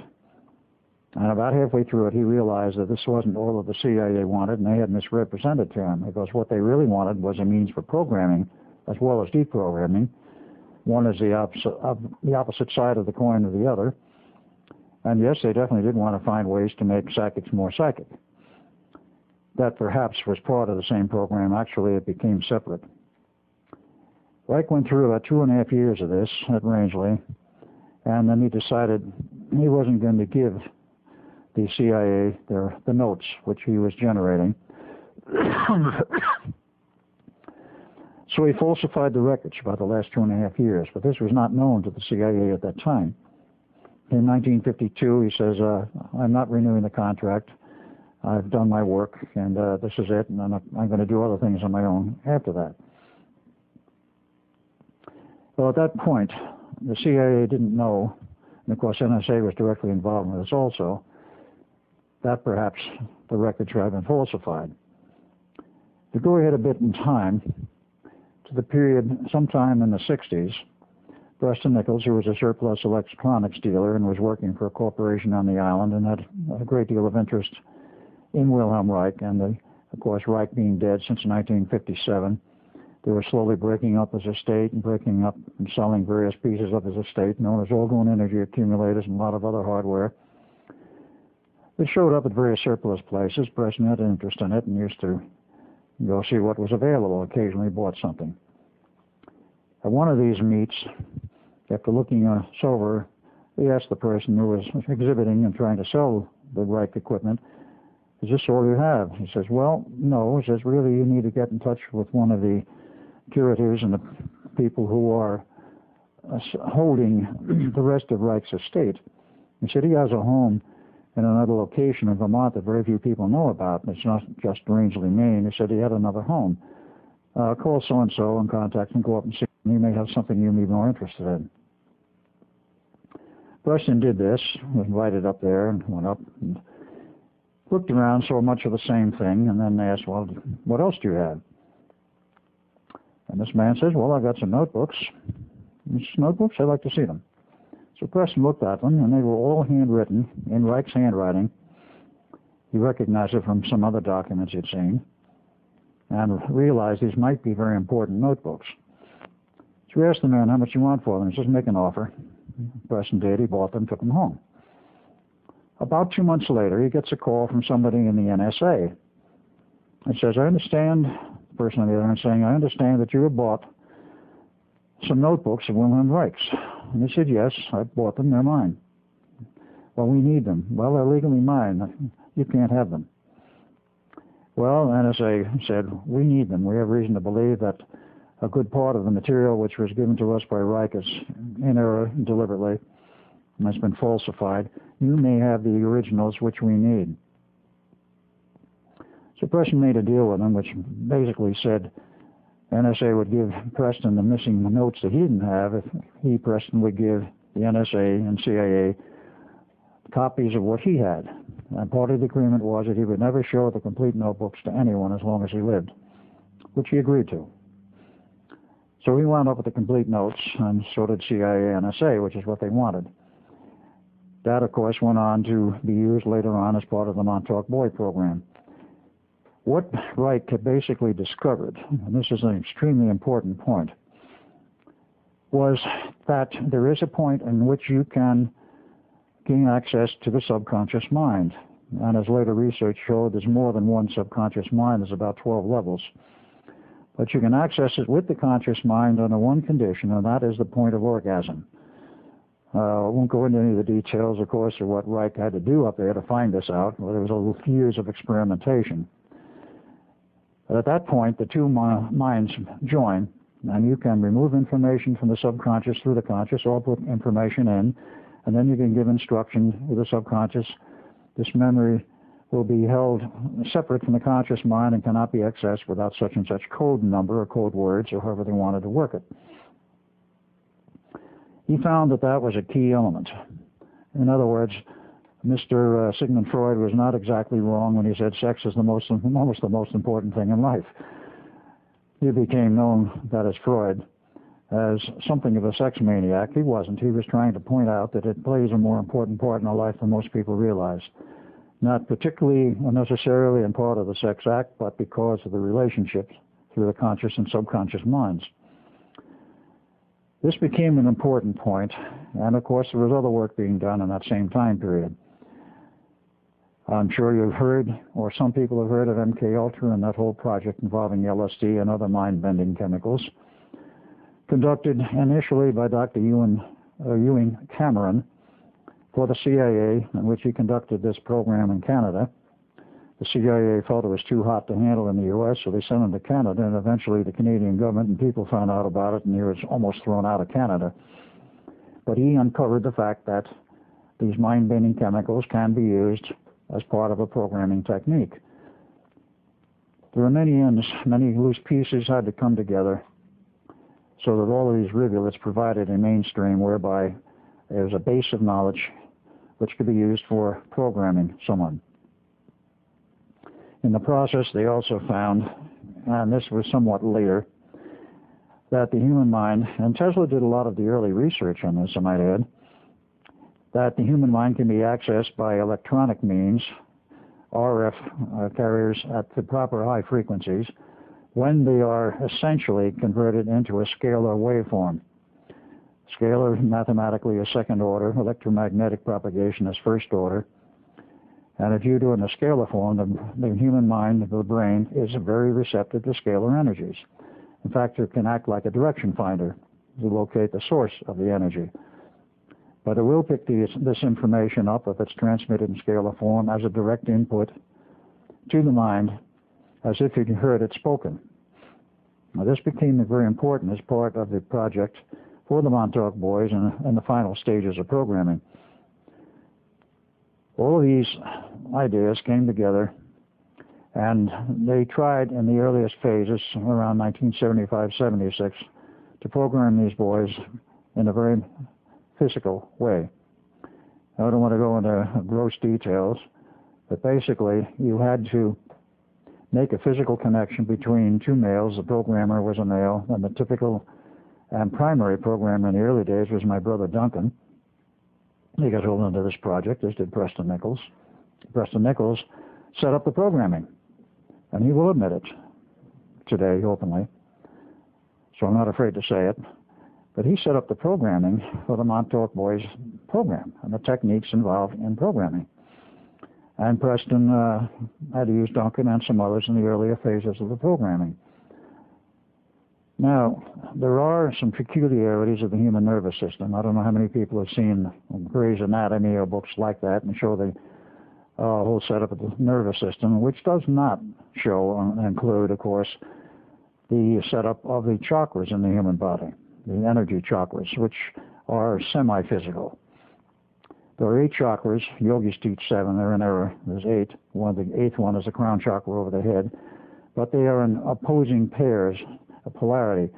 Number 1 chakra, the base, if you say and call it arbitrarily positive. The second one is negative, positive, negative, positive, negative, and so forth, until you get to the top of the 8th chakra, which will be, quote, negative, whatever that means. I'm just doing this for the purpose of showing there's an opposition of polarity. Because the first chakra in the male is a sex chakra, it becomes easily manipulable. In the female, the whole polarity is reversed. Females could not be used in the techniques used for the Montauk Boys, not until very much later. The programming being quite physical, and they pick these victims, and I do have to use the word victims, around the age of puberty, because at that point, the male or boy, well, for that matter females, but particularly males, are most amenable to mind manipulation. After the age of about 17, people start, particularly males, to get a mindset, and it becomes much more difficult to modify their mind and put in this mindset that they want, rather than one which develops naturally, and bury all kinds of things in the subconscious. So typically they're all chosen around puberty, which can be anywhere from the age 11 to 16, depending on when the person becomes sexually active. Puberty in the South is much earlier than in the North, and of course there are all kinds of personal variations, and a candidate who is sought out, of course this is one of the things they have to look at. They have to make sure that he's gone through the puberty period and that pubescence has already occurred. They select also on the basis of IQ, at least 100. They wanted somebody who's at least normal IQ. If they're up in the 200 region, that's fine. They were useful for other projects, other than the normal ones. And they all had to go basically through the same process, but they also looked at them in terms of genetics. When the program originally started at Montauk, they were all Caucasians. White-skinned, fair-haired, typically blonde-haired, blue-eyed. And in the process of recovering my memories, after this was all over in 83, phase 1, of course, in 83,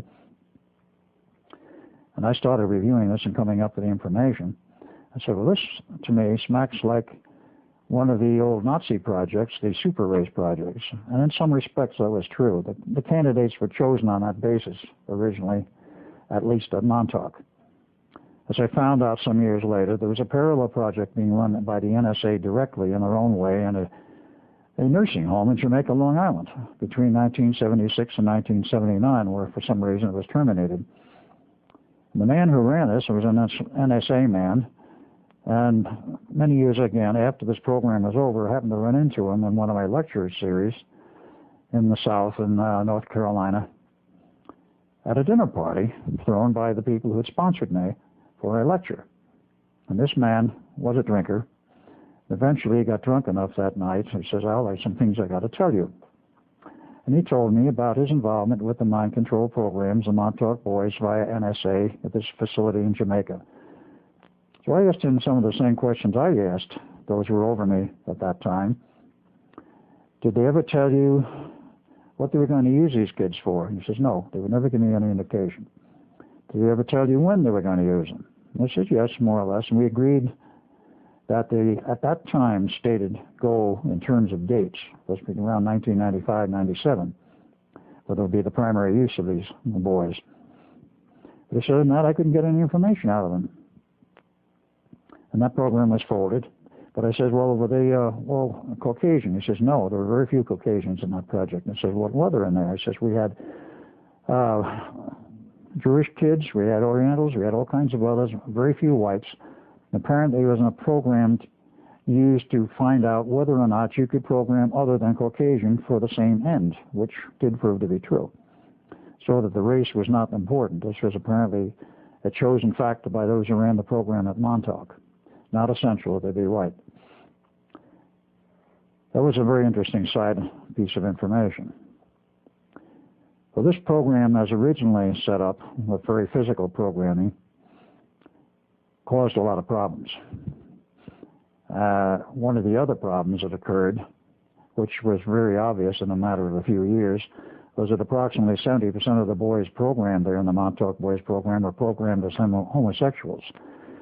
It was very easy to shift the sexual orientation under those type of programming conditions. Why they wanted 70% or so of homosexuals, I don't know. It backfired on them for the simple reason that homosexuals get together, they create enough Kundalini energy usually that it breaks the program. So they were deprogramming themselves, and that's not what the government wanted, or those who ran the program. When I say government, understand that we all assumed at this point in time that this program was government-sponsored and government-run. We eventually found out it was not. Government used various elements of the government, and departments of the government used the program in terms of the output. They did not run it. They had overseers and overseers of it, and of course the intelligence community was in on it. Along about 78, 79, various electronic techniques were developed which would do the same thing. So they dropped out this whole physical business. Because it had a very low output, many of them had to be beaten into submission because they didn't want to go through with the program, and they quite literally beaten someone to death. And let's say the yield was not what they wanted. So along came the electronic techniques, using essentially EEG-type equipment, or in reading the brain waves, of course, you put pads on the head in various locations to pick up those sensitive energies, very low-level energies, but easily picked up by the amplifiers and the pads. And this was turned around so that it became a machine like an EEG machine, but the pads were put on sensitive points of the body, including the genitalia, and energies were put in instead of taking energy out, the purpose being the use of this special programs developed and put on floppy disks, usually took 2. They would create the orgastic state by means of this machine, and they could hold it as long as they wanted. And with that, of course, they could then program either verbally or by means of Pat Flanagan's machine, which I showed in a recent lecture. His patent goes back quite a distance to about 1968. The government seized it because there was a means whereby somebody could talk into a microphone through an amplifier with oscillators and certain other equipment, fairly simple. Put 2 pads on the body in any location, essentially. And that you could put on a wrist, or you could put it on a chest or the back, and the person would hear the sound spoken into the microphone, even though he was not getting it through his ears. It was going through the nervous system and winding up in the auditory centers. Flanagan got patents on this. It was one of the first patents of its type. And it didn't take long for the government to recognize the potentialities, and they seized it under the interests of national security, and it took them an 11-year court fight to get it back. They gave it back and let it be released into the normal stream when they found something better, is what it really comes down to.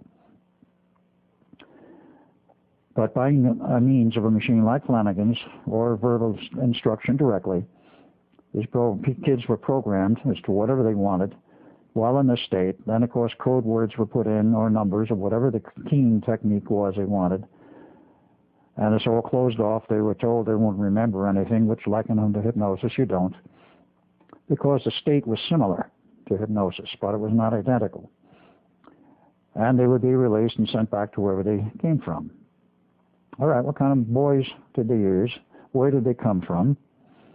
And what was the implications of all of this in terms of, let's say, the reservoir of personnel required? Initially, the boys were taken almost off the streets of Long Island. Some of them came from rather prominent families. And quite literally were picked up physically, taken to the station, processed, and brought back.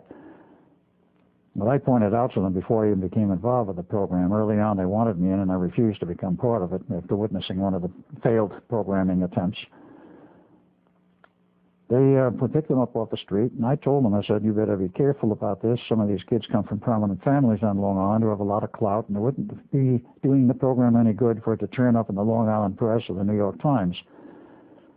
So they started picking them up at greater distances and finally focused in on homeless kids, street kids, if you will, who had no home, broken from their homes for whatever reason, broken all association, and many of them were down and penniless, broke, didn't even know where the next meal was going to come from. A serious problem in New York and a lot of other cities. So they started picking these kids up because they were quite literally homeless. When they were done programming them, they would send them back to where they had come from, waiting to be used. By 1979, with the electronic system fully operational, I went to Jack Pruitt, the station master, and said, look, we've got to change this program. You're beating half these kids to death. They're being treated very badly. They refuse to become part of it. Let's change this whole thing around. First of all, it can be done electronically now, so that cleans up that part of it. And secondly, instead of beating them into submission, offer them a carrot. Give them something. And he says, sounds good, but that's out of my reach. It's definitely out of my jurisdiction. You'll have to go higher up. I went up the line to the technical director, Dr. Herman C. Unterman, and others. Finally wound up someplace near the top for the man who I recognize today, but he is still alive, so I won't use his name, and told him what I proposed. And he says, I haven't got time for this. I don't want to hear about it. I says, well, maybe the Long Island Press, the New York Times would like to hear about it. Well, he froze at that point. He says, wait in my outer office. I got to make some phone calls.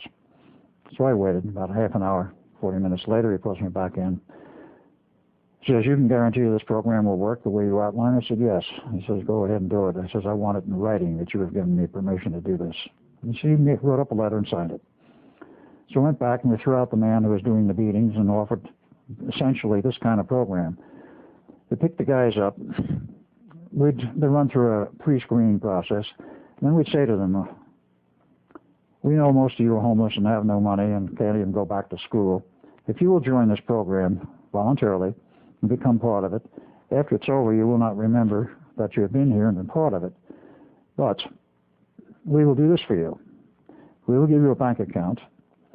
We will give you money to live on.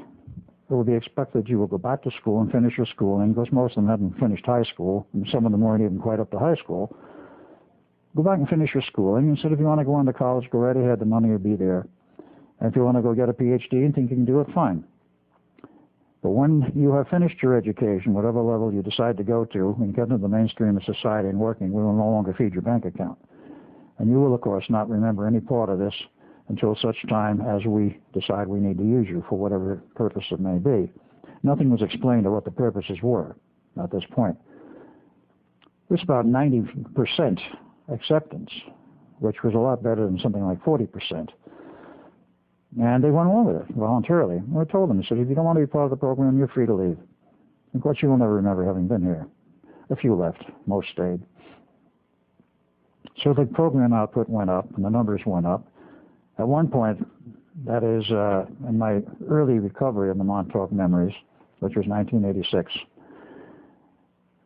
I put 2 to 2 together and came up with a number about, well, maybe we processed about 10,000 Montauk boys.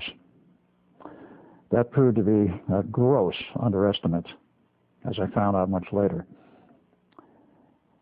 But one of the questions will be, and is, of course, how did they continue to pull these people in? And in view of the fact that later the numbers went into the millions, how did they get these recruits? Where did they get them from? They took them from all over the U.S. Well, did they pick them up with a car and drive them there, or put them on a plane, or just capture them physically? What did they do?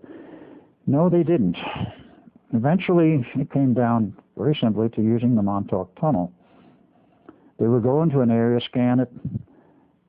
Perhaps agents would go into an area and scan it to see if there were appropriate material there for the Montauk Boys Program. They would pick them up by means of the time tunnel, instantaneously transport them to Montauk, pre-screen them, see if they were part of the program, process them, and ship them back to where they'd come from. And with the capability of not only transportation physically in space, but also time manipulation, they could pick them up, let's say, at 12:01 a.m. some other morning or some day that they wanted to pick these people up. I might run them through Montauk and take a week at it, ship them back at 12:01 plus half a second.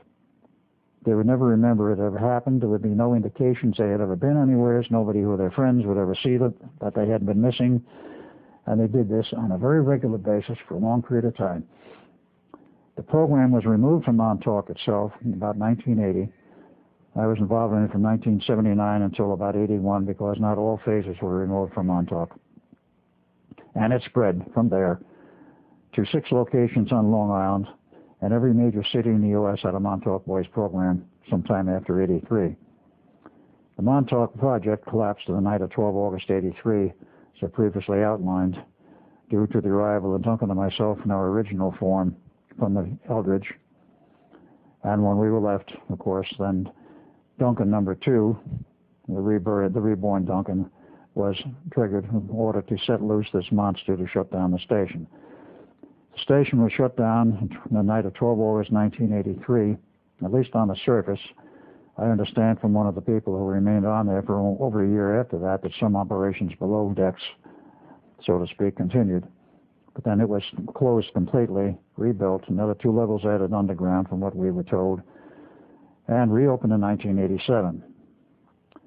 The Montauk Project continued for the same basic personnel from 1987 to 1991, doing mind control, other types of things like traveling across the galaxy with the time tunnels, doing whatever they wanted to do.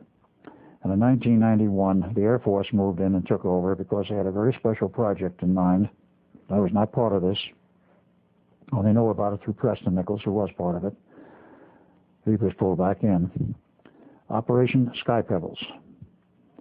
While this is not part of my history, it is interesting to note that Operation Sky Pebbles was the Air Force's official title in the program to divert the comet known as Hale-Bop, which arrived in 1997-98.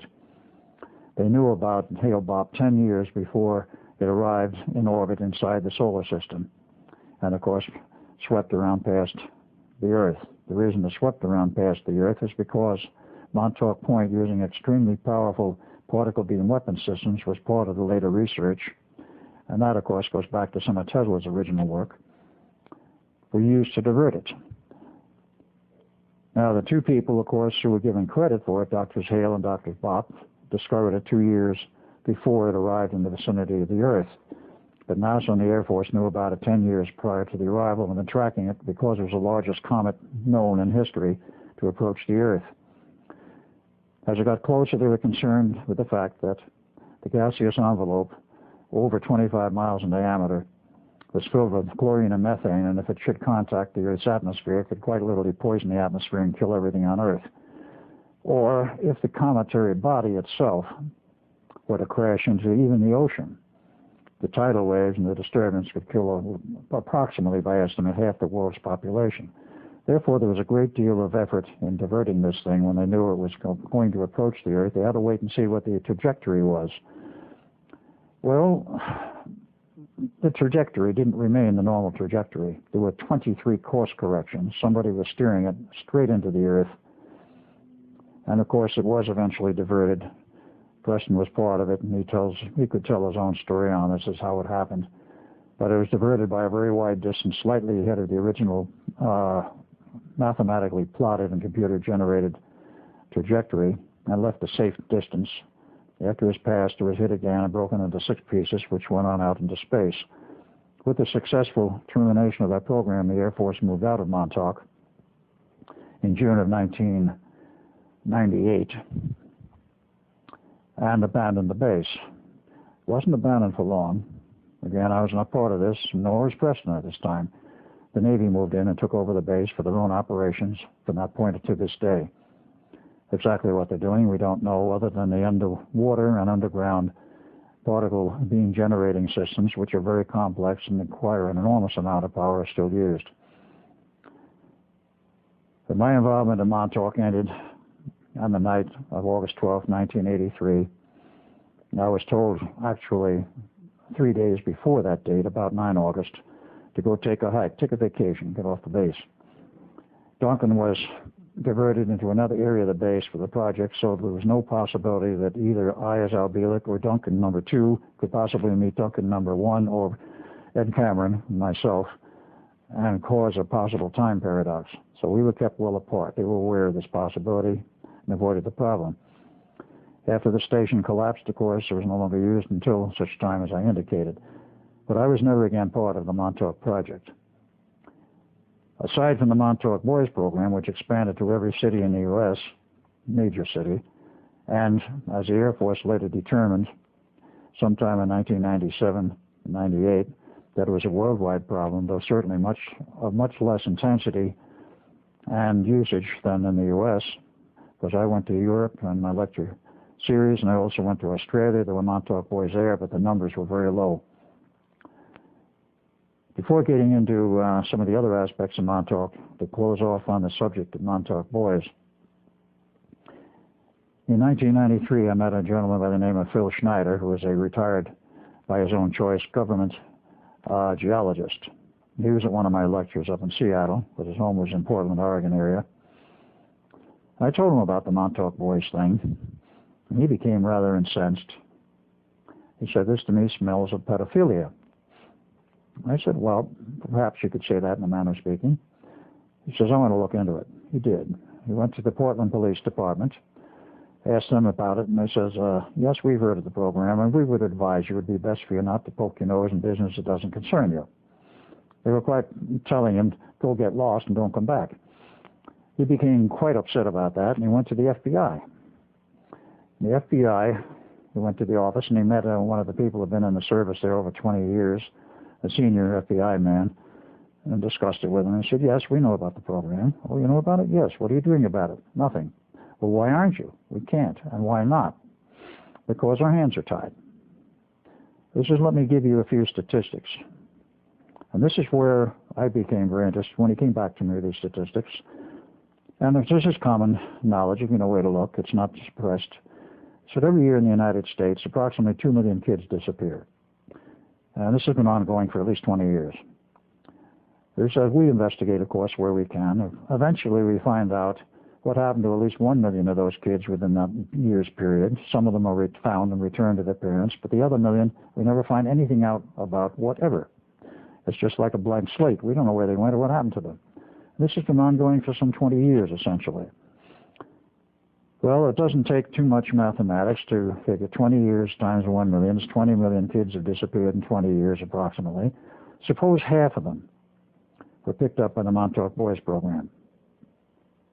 That's a very large, shall we say, a secret army under somebody's control. Well, I told that to Phil, and Phil said in the process of discussing it, he saw that possibility, but I went back to Preston, and when the first Montauk Boys programming site under Sag Harbor, Long Island, was broken into by the Air Force sometime in 1997 because of what Preston told them and the things we were doing there at that time, the Air Force got into it, and they closed the base. They got all the files and the records. Preston was allowed to see them. They had 30,000 dossiers from that one location alone with photos and a complete history of the Montauk boy had been processed. One came from as far away as Australia to be run through Sag Harbor.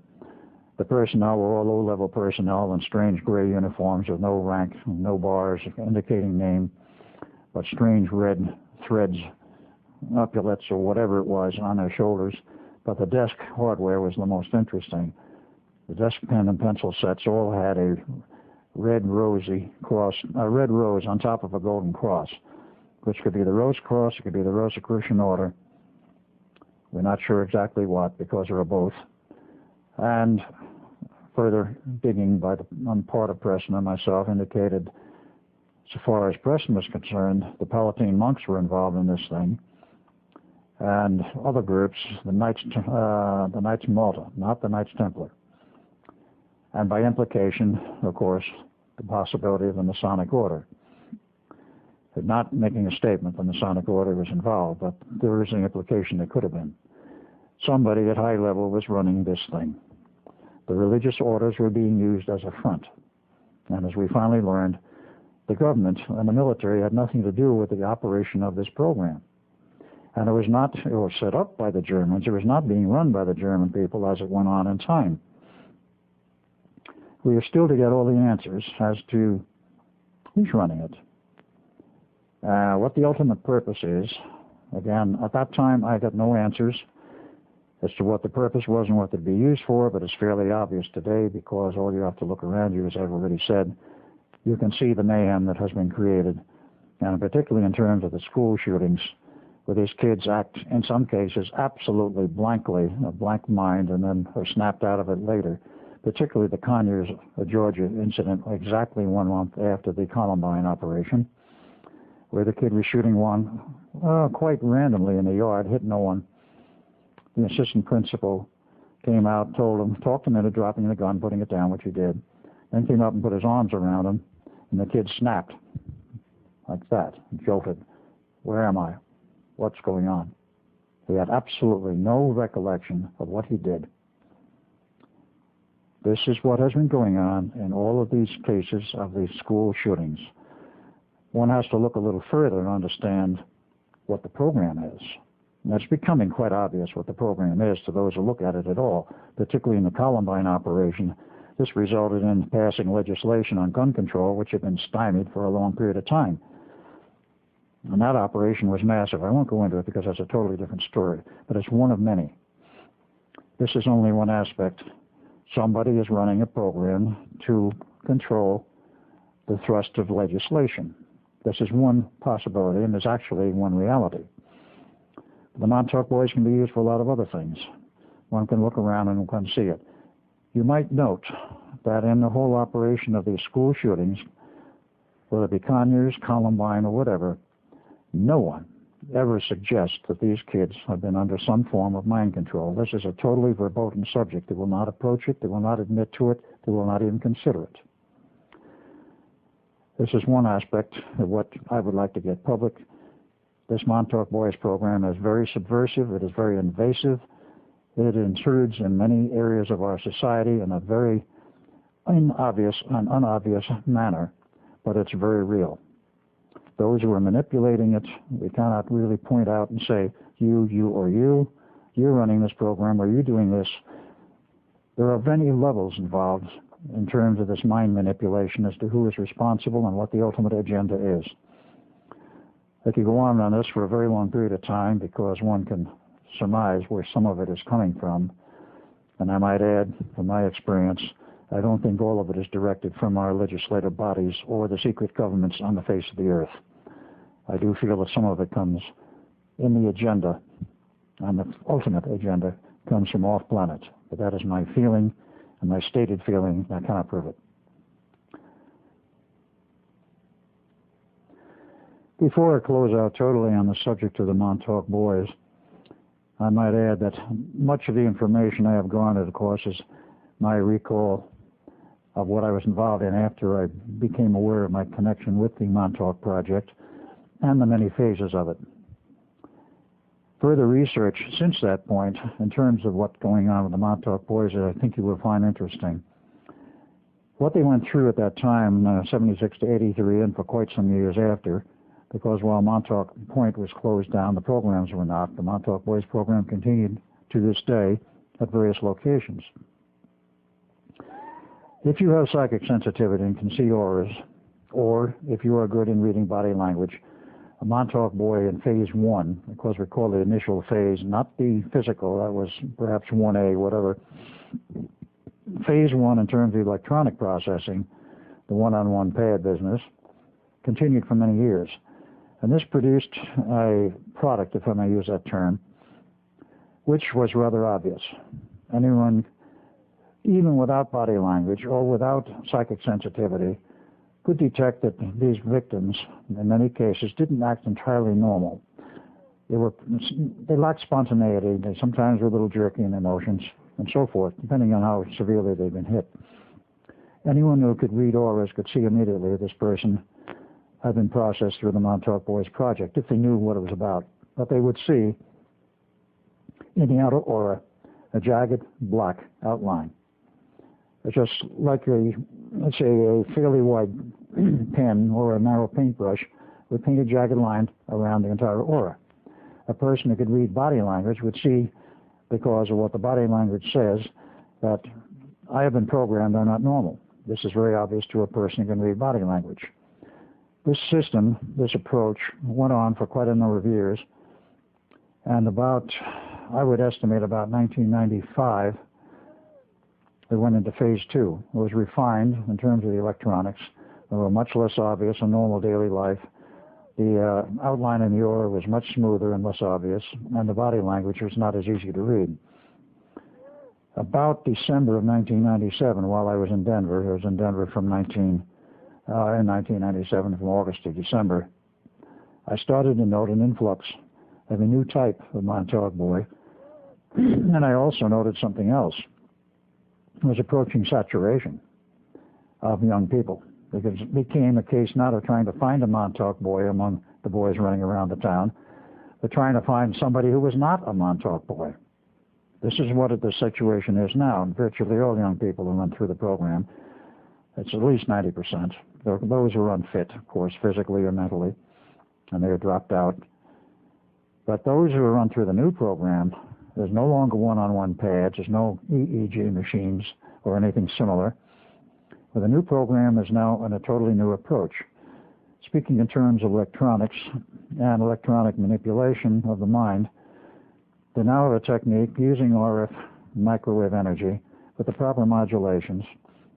They produce a scalar wave wherein if they pick a group of candidates who fit the same general categories of what they want, you have the same general physical characteristics, mental characteristics, traits, whatever, and they want to put out, let's say, 30 people into one particular program, they put them in this room and now batch process them. The RF energies will impinge on everyone's brain simultaneously. No longer are you concerned about the chakras and approaching it through a chakra system, but you impinge it on through the brain into the conscious and the subconscious. And in a fairly short period of time, I've never witnessed this program, but I would make an estimate of about 30 minutes max. They have been fully programmed. It's all through in the subconscious.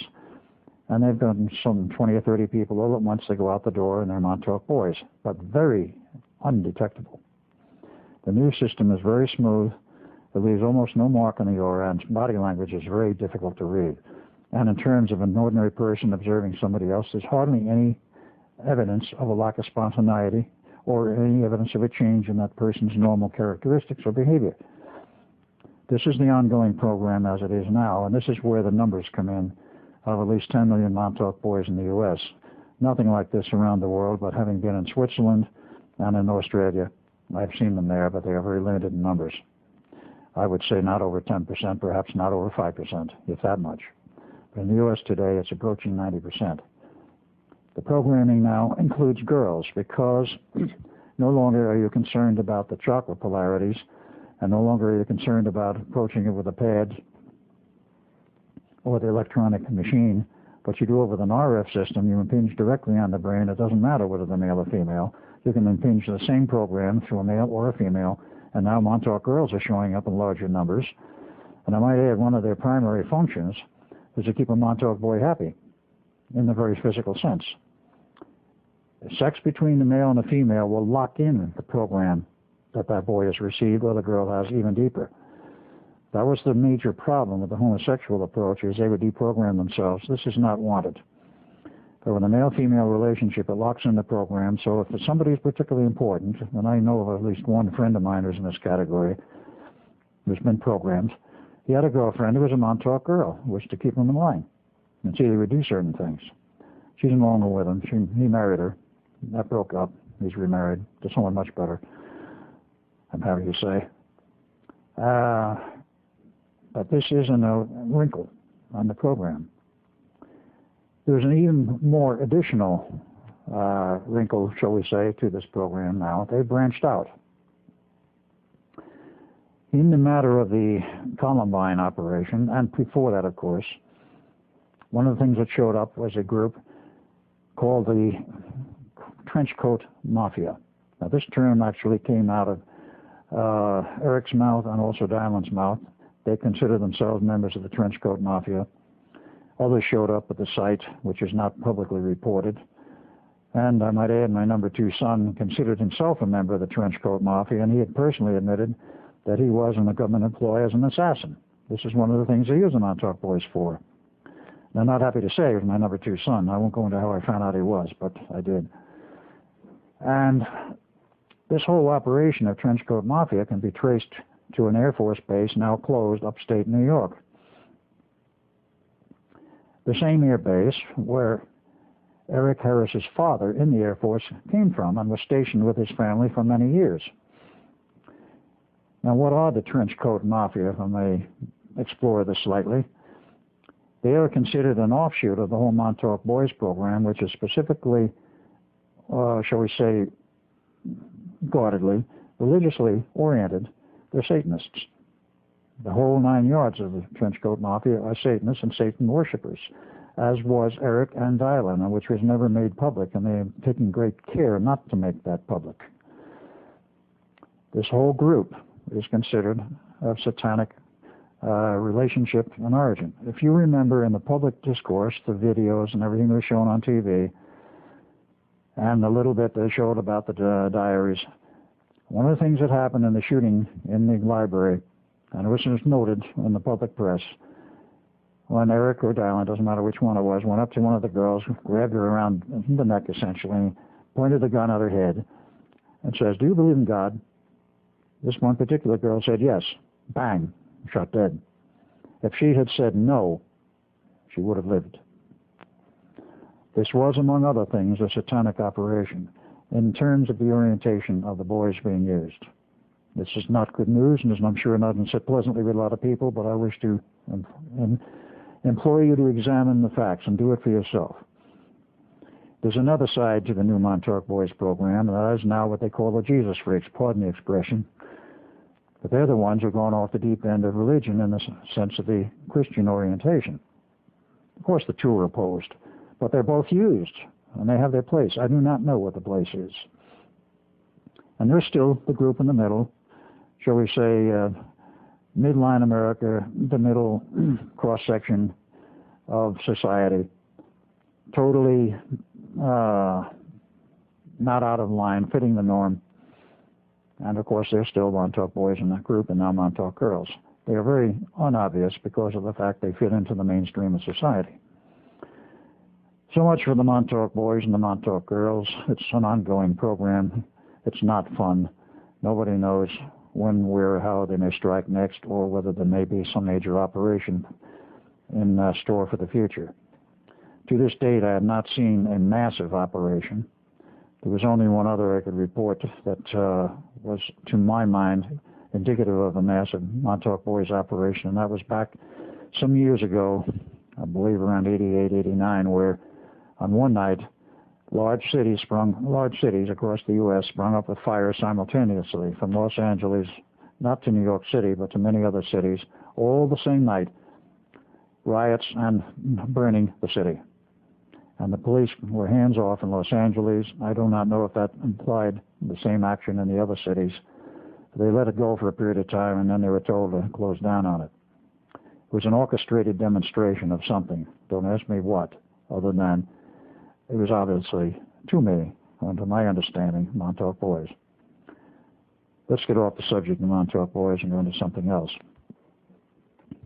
Other aspects of the Montauk Project which were interesting was, of course, there was some genetic experimentation there. Not very much of it, but it was there and it was elsewhere. This is a side of the issue I don't really care to get into because I'm no expert in genetic manipulation and the attempts to crossbreed races. But there was some of it at Montauk, much more, and was engaged in at Dulce, New Mexico, and other locations sponsored by the government. One of the other things they were doing, and of course this was the primary thrust of Montauk, other than the Boys Program, was the exploration of time and space, traveling forward and backwards in time, and of course across the galaxy. There was one program I became involved in, several I were involved in, but I will not go into more details on this one. They did use it for going back and altering history, but in this case, in the program I'm referring to, it was not a matter of altering history, it was a matter of determining history. Unbeknownst to the general public, but at least one person in the last few months has come forward to verify it, Mars has been colonized by humans for quite some years. It goes back to the period after the initial landing in 1962, an unmanned lander, sponsored by the U.S. and Russian governments jointly. And the history of that is available in a video entitled Alternative 3, which shows the result of a program broadcast in England on Anglia TV on April 1, 1977, detailing what they investigated as the brain drain in England. Well, they got into other subject matter and eventually became involved with the whole operation of Alternative 3, namely get off the planet in case the global warming goes totally out of control, and establish colonies elsewhere, Mars being one of them. According to my understanding and the info I have, I know at least one man has gone public on it, Mars is colonized, human colonies. A lot of the people who disappeared from Earth have gone to Mars. In the process of colonizing and building these domed cities, if they're all domed,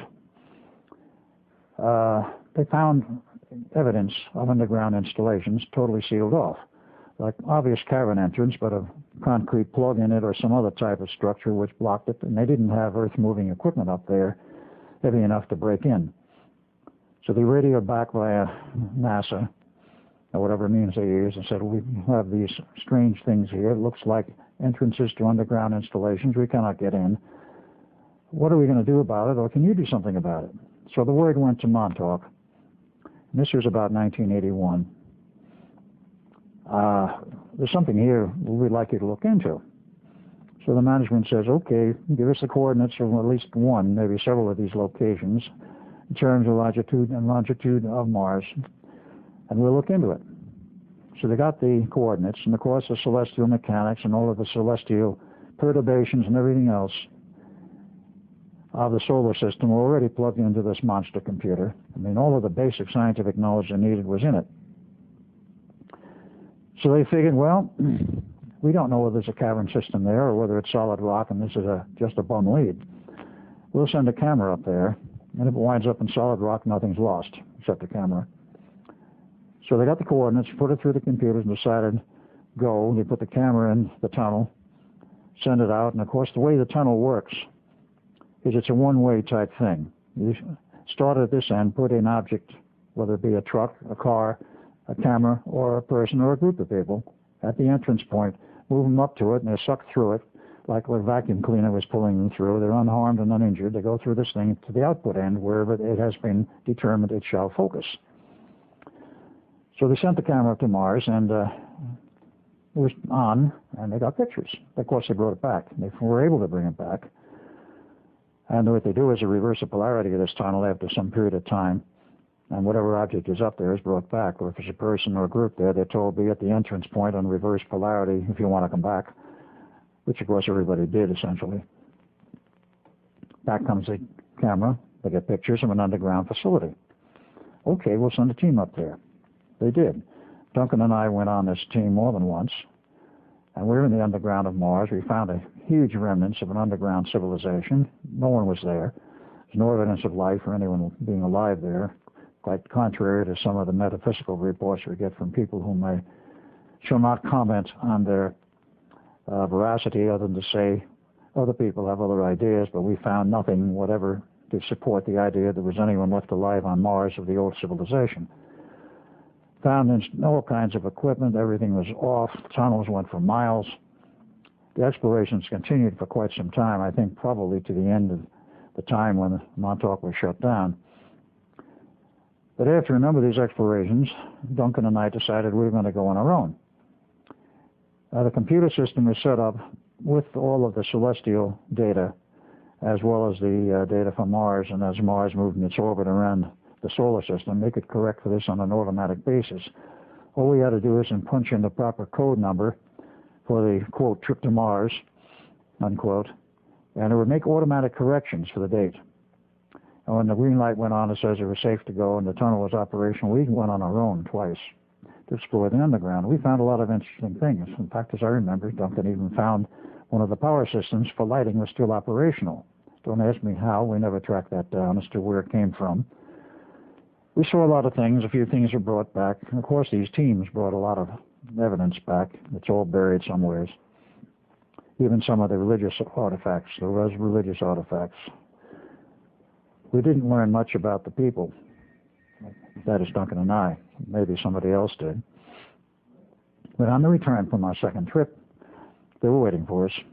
We were slapped on the wrist and told very bluntly, you're not to do this anymore. And they broke Duncan and I up as a team, so to speak, and we put in different sections and on different operations. It continued after that, but we never heard anything more about what they found. But in terms of the fact that is not publicly admitted today that there are colonies on Mars that are quite successful, I would suggest that you go find one of the books about to be published, if it hasn't been already, by Dr. George Merkel out of Corpus Christi, Texas, who announced this book at the last meeting of the Global Sciences Congress, which was in Houston, Texas, last month. He showed photos. I was not there, but he showed photos of life on Mars that totally, I would say, upset and also at the same time probably titillated the senses of the people that were absolutely amazed at what he had to show. I cannot vouch for the accuracy of his information, not having seen it. I do know George Merkel personally, and I know that he is a scientist of great repute, has done a great number of things. He originally came from Russia, but he worked for the CIA for many years as a scientist.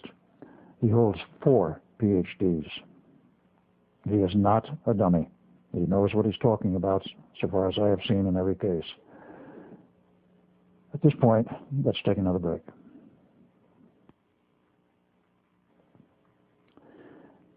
In going through the history of the Philadelphia experiment and the Montauk Project, I've yet to explain how my memories of my involvement with both of those came back. The first one that came back was actually the Montauk Project. In 1985, I was at a national USPA conference in Dayton, Ohio. Preston Nichols was there, and he brought a new assistant with him, Duncan Cameron.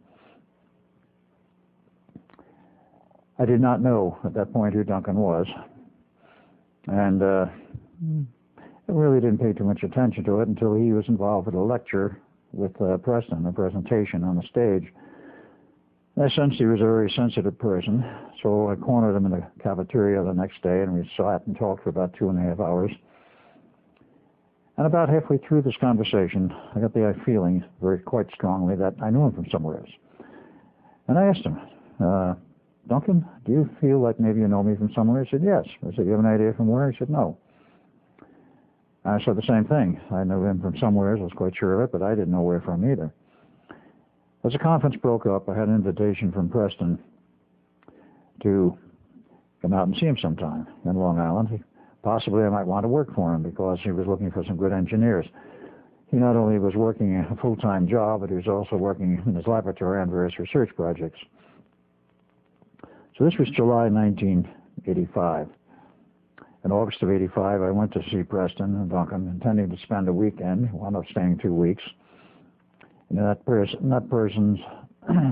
that particular period of time, Preston invited both of us to take a trip with him out to Montauk Point. It was at that time of that visit, and a subsequent visit in 1986, May of 1986, when the group from Phoenix came in, headed by Lenny Perlstein, as I previously mentioned, that my memories literally came back, not on the base itself, but after that second visit, sitting alone in Preston's laboratory one afternoon. I insisted, during this period of time, I had not been part of the Montauk Project. Duncan and Preston insisted I had been, a rather an important part of it. So all I could say was I didn't remember it, which was true at that point. Sat down and started meditating on the subject, so to say. All right, what if I was actually a member of the project and had been part of it? What then? Well, for the next hour and a half, I started to shake like a leaf, and I knew that this was a body telling me that something was coming up. And I was sort of fighting it and resisting it, but memory did come back. The memory came back of the trip to the director's office and being recruited in the whole 9 yards in my involvement with the project. And of course, more came back later. But that was the, shall we say, the opening of the door to the beginning of the return of my memories. Strangely enough, the Montauk Project came back first, and that was the most recent. The, shall we say, the debriefing from that project was not nearly as thorough as it was from the Philadelphia experiment. Long since, Duncan and Preston had recovered their memories, and that was because of that. Many visits during the period from August 1985 to May 1986, many visits on their part to the Montauk Point operation. and they were both quite sure at that point of their involvement. So the memories of that back, it then became rather interesting with more visits to find out just what was going on. I moved to Long Island in August of 1986 and obtained employment there, which didn't last very long. And eventually I went back to Phoenix in 1987, remained there until 1993 when I moved to, of all places, Atlanta, Georgia. In the interim period in Phoenix, I kept working. And it was in January of 1988, late one night, on a Saturday night, I don't know which weekend of January, it's not that important. I was watching late night TV and widescreen projection TV. At 4 a.m. in the morning, HBO announced that the next feature of the evening would be the Philadelphia Experiment. Well, the movie had gone by me. I've never saw it. I didn't go out of my way particularly to see it, and there wasn't much time to go out of my way to see it because when it first showed up on the circuits in August of '84, I was at that point living in a little out-of-the-way place in Arizona. And there's a theater showed it for about 2 weeks and it disappeared. And I thought it was going down to Phoenix, but I found out much later that it was pulled after 2 weeks. In 1986, EMI Thorne acquired the rights for television and for video and produced literally a complete video of the movie, The Philadelphia Experiment. And apparently added some footage which was not in the original movie according to those who saw it. Strips off the cutting room floor that they managed to salvage and add in. What I saw that night, starting at 4 a.m., the first 15 minutes was almost dead on what actually happened in the original rendition of the true facts in 1943. There were 2 or 3 minor areas. One was they showed a complete complement of the crew of 150 boarding the Eldridge. It was not 150. It was nowhere near that. It was a test run, and they didn't need the full complement. Number 2, they showed it was October of 1943. Out of the Philadelphia Navy Yard, it was actually August for the second disastrous test. The other part that was erroneous was that the base, which was connected with the operation, they did show the operation and the connection with Montauk Project base, except they, in the movie, moved it from Montauk to Wendover Air Force Base in Wendover, Utah, and changed the date from 93 to 83 to 84. Other than that, the fact that we went underground and all of this was partly correct, and most of it from that point on was correct. Going back to the Eldridge smashing the equipment, all of that was portrayed in the movie. Needless to say, it had a rather strong effect on me, and I knew that I was involved. It took some time after that to sort the pieces out and to get more of the memory to come back. The initial part that came back very quickly was that, A, I was part of the experiment. B, I had a brother who was part of it. And the interesting point was, at first I thought I was the good-looking guy in the movie portrayed by Mr. Perret. Turned out that that was a role model that fitted my brother quite well. The runt that was there, who was the friend, actually was me, but I was a brother. That part was not correct. But I did have a pregnant girlfriend, which was correct. But what came back immediately afterwards was that I did have a family. John Van Neumann was the director, and that he had made me a promise that if I ever remembered my involvement with the Philadelphia Experiment, he would try to call me on the phone within 72 hours. It took him 48, at least to try. At that time, I was still working in Scottsdale, Arizona on a project. And that particular day, he from Preston's office in Long Island, that is the company he was working for, tried to call me. He didn't know where I was. Preston did, had my phone number. Tried all afternoon to reach me, and the operator connected through the secretary in the office for the section, and she never bothered to make a note of the calls or to call me and say that somebody had tried to call me. That night, Preston calls me and says, well, where were you? I says, I was in the lab all afternoon. Didn't you get a message? Nope. Secretary never bothered to give me a message. Why? And he told me why. He said, you'll never guess who it was who was trying to call you. I says, no, I have not the foggiest idea. He says, it was John Van Neumann. Well, I got very upset at that point because that was a first attempt, and it had been thoroughly thwarted by a very incompetent secretary. Whether or not it was her incompetence or whether there was outside mind control involved with this, because from that point on, things became very strange and very erratic in my life. I did eventually visit John von Neumann upstate New York. I have extensive slides of me, more than one visit.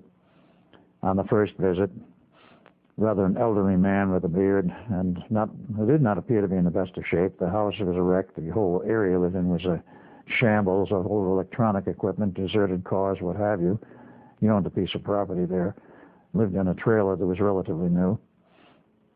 Talked, about 2.5 hours on the first visit. And like a phonograph record, he repeated his history in New York during the war years and afterwards as an electronic surplus dealer, the name of Howard Decker. Well, the records show there was a Howard Decker, and there was a man who did all this electronic salvage, bought and sold a lot of stuff, made money at it. That was a fact. But the fact that von Neumann was saying that he was Howard Decker was rather curious. How did this come to pass? It took a while for us to figure it out, but obviously he had been worked over at some time after his usefulness for the government was over, which was not 1983, at the end of the Montauk Project, but later on, about 1986-87, his involvement with JPL, designing a piece of equipment for them for the Voyager satellite and the Voyager trip. He did not anymore remember that he was John von Neumann when he was on location of his property. Occasionally he would take a wild whim and get in his car and drive to Long Island, because he at one time had a home on Long Island, and perhaps he remembered this, or for whatever reason decided to take the drive. When he got out of the area of his home, let's say about 20 miles out, whatever electronic system was being used to hold him in that altered state of awareness and that altered reality, wherein he felt knew he was Howard Decker, when he got far enough away, he was again John von Neumann. He went straight to see, of course, Preston Nichols. And he was looking for me, but that first event was by phone. There were subsequent trips when we managed to not connect, but eventually I did with him upstate. In the interview, the discussion back and forth, I finally asked him, Howard, do you remember the Philadelphia experiment? No, I don't know anything about it. Well, do you remember me? Yes, but I have no idea where from. They erased everything else, but not the memory of me, though he could not put in his mind where he knew me from. Eventually, he did come back, but only when he was out of that area. I have not seen him now in almost 2 years. The last time I saw him, he was deteriorating physically. But usually when he got too far downstream in terms of his health, he would take a trip to Europe and get himself put back together and get, perhaps the word is refurbished, and come back in much better physical shape and be okay for another year or two. I know he's still alive, but I do not know in what health or what condition. But at least we did connect, and that was after, of course, of my recollections. The recollection of the Philadelphia experiment and all of the involvements, and of course all of the other side projects, has taken many years and has been an ongoing process that is still not over. One of the other things which I wish to go into a little bit more later are some of the other side projects I was involved in. It was not only the Philadelphia experiment, it was not only the Montauk Project, but in the time period between 1986 and 1988, the Montauk Project being reopened in 1987, I was involved in other projects upstate New York involving the government and the person who became my roommate, or more correctly say I became his roommate in Atlanta, Georgia from 1993 till he died in 1996 in June from strange and mysterious causes at the age of 44. The only thing I can say in addition right at this point is that my life has been a hodgepodge. It's been a very strange mixture of things. Having been an engineer for 30 years, my engineering career ended, by the way, in June 1988, just before I went public on a lecture in New York City, before a private group about, quote, Project Rainbow, unquote, which was the official name of the Philadelphia experiment. Project Rainbow, by the way, was the name for the original phase of this experiment, or series of experiments, which involved, of course, 2 other ships, the DE-076 and the DE-013, the 076 operating out of Norfolk, Virginia Navy Yard. All of them were outfitted at the Philadelphia Navy Yard with all the special equipment. The 076 is still, shall we say, alive and well today. It's still in service. The 013 during the test sank in the Atlantic out in the Azores. But so much of this history goes on, and the Eldridge, I might add, even though it was sold to the Greeks, or allegedly sold to the Greeks in 1951, along with a sister ship, under Harry Truman's Lend-Lease Act of 1950s. The Greeks acquired the Eldridge, kept it for many years, and then strangely enough in 1995, when the U.S. Navy goes back to the Greeks and say, we want this ship back. Oh, but you gave it to us. No, we didn't. We loaned it to you. They did acquire it back after extensive refurbishing in order to even bring it across the Atlantic, because at that point it was a rust bucket. And all of the photos taken at that time, which were published, at least some of them were published in the Playboy magazine, Greek edition, in Greek of course, showed the condition of the Eldridge and certain things about the cabling and the wiring which was still there I recognized as part of the wiring for the coils on the deck. It came back to Norfolk, Virginia. It's being towed across the Atlantic, was totally refurbished and rebuilt with a new hull under it. The hull was rotten and is today, strangely enough, still in service, but tied at the dock side of the Office of Naval Research and the Washington, D.C. Navy Yard. According to computer runs and the internet, it does make occasional trips up the Long Island Sound for purposes not stated. Why the Navy wanted to keep that and the fog alive, so to speak, and viable ships doesn't, to me, make much sense, but they must have their reasons. They are still very much afloat and very much alive and well.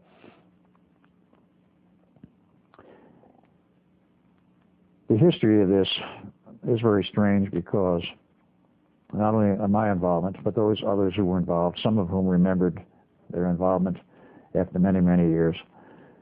One of the aspects of the suppressed memories and the brainwashing is if you wait long enough and live long enough and have no further instructions as to what to forget, it will eventually come up and you remember it.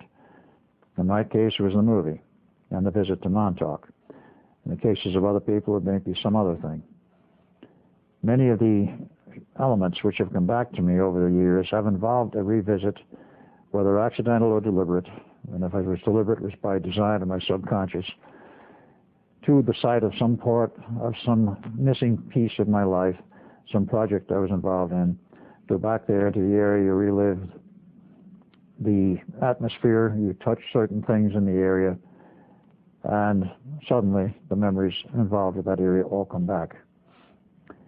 It is a rather strange phenomenon, but it's well known psychologically that this does take place. Now, one of the other things I think I need to cover here is why, when I was converted from Ed Cameron to Al Bielek, why was the Bielek family chosen? That took many, many years to understand, even after I was aware of the fact that I was not originally a Bielek, but it was Ed Cameron.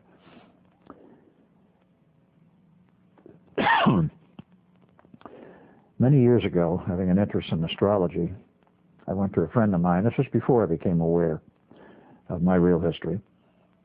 I was a geologist, but an amateur astrologer, but very good, and I asked him to do a chart for me. And he did. I was Al Bielek. And he said it was a very complex chart. He didn't really understand it all. There were 5 fire signs in one house, and it was obvious that I had a lot of problems.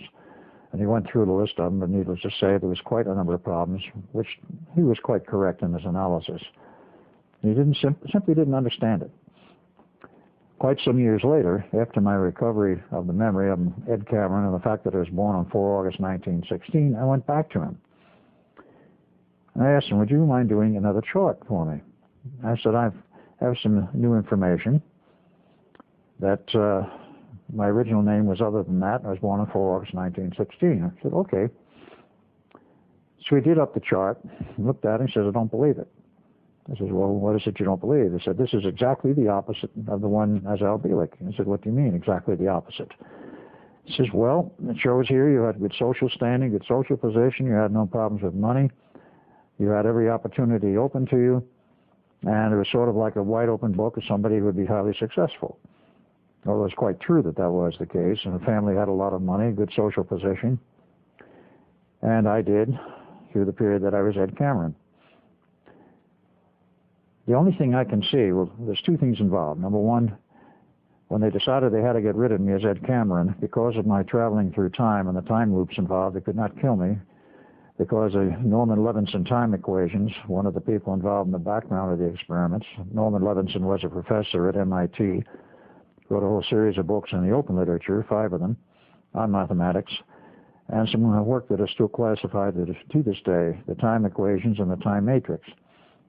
He indicated from his work, the classified portions, that if a rift developed in space-time, in the time field, it would be unstable for a certain period of time and then would start to settle down, and it would take another 20 years before it actually became fully stable of itself. And that interim period, there had to be dampening applied to it, or it might become highly unstable again.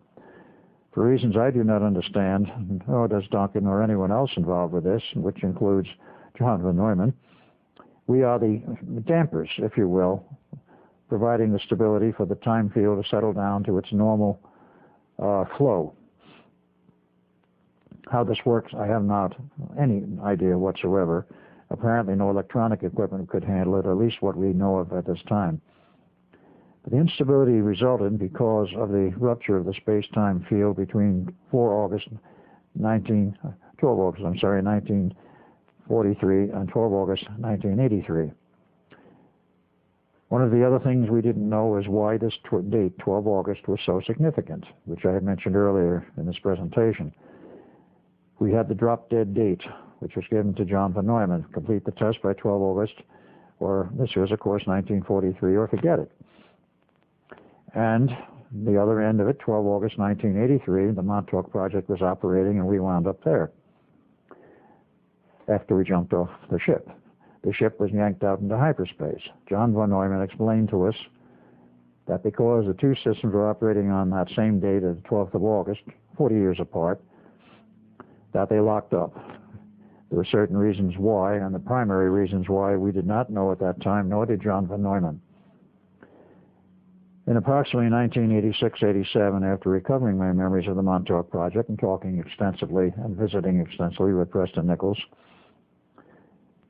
I came up with something which I'm not even sure where the information came from. But I was aware of that fact that other people, having done research, were quite certain that the Earth, like the human body, has its own biorhythms. The human body has 3, and they are easily charted, and they play some role and some significance in our psychological makeup and behavior. The Earth has 4 biorhythms, and strangely enough, all 4 only peak out once every 20 years. Preston Nichols did a lot of research with his battery of radio receivers. He has an antique receiver museum, if you will, and he cranked them all up, put them between stations at various frequencies, and took a measurement of the noise background. He found it fluctuated on a periodic basis. Talked to the people at his office, and his boss said there may be some significant information here, and his boss agreed and gave him a little bit of money to continue the work at home and bring it in to the office, and eventually all of his information was crunched on their main computer, and they came up with the 4 biorhythms. Lo and behold, all 4 peaked out at one day every 20 years. I don't think I have to say what day that was. It was the 12th of August, plus or minus half a day, 1943, 63, 83, 2003, forward and backwards in time every 20 years. Well, we finally figured out that this had something to do with the fact the lockup occurred on the 12th of August 1943 with the program at Montauk on 12 August 1983. Because on 22 July there was no such lockup. There was no evidence of any kind of instability of this type. And the fact that the records of Montauk showed that they turned the station on 1 August, or approximately 1 August 1983, 24 hours a day, 7 days a week, with no let-up, was very significant in itself, because it had never happened before in the history of the Montauk operation. And it definitely was on that night of 12 August 1983. Because of the synchronization, I think would be the proper term, due to the biorhythms of planet Earth, it provided the link, the cross-link, if you will, between 12 August 83 and 12 August 1943.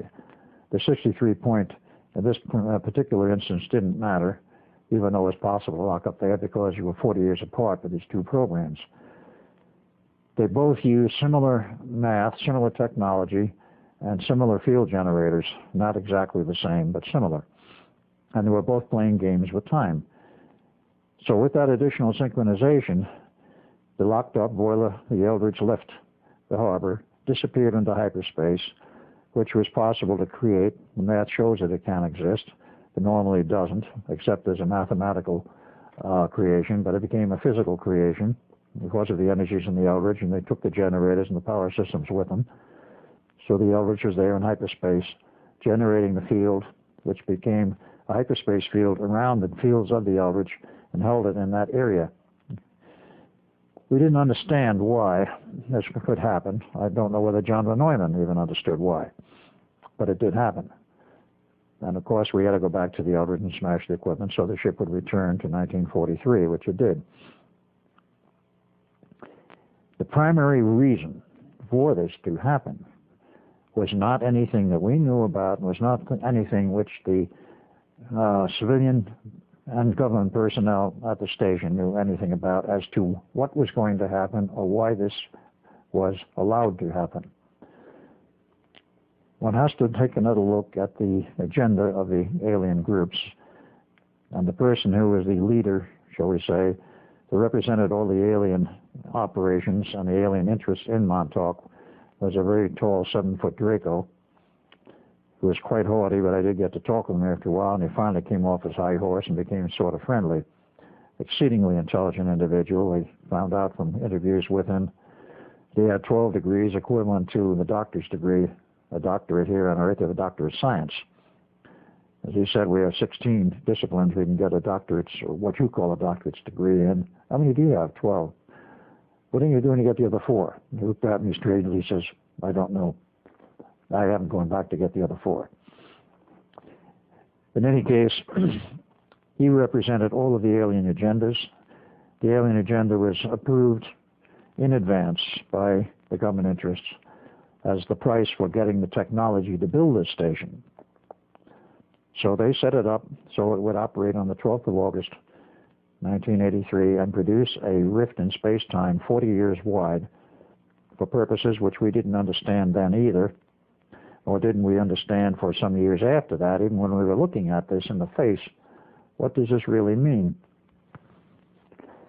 Finally figured out in the 90s that the alien agenda was deliberately designed to produce this rift in space-time, which caused a lot of problems, and had to have a solution for preventing a major cataclysmic reaction in May, for any period of time around 12 August 1963. We built equipment, or I should say, Dr. John von Neumann and certain other scientists built equipment in May of 1963 to prevent the backlash from the time field, because it, in a certain sense, is like an electromagnetic transmission line.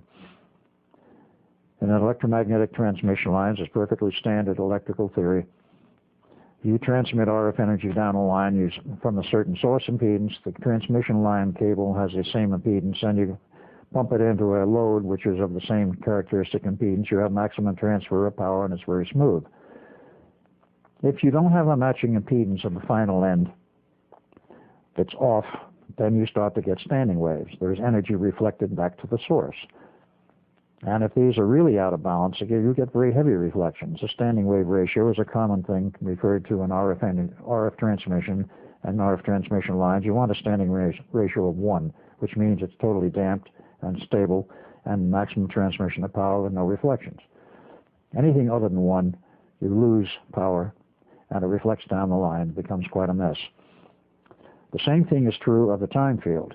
If something disrupts the normal function and the flow of time through this field, you can get standing waves in time. And this is what happened because of this disruption in 1943. Of course, after we were past that point, there wasn't much you could do about the 43 end, but the 83 end and 63 point had to be damped.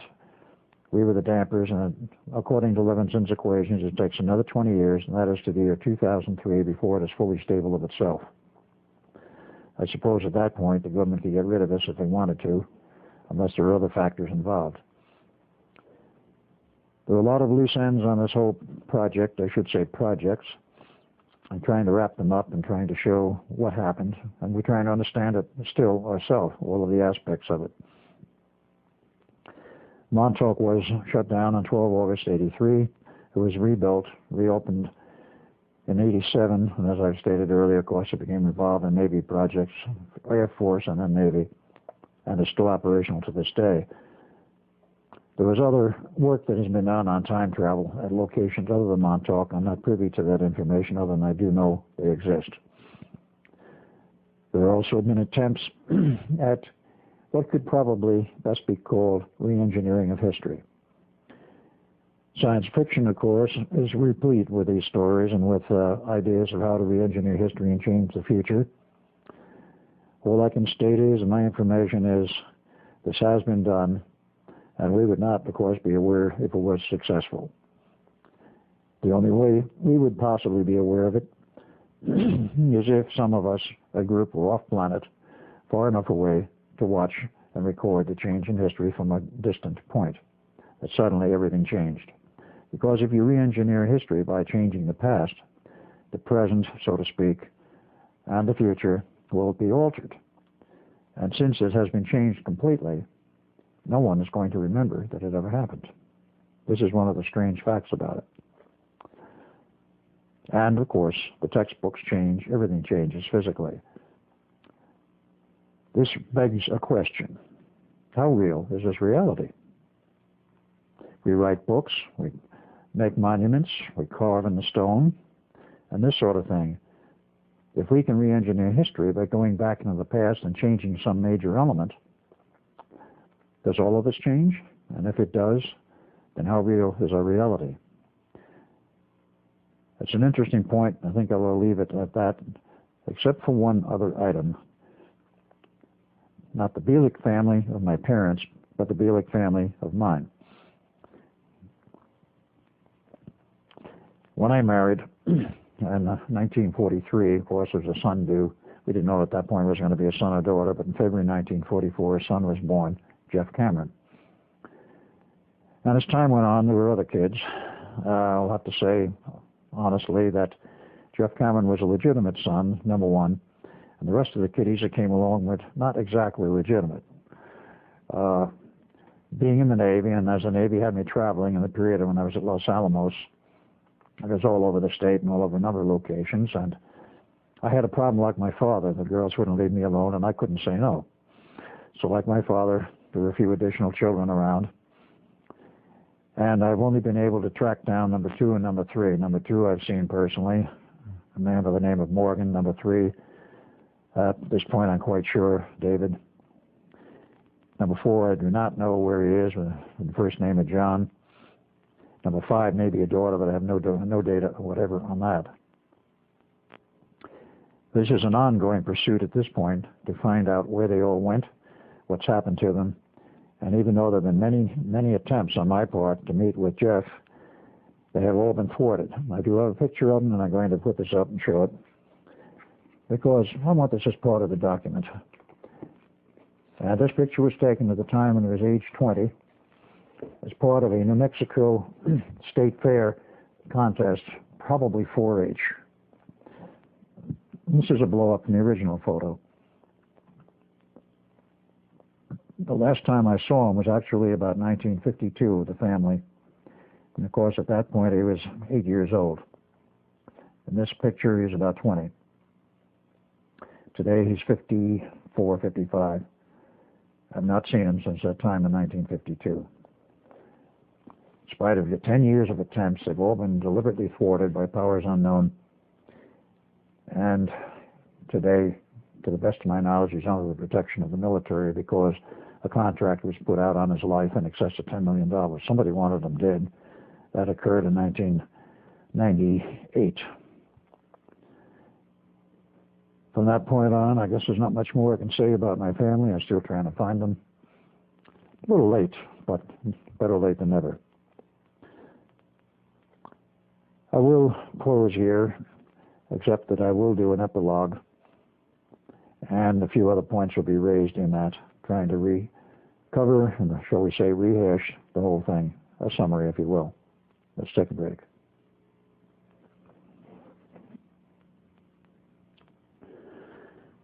I could put a small epilogue in here, looking back over the history of this past century, the 20th century, this now being the year 2000, in April of the year 2000, actually the 21st century, though some people will dispute whether it is yet the 21st century. The history of science is very curious. Back in the days, let us say about the turn of the century, mathematicians and scientists at that time said a heavier than air craft could never fly. Well, in Kitty Hawk, 1903, the mathematicians were proven wrong when the Wright brothers flew a plane. And of course, we know the rest in terms of history as to what has happened in terms of aircraft. Along about 1947, of course, with the mathematical controversy existing well prior to that, mathematicians insisted no plane could ever fly at the speed of sound or faster. It would fall apart. Well, on 28th of August, 1947, that was proven wrong when the Bielek 1 flew at Mach 1.05, slightly faster than the speed of sound, a rocket-propelled aircraft. I was involved as an observer on that project. But again, the mathematicians and the scientists were proven wrong. Today, and actually going back into the 40s, many scientists and others have said that time travel, that's impossible. That could never be. It's against nature, etc., etc. Time is an illusion. Therefore, how can you travel through an illusion? Well, unfortunately, time is an energy. The time field is an energy. And if you want to say it's an illusion, so is our whole reality. From another viewpoint, another standpoint. If you get outside of it, some of our renowned gurus of the Far East and of the Himalayas, after many years of meditation and self-denial and such, apparently have broken through to enough of a level to say what we call reality is an illusion after all. But we live in it, and we accept it. And, of course, as science has learned over a period of years, there's more than one reality. There's 7 parallel realities. Dr. Tiller of SRI has stated that, and others have stated that, and written papers on it, I might add. There have been papers written on the subject of time travel. Yes, it might be possible, but nobody really knows. Even such an esteemed man as Albert Einstein, as at one time or another, said that time travel may be possible, but he also postulated in his general theory of relativity that nothing could exceed the speed of light. And that was in his mind, and many scientists, because he was so esteemed, the limiting speed in the universe. And consequently, you could not, under that theory, go fast enough to go traveling in time. And at that point, he didn't even consider necessarily there was a time field. The concept of the time field came from Norman Levinson, and also came later from the unified field theory of Einstein, still classified. The scientists who worked on this project for invisibility were dealing with time, but not with the primary function of traveling in time. The idea was to warp time, if you will, sufficiently that an object would become invisible. And it did become successful.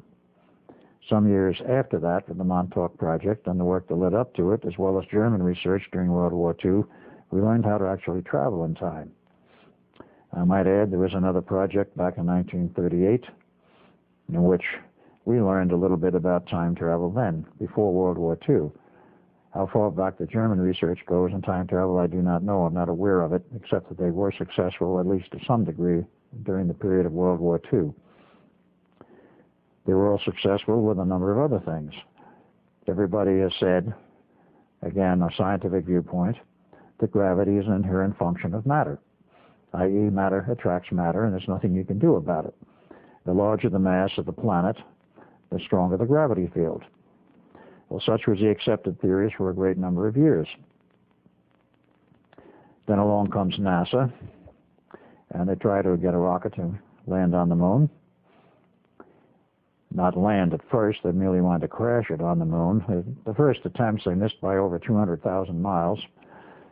I cannot understand how they did succeeded in doing that at this point, but after reading some of the texts put out by engineers later, one of the most important ones being a book entitled Operation Moongate. I do not know if it's still in print or not, but the author, an engineer who wrote that book, pointed out that NASA had to find out, and the hard way, that the gravity neutral zone, which they postulated was about 25,000 miles off the surface of the moon and would correlate with an assumed gravity on the moon of 0.16 that of the Earth, was grossly incorrect.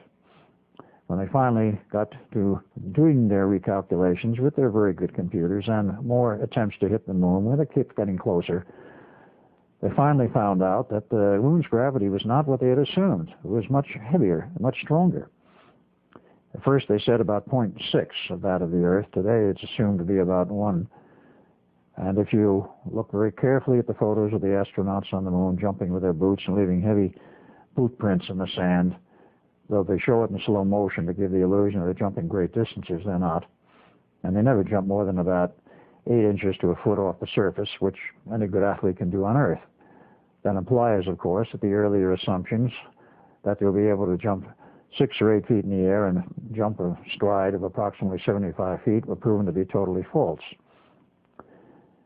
So we get back to two things. One, gravity is different than was assumed by Sir Isaac Newton. The more modern theories indicate very strongly and have been proven that it is an external field. And it took a 2-year delay in NASA's program to get to the moon to resolve all of this. And of course, then came into play some of the further research of the Germans connected with this point. Namely, can you provide what is loosely called an anti-gravity field, which could be said to be a gravity propulsion system which opposed the gravity of the Earth, or a shield? They did develop a system which would produce an anti-gravity field, that is a gravity field working in the opposite direction, so an object could be propelled upwards without using rocket thrust or this sort of thing. The Germans had some successful systems going in 44, 45, and all of that material, all of that research, of course, came to the United States after the war. All of the reports indicate not only did the Germans build some, quote, UFOs, unquote, circular-foil aircraft would be more accurate in description, but they have built a lot of them, and they were all anti-gravity drives and float around the Earth, and many of the so-called UFOs seen in the Earth's atmosphere in the past 40 years or so, many of them are probably German craft because they did master the technology for anti-gravity. There were 2 systems under development during the period prior to World War II. One is by the SS Group 2, and then Special Internal Group, and also a very renowned scientist from Austria who developed a system also that worked. We inherited this, and then when it came time to figure out how do we get to the moon and back, i.e. take an astronaut to the surface of the moon and return him to Earth, we were confronted with a very massive problem. And that was, if the moon's gravity is very close to that of the Earth, and the gravity neutral zone is some distance out, perhaps 100,000 miles into space away from the moon, putting it nearly in between, halfway between, what do you do about it? It takes a Titan V at 5 million pounds thrust and all of the fuel that it carries to get the payload called the moon orbiter and the pod out of the Earth's atmosphere, across space, and into orbit around the moon. Okay, you get there. You land on the moon. Now, if the moon's gravity is the same or close to being the same as the Earth's, how do you get off? The little rocket thruster they have on the back of the LEM is nothing but a thing for show because it could not possibly produce enough thrust to get off the moon. Its purpose was to guide it down to the surface of the moon for the proper landing with the platform. When it takes off, it leaves a platform behind and goes straight up. And anyone who's seen the videos, which have been played many times, of that LEM leaving the surface of the moon, it takes off in a great rush. Dust apparently stirs up all kinds of things from the surface, and it goes back into orbit and connects with the orbiting vehicle and then returns to Earth. If it were actually using rocket propulsion to get off the surface of the moon, it would have to be something essentially the size of a Saturn V. Now, how are you going to get a Saturn V to the moon and all of the components necessary, and the fuel and so forth, so that a Saturn V could return the astronauts to Earth? As a practical engineering matter, it's virtually impossible. They solved it, of course, and they've never told the public how they solved it. They had, of course, anti-gravity drives. We've had them for years, decades. And when Apollo 11 landed on the moon, the astronauts, happily there, and of course a great history point for mankind, radioed back to Earth, to NASA, and says, hey, we got visitors here. NASA says, and this was monitored by amateurs in Europe at the time, and they were not on secure communication links. We got visitors here. Yes, we know about it, or NASA replying. Well, who are they? Well, we'd rather not say. Well, as the astronaut's asking Houston, are they Russian? No. Are they aliens? No. Well, are they Americans? Yes. Needless to say, those astronauts were very pissed off when they got back to Earth. They're saying, in essence, all that we've been used for in this trip was PR. They have other systems to get up there that are better than what we have used. It was absolutely correct, because they had anti-gravity drive, secret ships, and they were there waiting for the crew to arrive by means of rocket, and in a way, their own way, welcome them, and then, of course, disappear into whatever area they wanted to do. Scientists and mathematicians have had a history of saying it's not possible, it can't be done. Well, we've done it. We've done many things. We have time travel, we have anti-gravity drives, we have weapon systems today, which doesn't fit in, of course, with my history. I'm not involved with them. But today we have particle beam weapon systems, which really were invented directly and originally by Nikola Tesla, which are sufficient power mounted on Earth with very long laser bored tubes for the twin-beamed gun, if you will. The longest one today is 300 miles long in the center of the, not in the center of the Earth, the center of the U.S. underground. And how it's controlled or steered, I don't know. But it has enough power that they use the moons of Jupiter for a shooting gallery. They've actually punched a hole 25 miles in diameter through one of the moons. It can't be done, but somehow we managed to do it. And I think we will continue to make progress and to do what has been called impossible. With that, I will close. Thank you.